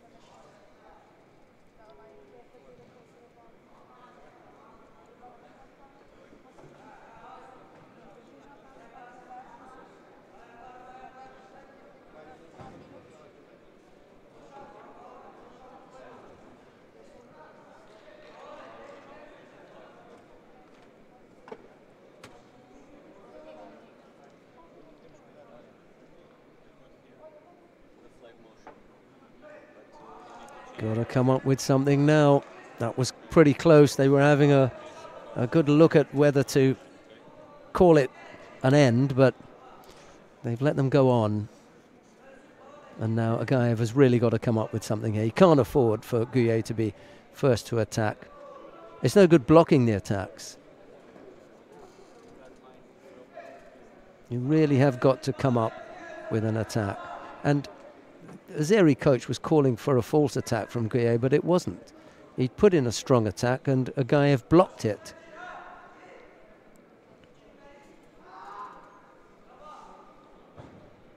One more attack from Gouillet here. If he's clever, he'll get an attack in now.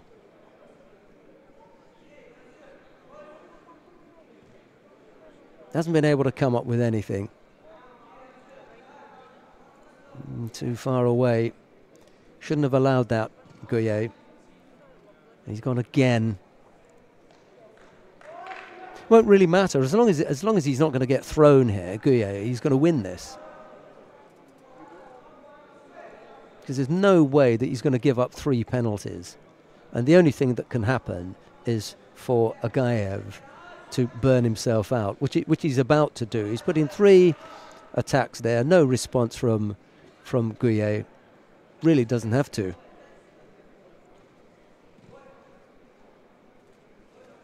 Agaev is going to wear himself out and eventually open himself up for an attack.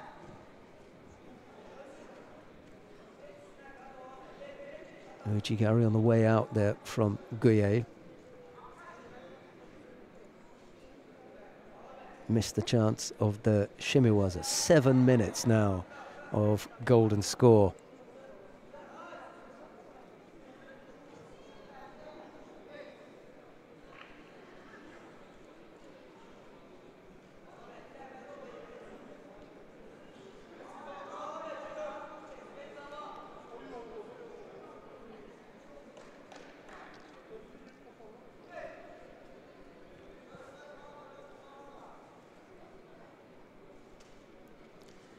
Well, a great sign from Valery Agaev that he's got the staying power.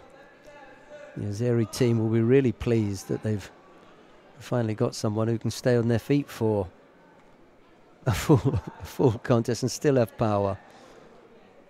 I mean, notorious for their fitness levels, but this is a good effort from Valery Agaev.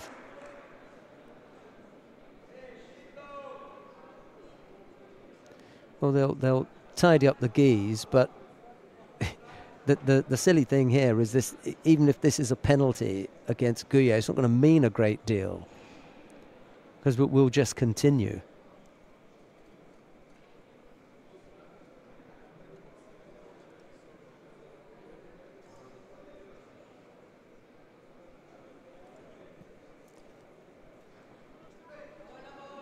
Well, he could have called passivity penalty for Guye, but it wouldn't have made a real difference. There's no way that he's going to get 3 penalties now. Agaev is the one who's got to come up with something to end this. He can't afford an error. Little Diashibarai. Nice little left-sided effort from Agaev again, and another good sign that he's still got a bit of power left in him.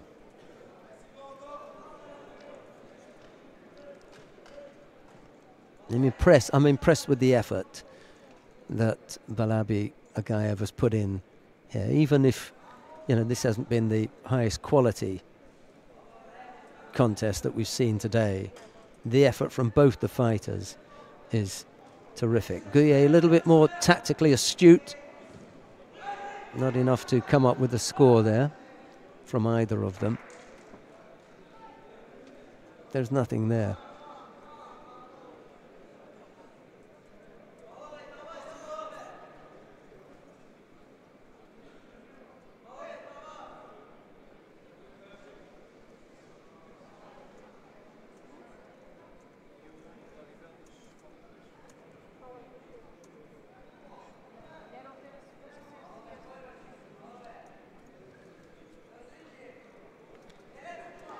Yeah, tricky one to referee, isn't it? 9 minutes of golden score on the clock.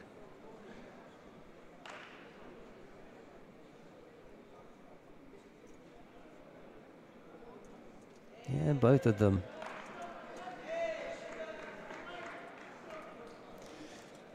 Well, Agaev can't go walking off. Someone was going to get it. Not a great deal was happening. They decided to give the 3rd Shido to Agaev. The Zeri coach is not helping. Should be telling his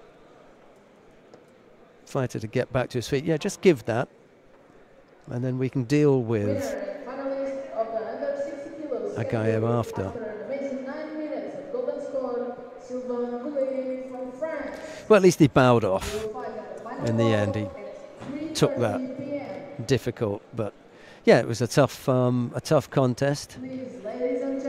Agaev bows off again, but It was just a little bit too difficult to determine who was the least active in that last, say, 45 seconds, maybe a minute, and they both ended up picking up a penalty. And as I was saying all along, Agaev having already picked up 2, it was always going to be a tricky situation for him. Right, we've got 3 weight categories. When we come back at 4 o'clock, so in an hour and 5 minutes' time, we'll have the final block with all the medal matches. The 3 finals, okay, it'll be Neil Stump of Switzerland, the number 1 seed in the under 73 kilo category, to face Pierre Duprat of France, and that really does promise to be a very, very good final indeed. The number 1 and the number 2 seeds will go head to head in the under 73 kilo category. In the under 66 kilo category, it'll be Kylian Lebluc of France to face Hevor Khachatryan of Ukraine, the number 1 seed. Kylian Lebluc, he made it through to that final. And then in the under 60 kilo category, it'll be Yonezawa Katsuma of Japan. He will face Sylvain Goulet of France. We look forward to your company in an hour from now, but from everyone in the broadcast team, it's bye-bye for now.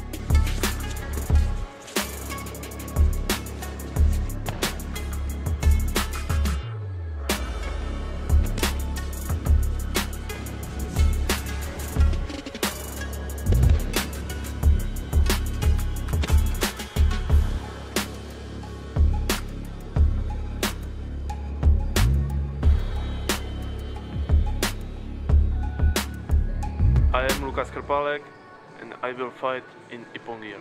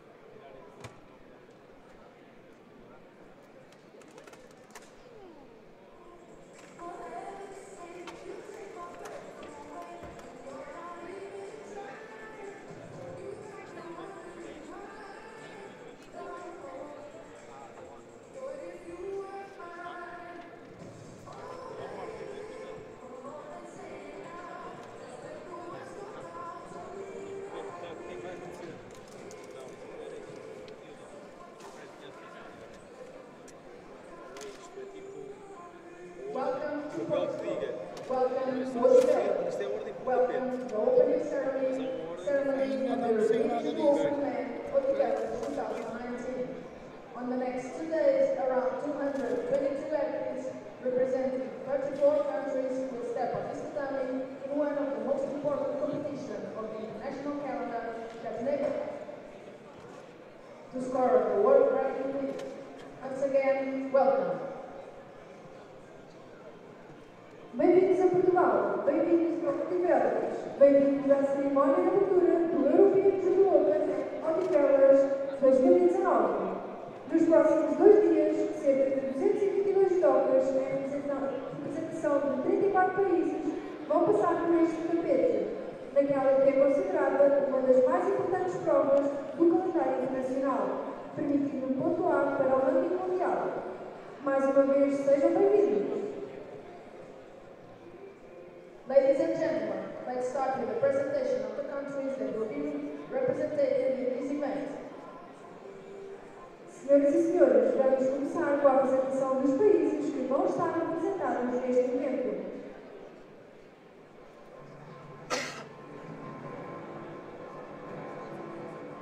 Argentina. Armenia. Austria. Azerbaijan. Brazil. Canada. Chile. Croatia. Finlandia. França. Georgia. Germany, Alemanha. Great Britain, Grã-Bretanha. Guiné-Bissau. Haiti. Hungary. Italy. Japão. Latvia, Letônia. Líbia. México. Monaco. Montenegro. Romania. Rússia. Eslováquia. Espanha. Suíça. Tajiquistão. Togo. Turquia. Ukraine. United States of America. Estados Unidos da América.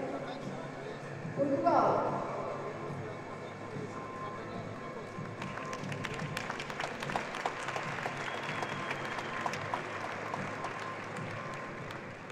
The Portuguese flag is being carried by the members of the Judo Movimento, a senior sports program promoted by the Odivelas municipality.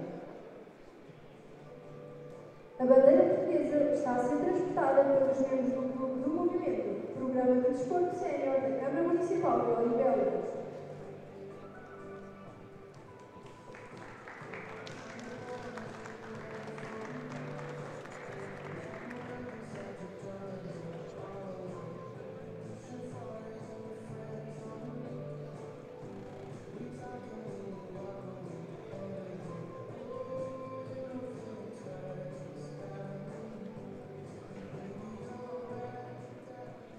We will proceed with the opening ceremony speeches, starting with the Vice President of the Portuguese Institute for Youth and Sports, Sónia Paixão.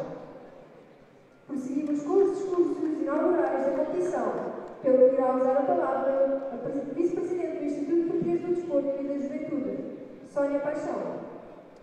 Muito boa tarde a todas e a todos, Sr. Presidente do Comitê Olímpico de Portugal, Sr. Presidente da Federação de Judo, Sr. Vereador da Câmara Municipal de Odivelas, Sr. Presidente da ACE Europa, cumprimento toda a família do Judo, todas as delegações aqui presentes, os juízes também, a quem desejo desde já boa sorte, bem como a todos os atletas.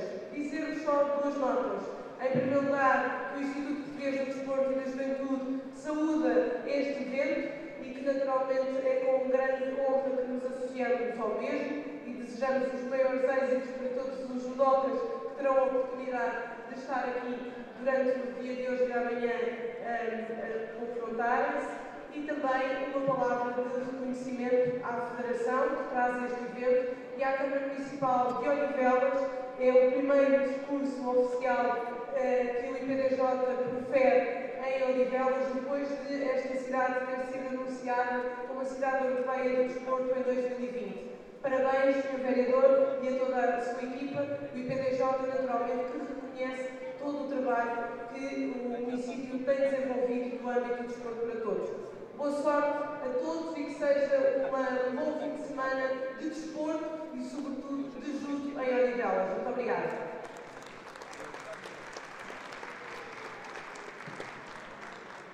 Ladies and gentlemen, the Vice President of the Portuguese Institute for Youth and Sports, Sonia Paixão, on behalf of the Portuguese government, salutes all the distinguished guests and all the nations that are here represented. Events of this greatness are very prestigious for our country, and it is truly an honor to host them. May you always return to our country, and much love to all participants.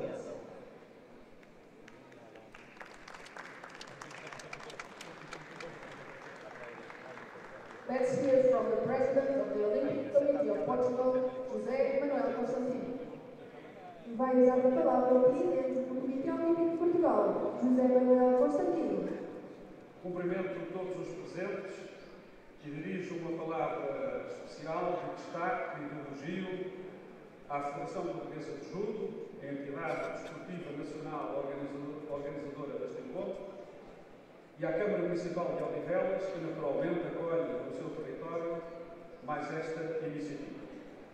E desejo que ela decorra com elevado espírito competitivo, com elevado espírito desportivo e que seja prestigiante para Portugal e para o judo em particular. Dear friends, this is a great pleasure for us to stay in our country. The Olympic Committee wish a good stay and a good occupation for all. Thank you very much.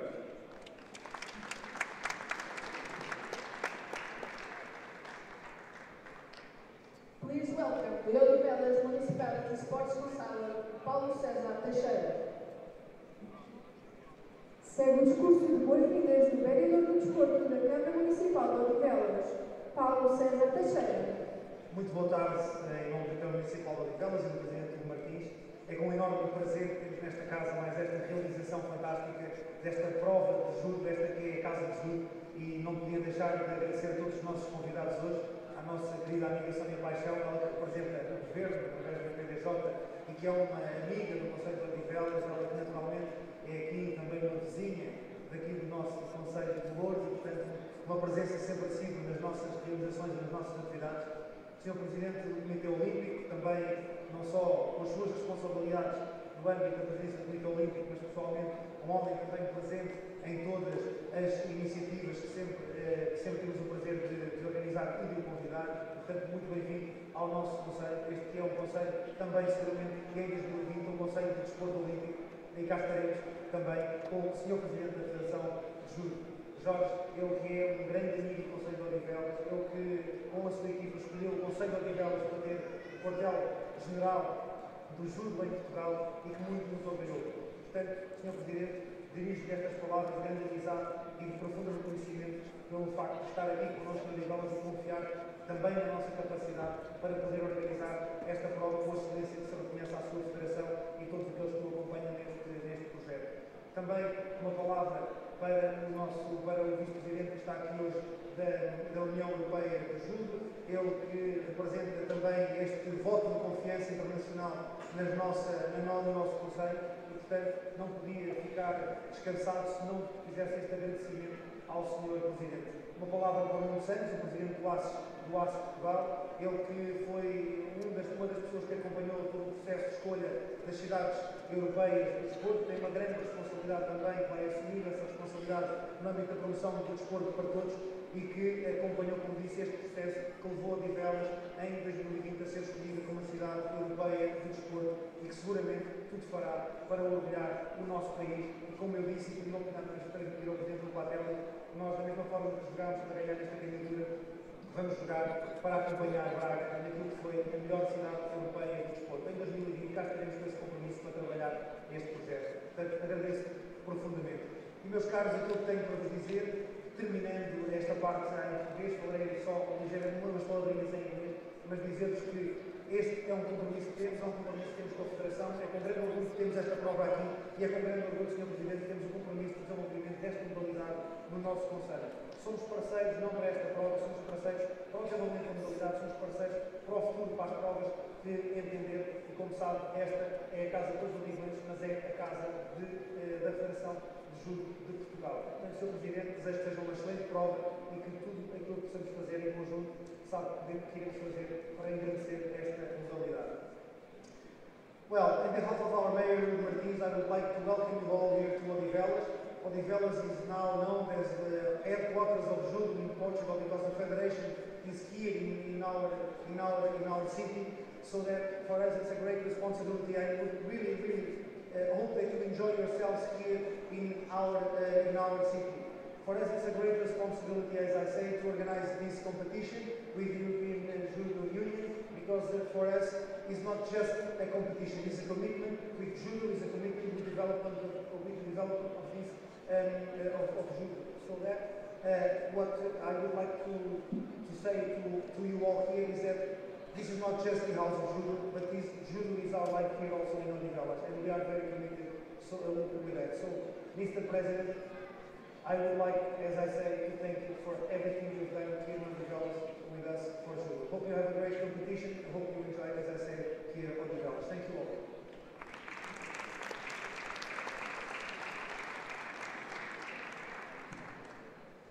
Let's hear from the President of the Portuguese Judo Federation, Jorge Fernandes. Vai usar a palavra o Presidente da Federação Portuguesa de Judo, Jorge Fernandes. Boa tarde a todos, minhas senhoras e meus senhores. Saúde a excelentíssima senhora Presidente do Instituto Português de Desporto e Juventude, o Sr. Presidente do Comitê Olímpico de Portugal, o excelentíssimo Sr. Vereador do Desporto da Câmara Municipal de Odivelas, o excelentíssimo Sr. Diretor Desportivo da União Europeia de Judo, o Presidente da ASES de Portugal, saúde aos restantes convidados, árbitros, treinadores, atletas, órgãos de comunicação social e o público aqui presente. É uma honra para a Federação Portuguesa de Judo organizar mais uma edição do europeanjudo Open, naquela que tem sido por diversas vezes a casa do judo e onde a família do judo tem sido também acolhida. Uma palavra de agradecimento ao município de Odivelas por todo o apoio e colaboração que nos tem prestado. À União Europeia de Judo, a atribuição deste grande evento. Aos nossos patrocinadores da organização pelo excelente desempenho, bem-vindos a Portugal, boa sorte a todas as equipes. Bem-aja. Ladies and gentlemen, the President of the Portuguese Judo Federation, Mr. Jorge Fernandes, salutes all the distinguished guests, the government, the representatives, Olympic Committee, and EDU delegates attending.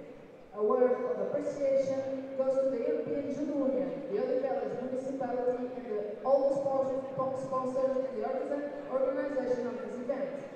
The President of the Portuguese Judo Federation welcomes you all to Portugal and wishes much love to all participants.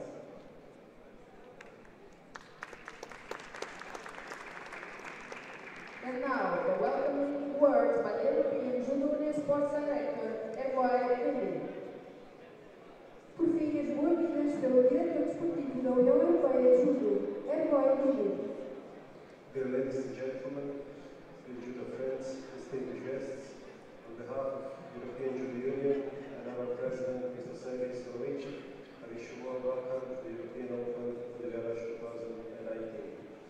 Allow me to express my gratitude to the Olympic Committee, Municipality of Odivelas Institute for the valuable support to our sport, Judo, and to this event, which is very important for the Olympic qualifications 2020 in Tokyo. To all athletes and participants in countries, I wish all the best to their final blocks and also tomorrow competition day. I declare European Open Odivelas open. Thank you.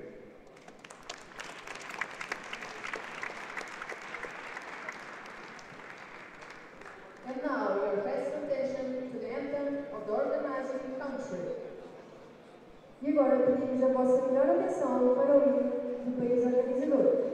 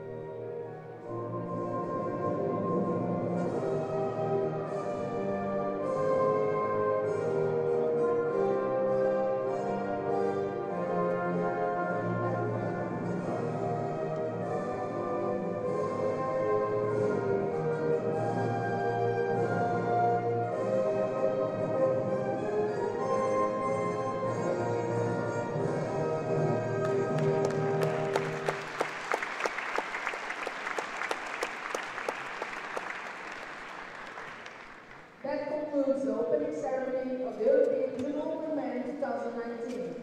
We hope you can enjoy this magnificent sports hall throughout this weekend and fight fairly and correctly for the best possible result. We will proceed with the final block. Assim concluímos a cerimónia de abertura do European Judo Open 2019. Esperamos que possam desfrutar deste magnífico pavilhão e usar de forma justa e correta pela melhor posição possível. Iremos agora prosseguir com os blocos finais.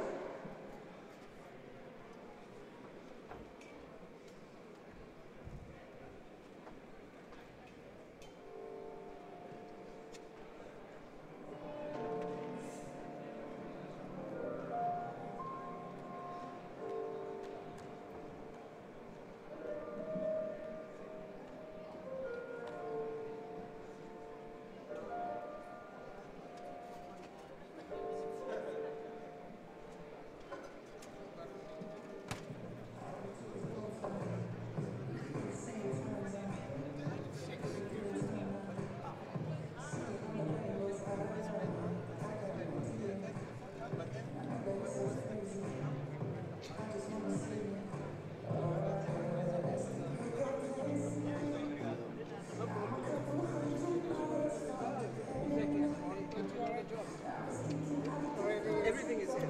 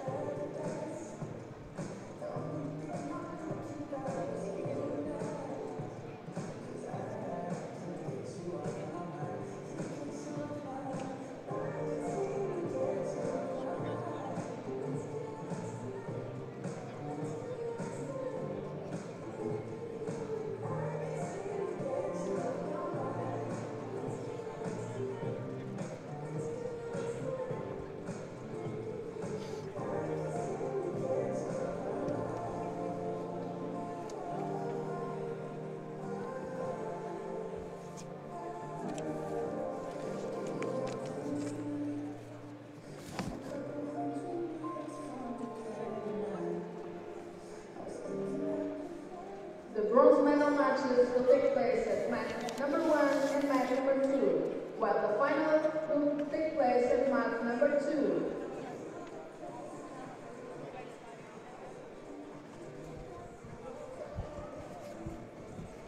Os combates para a divisão das medalhas de bronze serão localizadas no tapete 1 e no tapete 2, enquanto as finais das categorias irão ser disputadas no tapete 2.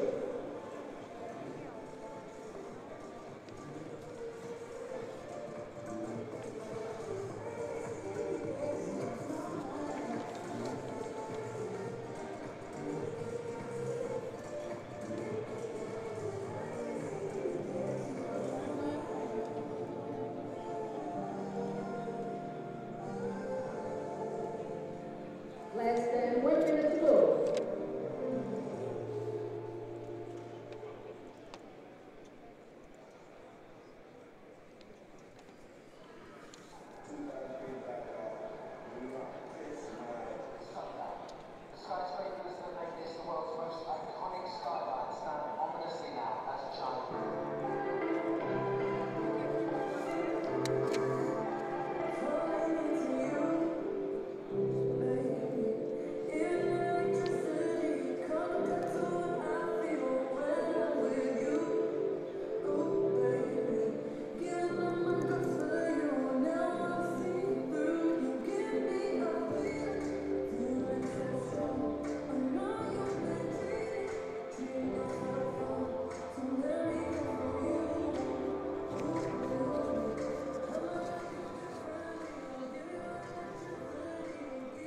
On mat number 2, the bronze medal fight in under 60 kilos category.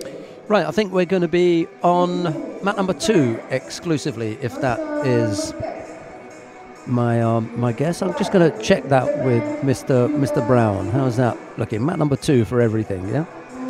Because we've got the finals on there. We've got a bronze medal contest coming up first, and that features Higuchi Yuta of Japan. He's up against Vincent Manquest of France. It'll be Higuchi in the white judogi and Manquest in blue.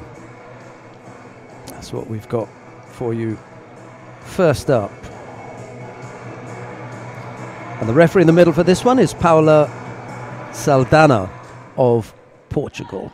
There we go.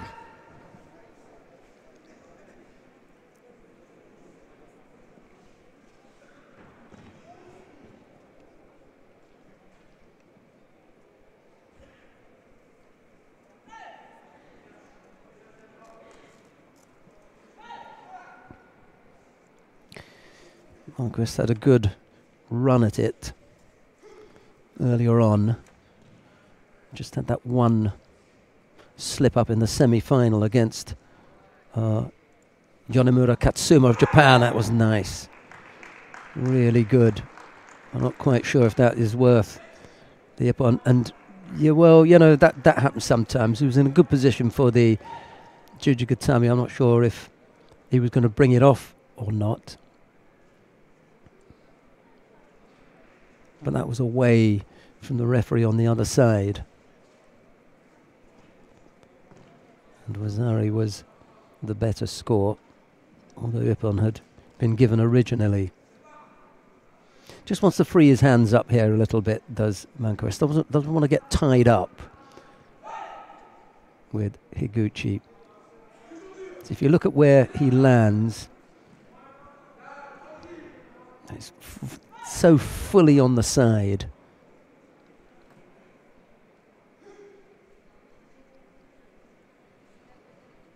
I was looking at the landing. I should have had a look to see in exactly what position he was in for that Jujigatami. Anyway, it's all by the by now. Little Sumigaishi.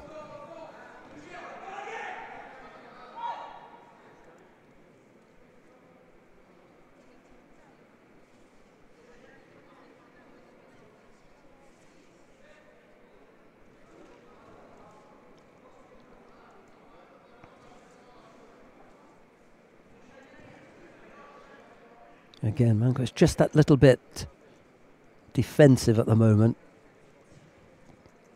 Bent over. Really wants to try and be that little bit more upright if he can. It's difficult when you're leading by Wazari and you want the clock to run out, but we've got half the contest still to come, so you can't afford to be too defensive here.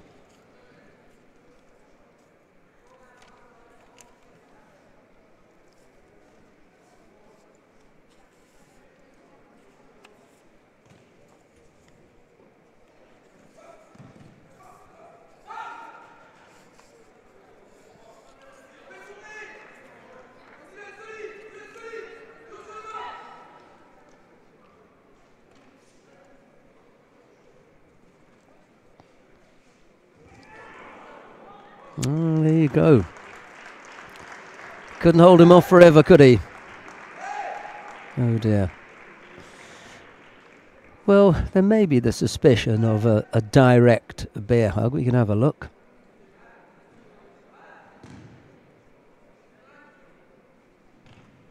Absolutely not. No problem with that.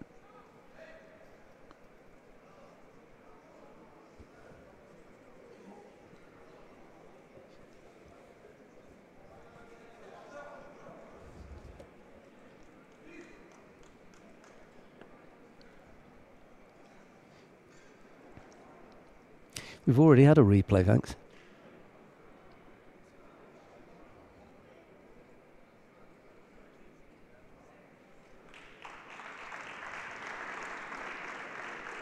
Winner and bronze medalist, Judo from Japan. Congratulations.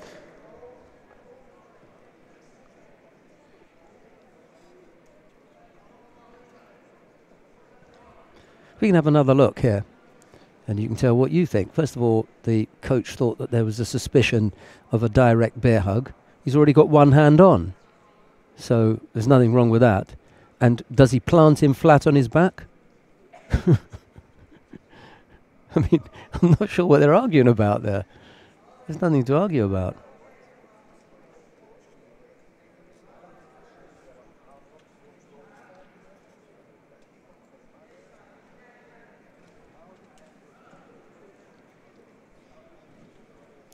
Yeah, so for me there was no problem with that one. The first contest is out of the way. Golden score.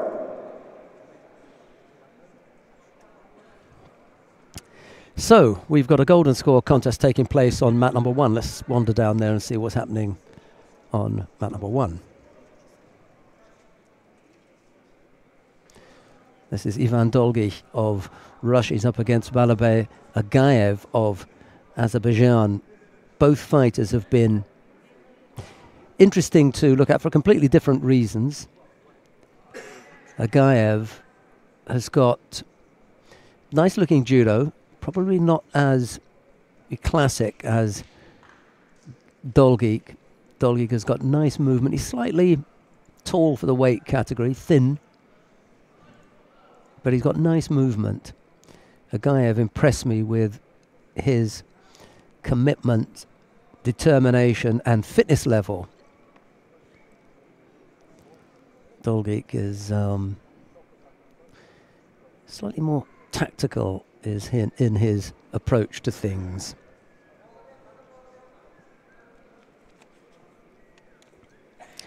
Anyway, there's no score in this contest, but Agaev has picked up 2 penalties, as was the case in a previous contest.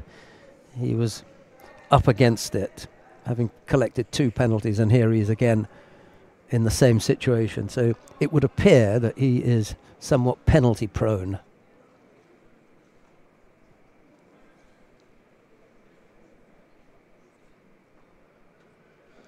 Needs to come up with a score.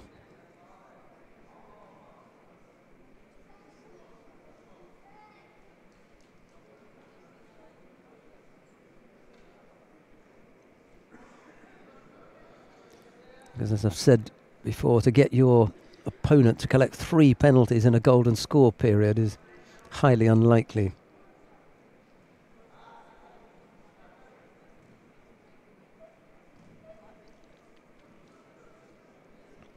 And he's just that little bit, too tactically astute, Dolgich, even for a young fighter. He just looks that little bit too, a little bit too much about him. to give it up that easily, and he hasn't been scored on, so the likelihood of him giving up a score here is also disappearing as a guy of drains physically. Remember, he had that very, very long contest not too long ago. So all the odds are in favour of Ivan Dolgi at the moment. Agaev would have to come up with something pretty special to win it from here. 220 odd into the golden score period and 2 penalties down. And Dolgi can afford to sit back and just allow things to drift, because if they do and they both pick up penalties, then he will take it. And this is just how he lost in the previous contest.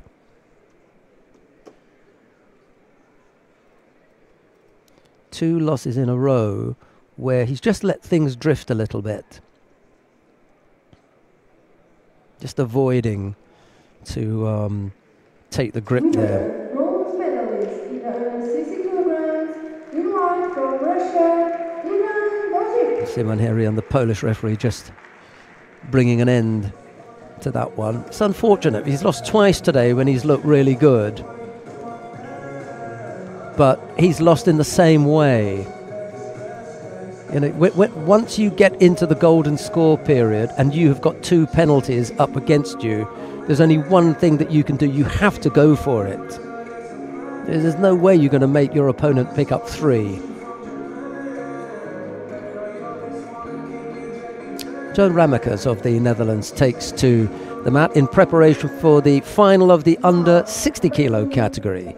Yonemura Katsuma of Japan faces Sylviane Goulet of France. It'll be Yonemura in the white judogi, Goulet in blue. Here come the 2 fighters now. In blue from France, Sylviane Goulet. Let's see if we can give you the rundown of who they faced today. Yonemura, he was in the top half of the draw, buying the first round. David Agoglia of the United States of America. Johan Roussel of France. Felipe Cruz of Portugal. And then the semi-final, Vincent Manquest of France. That was the route for Yonemura to the final. As far as his opponent is concerned, Sylviane Goulet. Goulet defeated Lehei Obran of Romania and Ayub Bliev of Russia. Well, that didn't take long before Yonemura got going, did it? Straight in there. Mountain to climb for Goulet now. He has looked very dangerous. Goulet overcame Yonemura's teammate, Higuchi Yuta, and then in the semi-final, it was Balbe Agaev.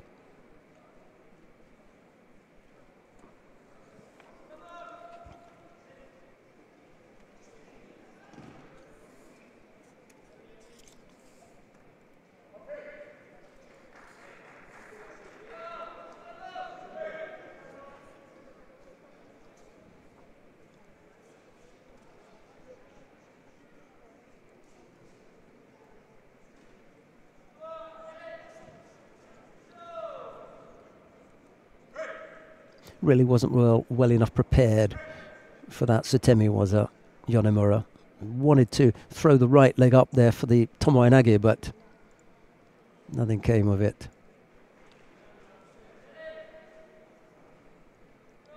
This is a terrific experience, really, for Yonemura to come out to compete at a European event. Oh, what a finish. Goodness me.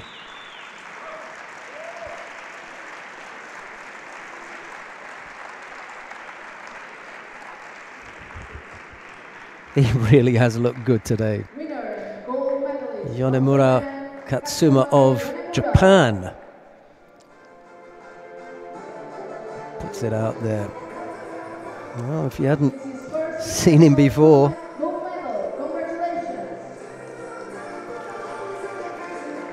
you've seen him now.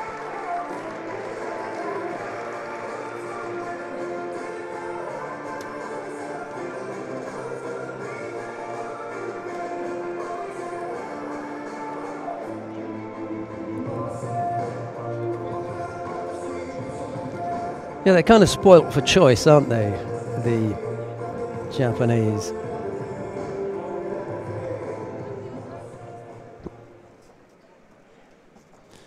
And speaking of Japanese, another Japanese is about to take to the mat. This time it's the referee. It's the first time that we've seen this particular referee out here.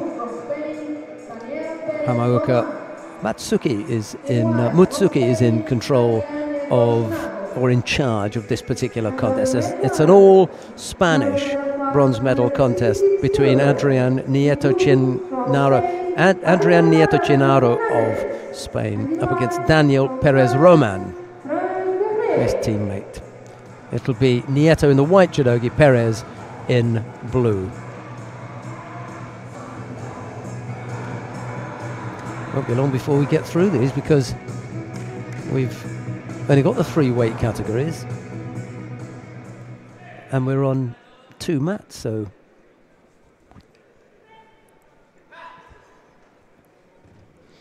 really racing along here.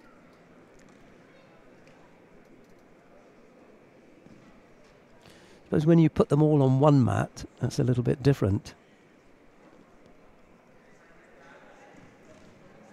It's all going to be over in another half an hour. We'll all go home.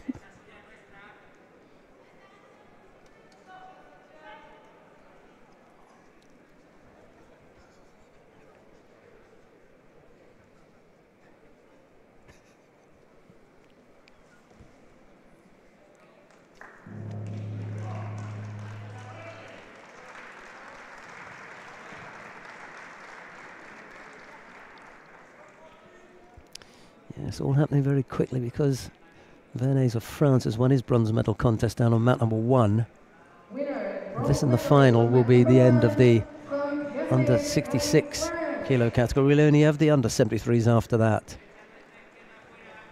It's his first European Open medal. Yeah, it was Yonemura's first European medal as well. Gold at the first attempt. Simply because he's only had 1. It's his first effort. Took a gold medal. Congratulations to him.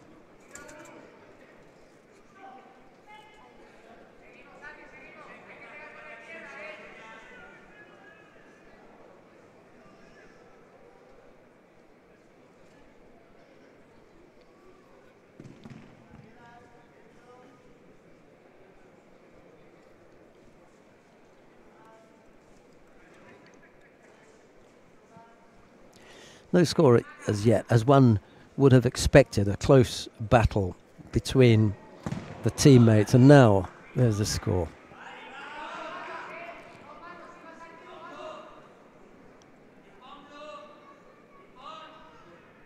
Well, we'll see whether it's worth Ippon or not. No, good call. Really? You like that for Ippon? Well, I'm surprised at that. I thought that was a good call.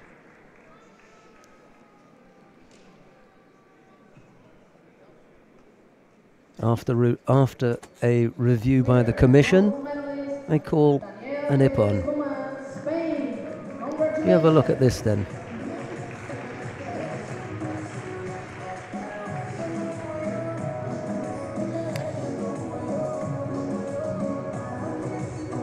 Just at the foot of our shot here. Now, the only other thing that we could be missing here is look at what happens with Perez's head. See, it could not be, it's possibly this is not about the landing, this is about what Perez does with his head, because he does try to spin off that. Okay, well, anyway, before we come to the review of that, let's just, or any question of it, and I'll find out a little bit later on whether it was because he turned on his head or not. We've got the final of the under 66 kilo category. Kylian Lebluch of France faces Hervor Khachatryan of the Ukraine. It's Lebluch in the white judogi, Khachatryan in blue, and really Lebluch has looked pretty good today. Khachatryan may just find this a bridge too far. We shall see.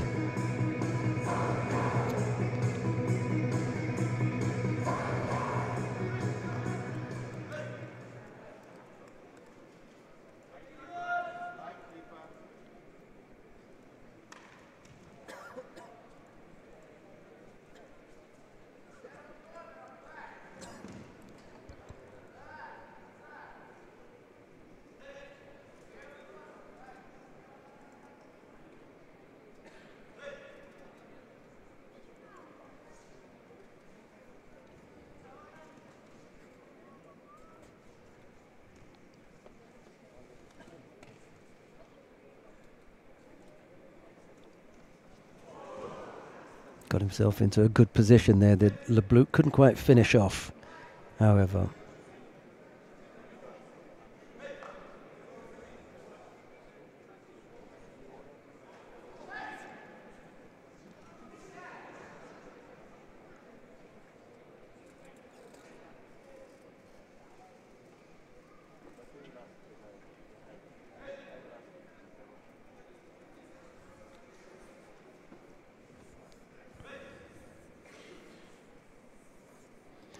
First minute over, no score as yet, not a lot for Vasily Smolin Jr., the referee, to look at so far. And one-handed effort. There's a roll here if he can make it work.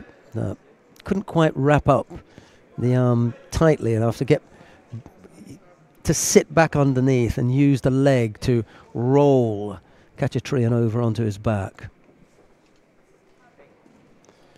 And that didn't happen.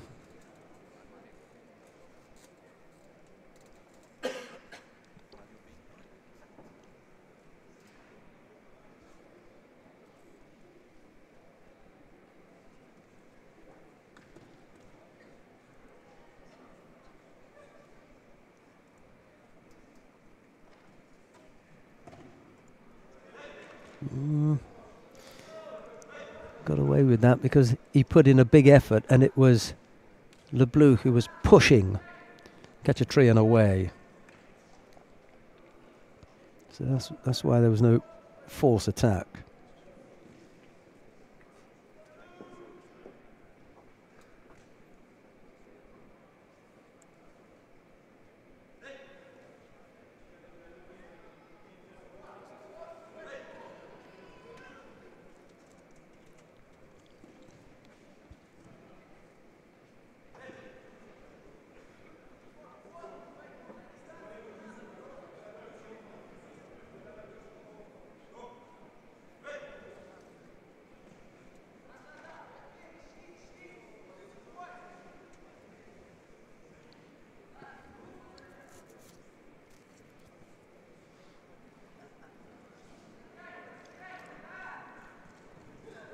Oh, actually was it just bringing in his man down. Is there enough of the scoring part of the body?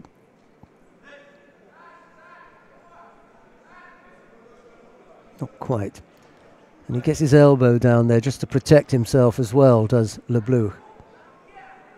There's the danger from Khachatryan. Again, not controlling the right sleeve of Khachatryan.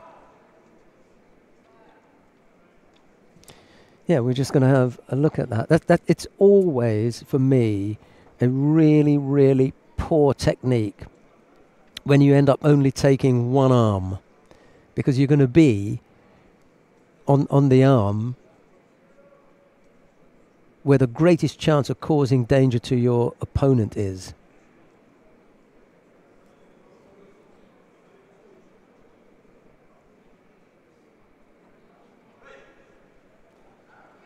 Lucky to get away with that, Lebluch.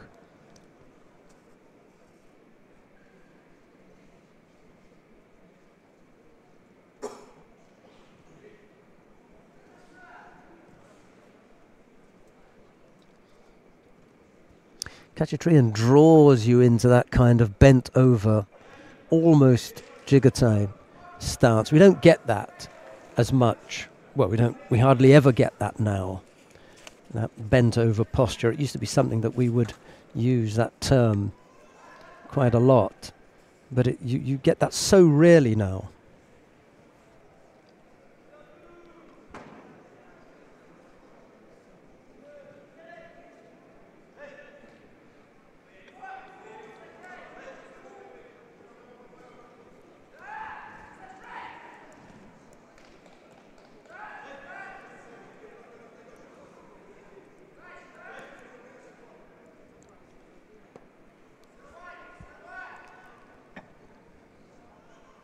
Odd seconds left to go.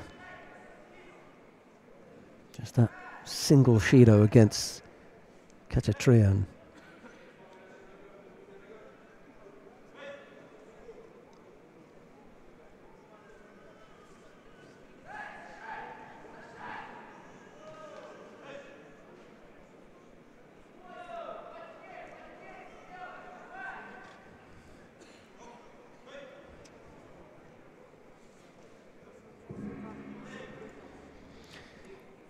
Well, it will be golden score.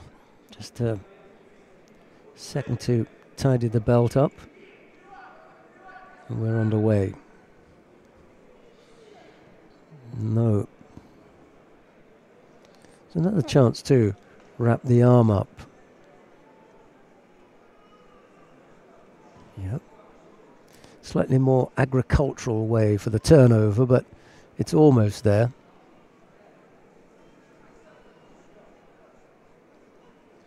If he doesn't free that arm up, Khachaturian, he's going to be in trouble.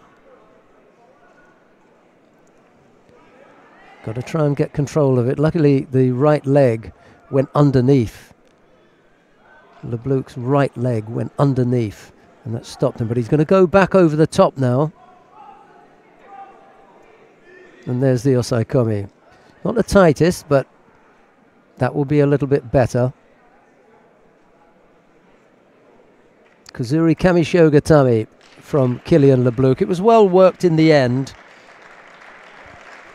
And it worked because Khachaturian didn't have the strength to battle him once they'd gone into the golden score period. They were well over a minute into the golden score period, and it just wasn't sufficient enough strength to fight him off. Well, I said right at the beginning that I thought that Kilian Lebluc just had the edge over Khachaturian, and so it turned out. Narrow win for the Frenchman in the final of the under 66 kilo category. Winner and gold medalist from France, Kilian Lebluc. Félicitations.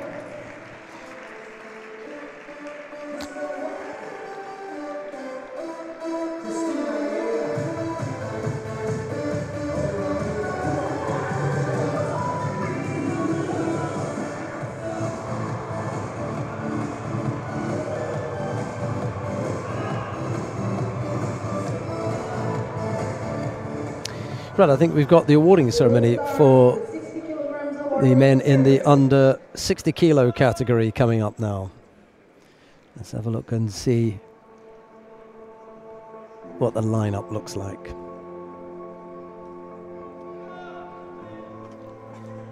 The medals will be presented by Mr. Hervé Lindi, Action Sports Director.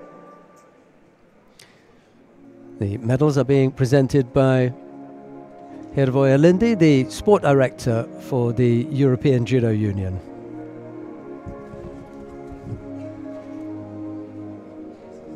Third places, bronze medalists.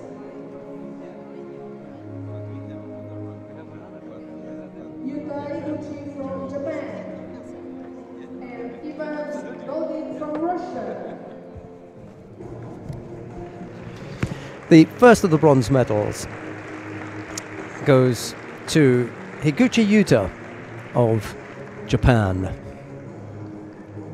There's a bronze medal also for Ivan Dolgi of Russia.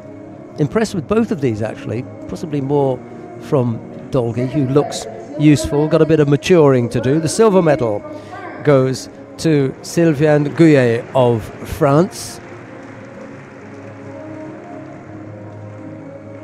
But the gold medal goes to Yonemura Katsuma of Japan, who gave a terrific performance there, throwing beautifully all day. Really enjoyed watching him. First ever European Open gold medal for Yonemura. I'm sure that some of the Europeans will hope that it'll be his only one. They don't want to see him again. He really was terrific. We like to see a bit more of him, and probably on the World Tour when they decide to send him out a little bit more. At the moment, that was his first effort.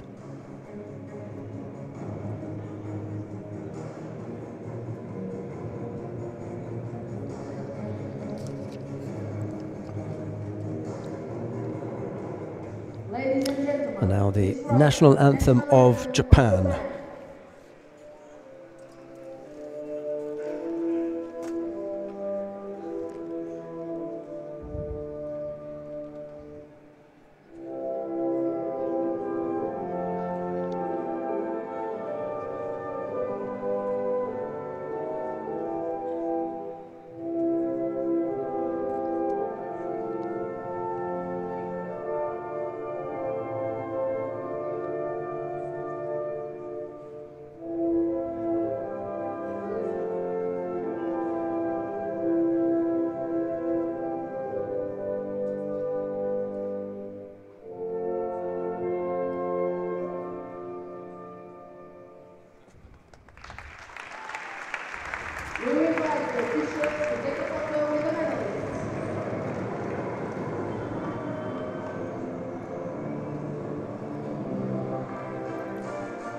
That's the winning quartet there with the officials. Dolgeek and Higuchi were the bronze medalists. Guyet took the silver. It was Yonemura who walked away with the gold medal.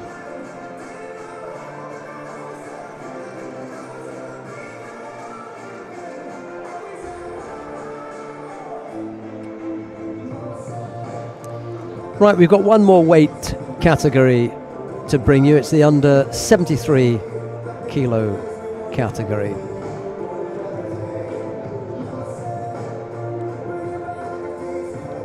We'll have a bronze medal match on mat 2, and we'll follow that with the final. If you want to see the contest between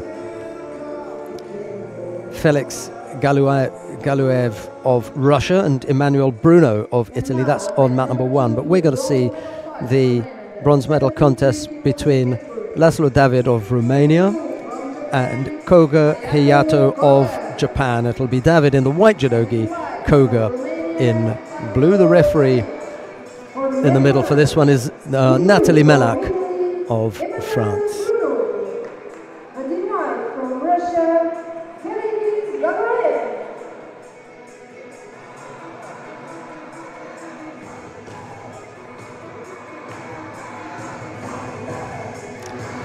Well, both of these fighters, David and Koga, have thrown really well today.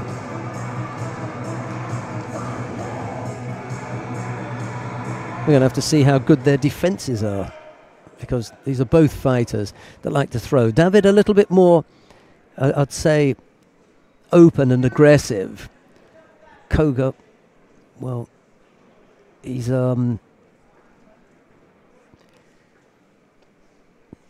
taken his time at times. Let's put it that way. Yeah, just a little bit of pressure on the edge there. Just 1 foot out. Trying to make something happen with the Sutemi waza, but Koga was well up to blocking that.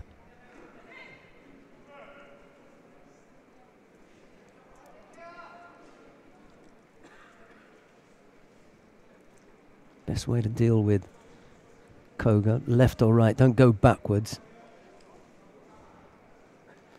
And definitely don't be stepping onto that Uchimata. Oh, huge drag around there. Almost pulled him onto that.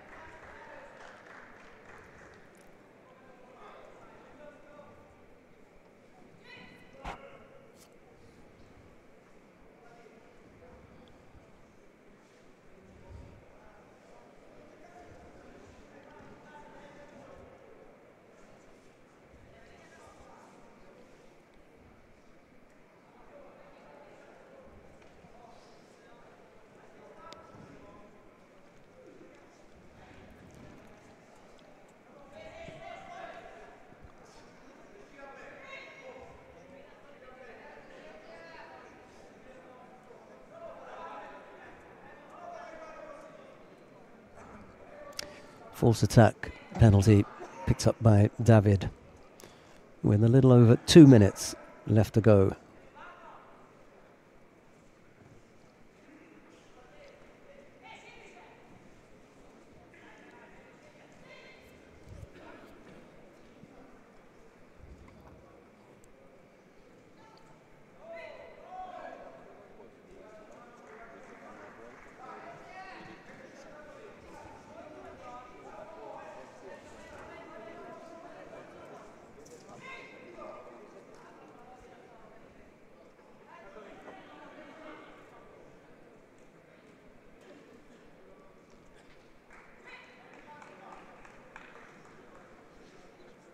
Looked as though David was about to pick up a second penalty there. Didn't materialise. He was pleased when that was called off.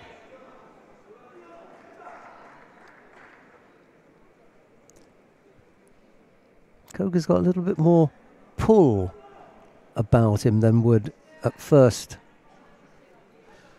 When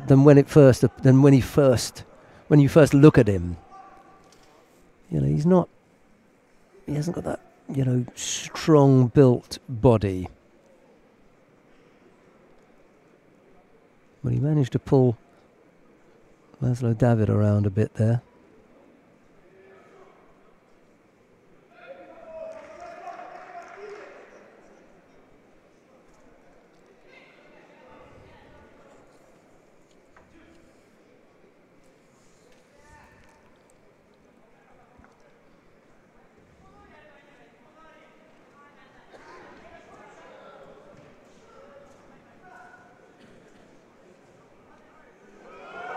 Well, he's done that 2 or 3 times today, has Koga Hayato.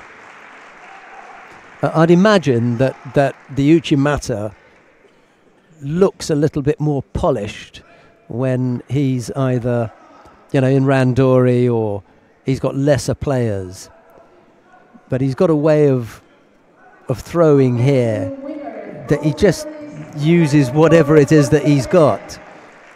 It's not a classic. It's not the most attractive.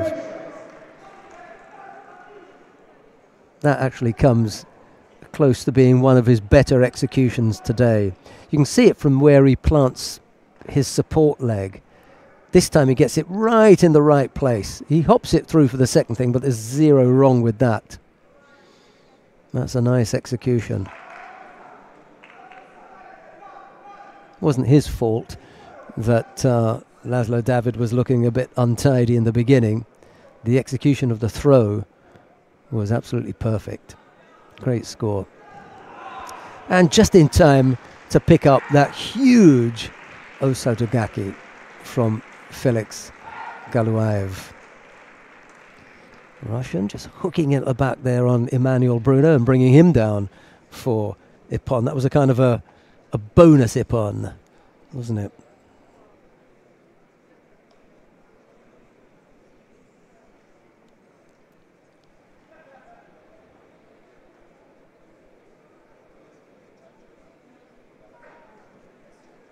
Winner, bronze medalist in under 73 kilograms, renowned from Russia, Felix Galuaev.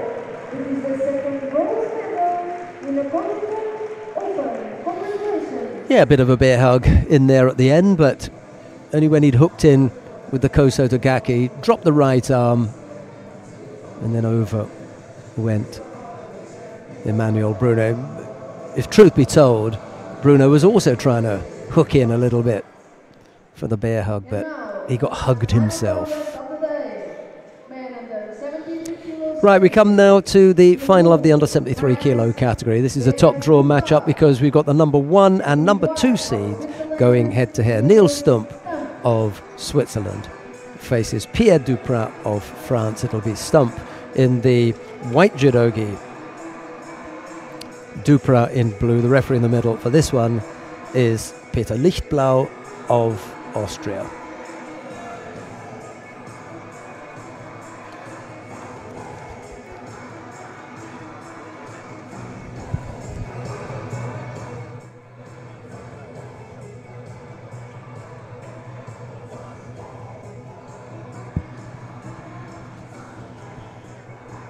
Right, here we go then.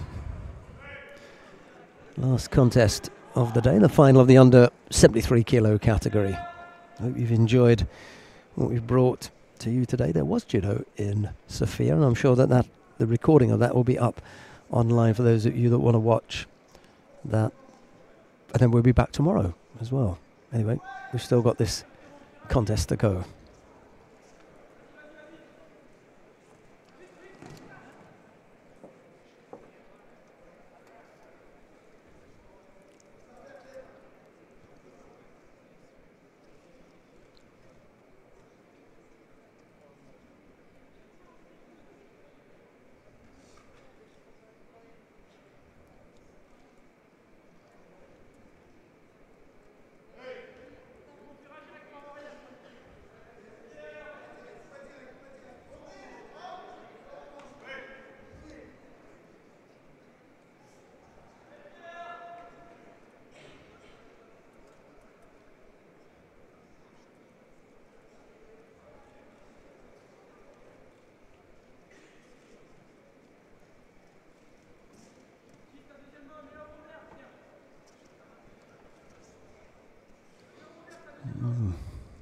Wasn't quite sure which direction to take that in, Duprat.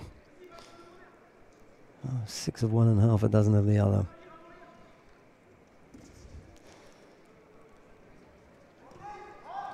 Been impressed with both fighters today.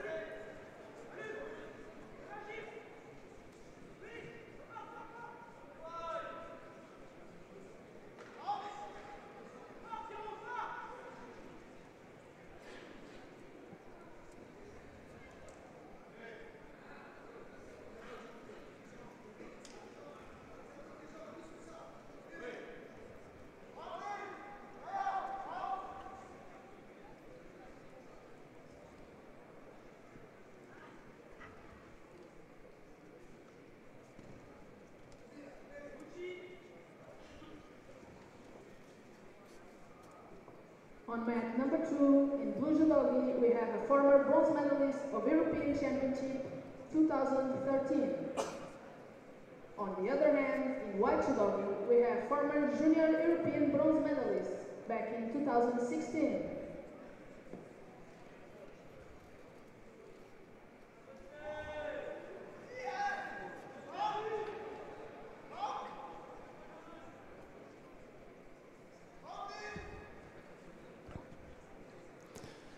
I'm trying to work on the arm here.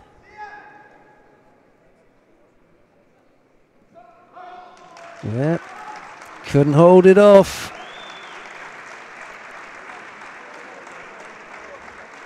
Just couldn't keep him off.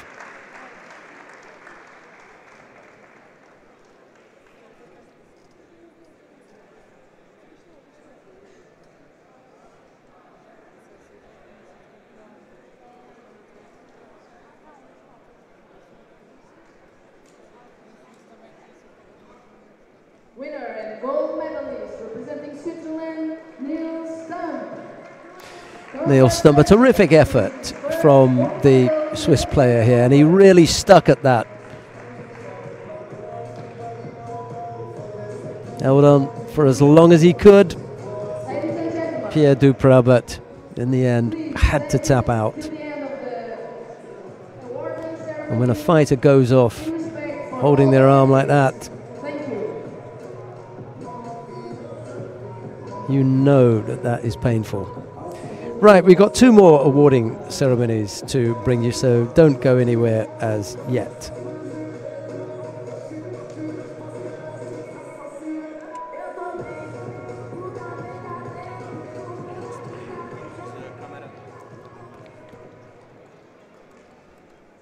We will start the 66 kilograms awarding ceremony.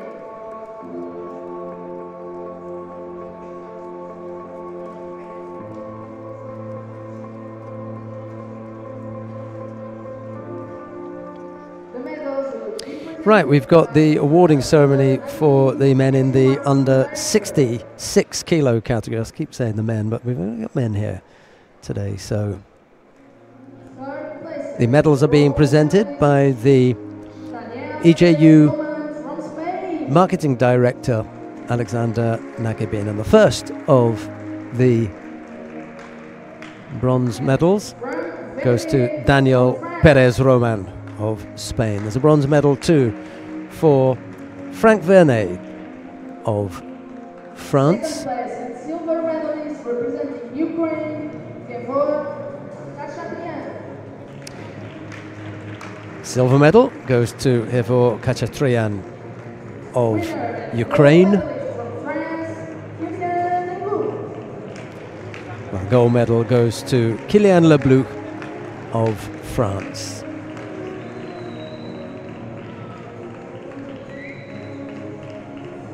The flowers will be presented by Mr. Paulo César Teixeira, Odivelas Municipality Sports Councillor.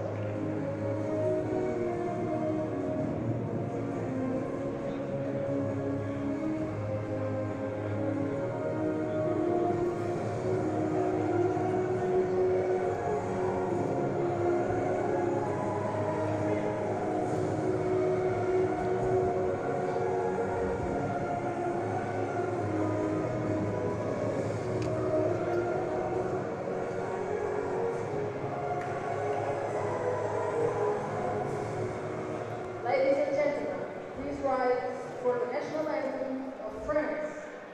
And now the national anthem of France.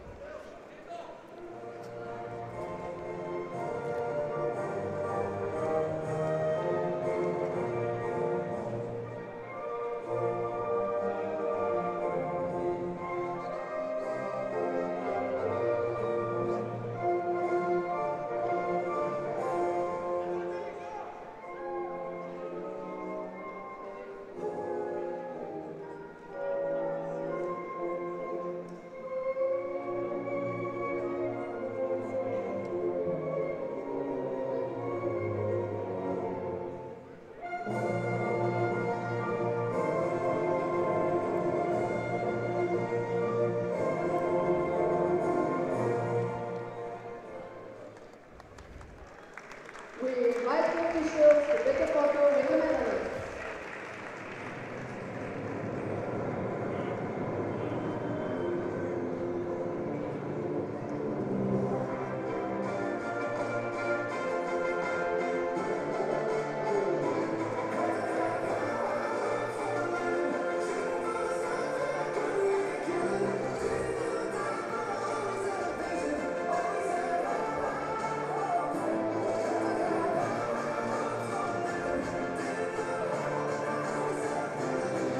Two Frenchmen on the podium. And we'll see another one in a moment, because we've got the awarding ceremony for the under 73 kilo category coming up next.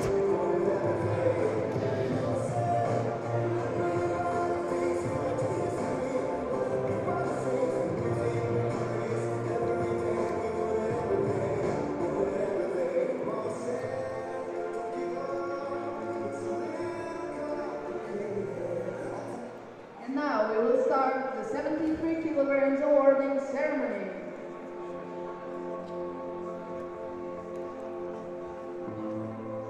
Can't say it was a surprise, given that he was the number one seed. It was a good field, a good strong field.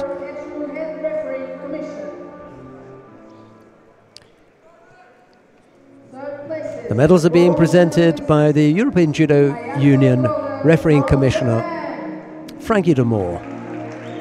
First of the bronze medals goes to Koga Hayato of Japan.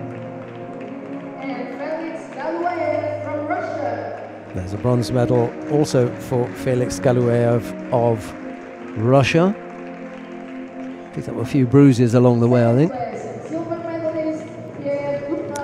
Silver medal goes to Pierre Duprat of France. Always liked him. Hard man. For the gold medal goes to Neil Stump of Switzerland. That's all the judo that we've got for you today on the opening day of competition from Odivelas in Portugal. We'll be back tomorrow at 10 o'clock when we'll bring you all the action from the second day. And on this first day, the medals went to France, Japan and Switzerland. They took a gold medal each. There were also 2 silver medals for the French. So the French ended up with a gold, 2 silver and a bronze. Japan picked up 3 medals as well, a gold and 2 bronze medals. And there was a silver for the Ukraine, 2 bronze medals for Russia and 1 bronze medal for Spain. We'll be back tomorrow at 10 o'clock. We look forward to your company then, but from Mario Krvavec, Bran Akosh and all the broadcast team here in Odivelas, it's bye-bye for now. We'll leave you with the national anthem of Switzerland.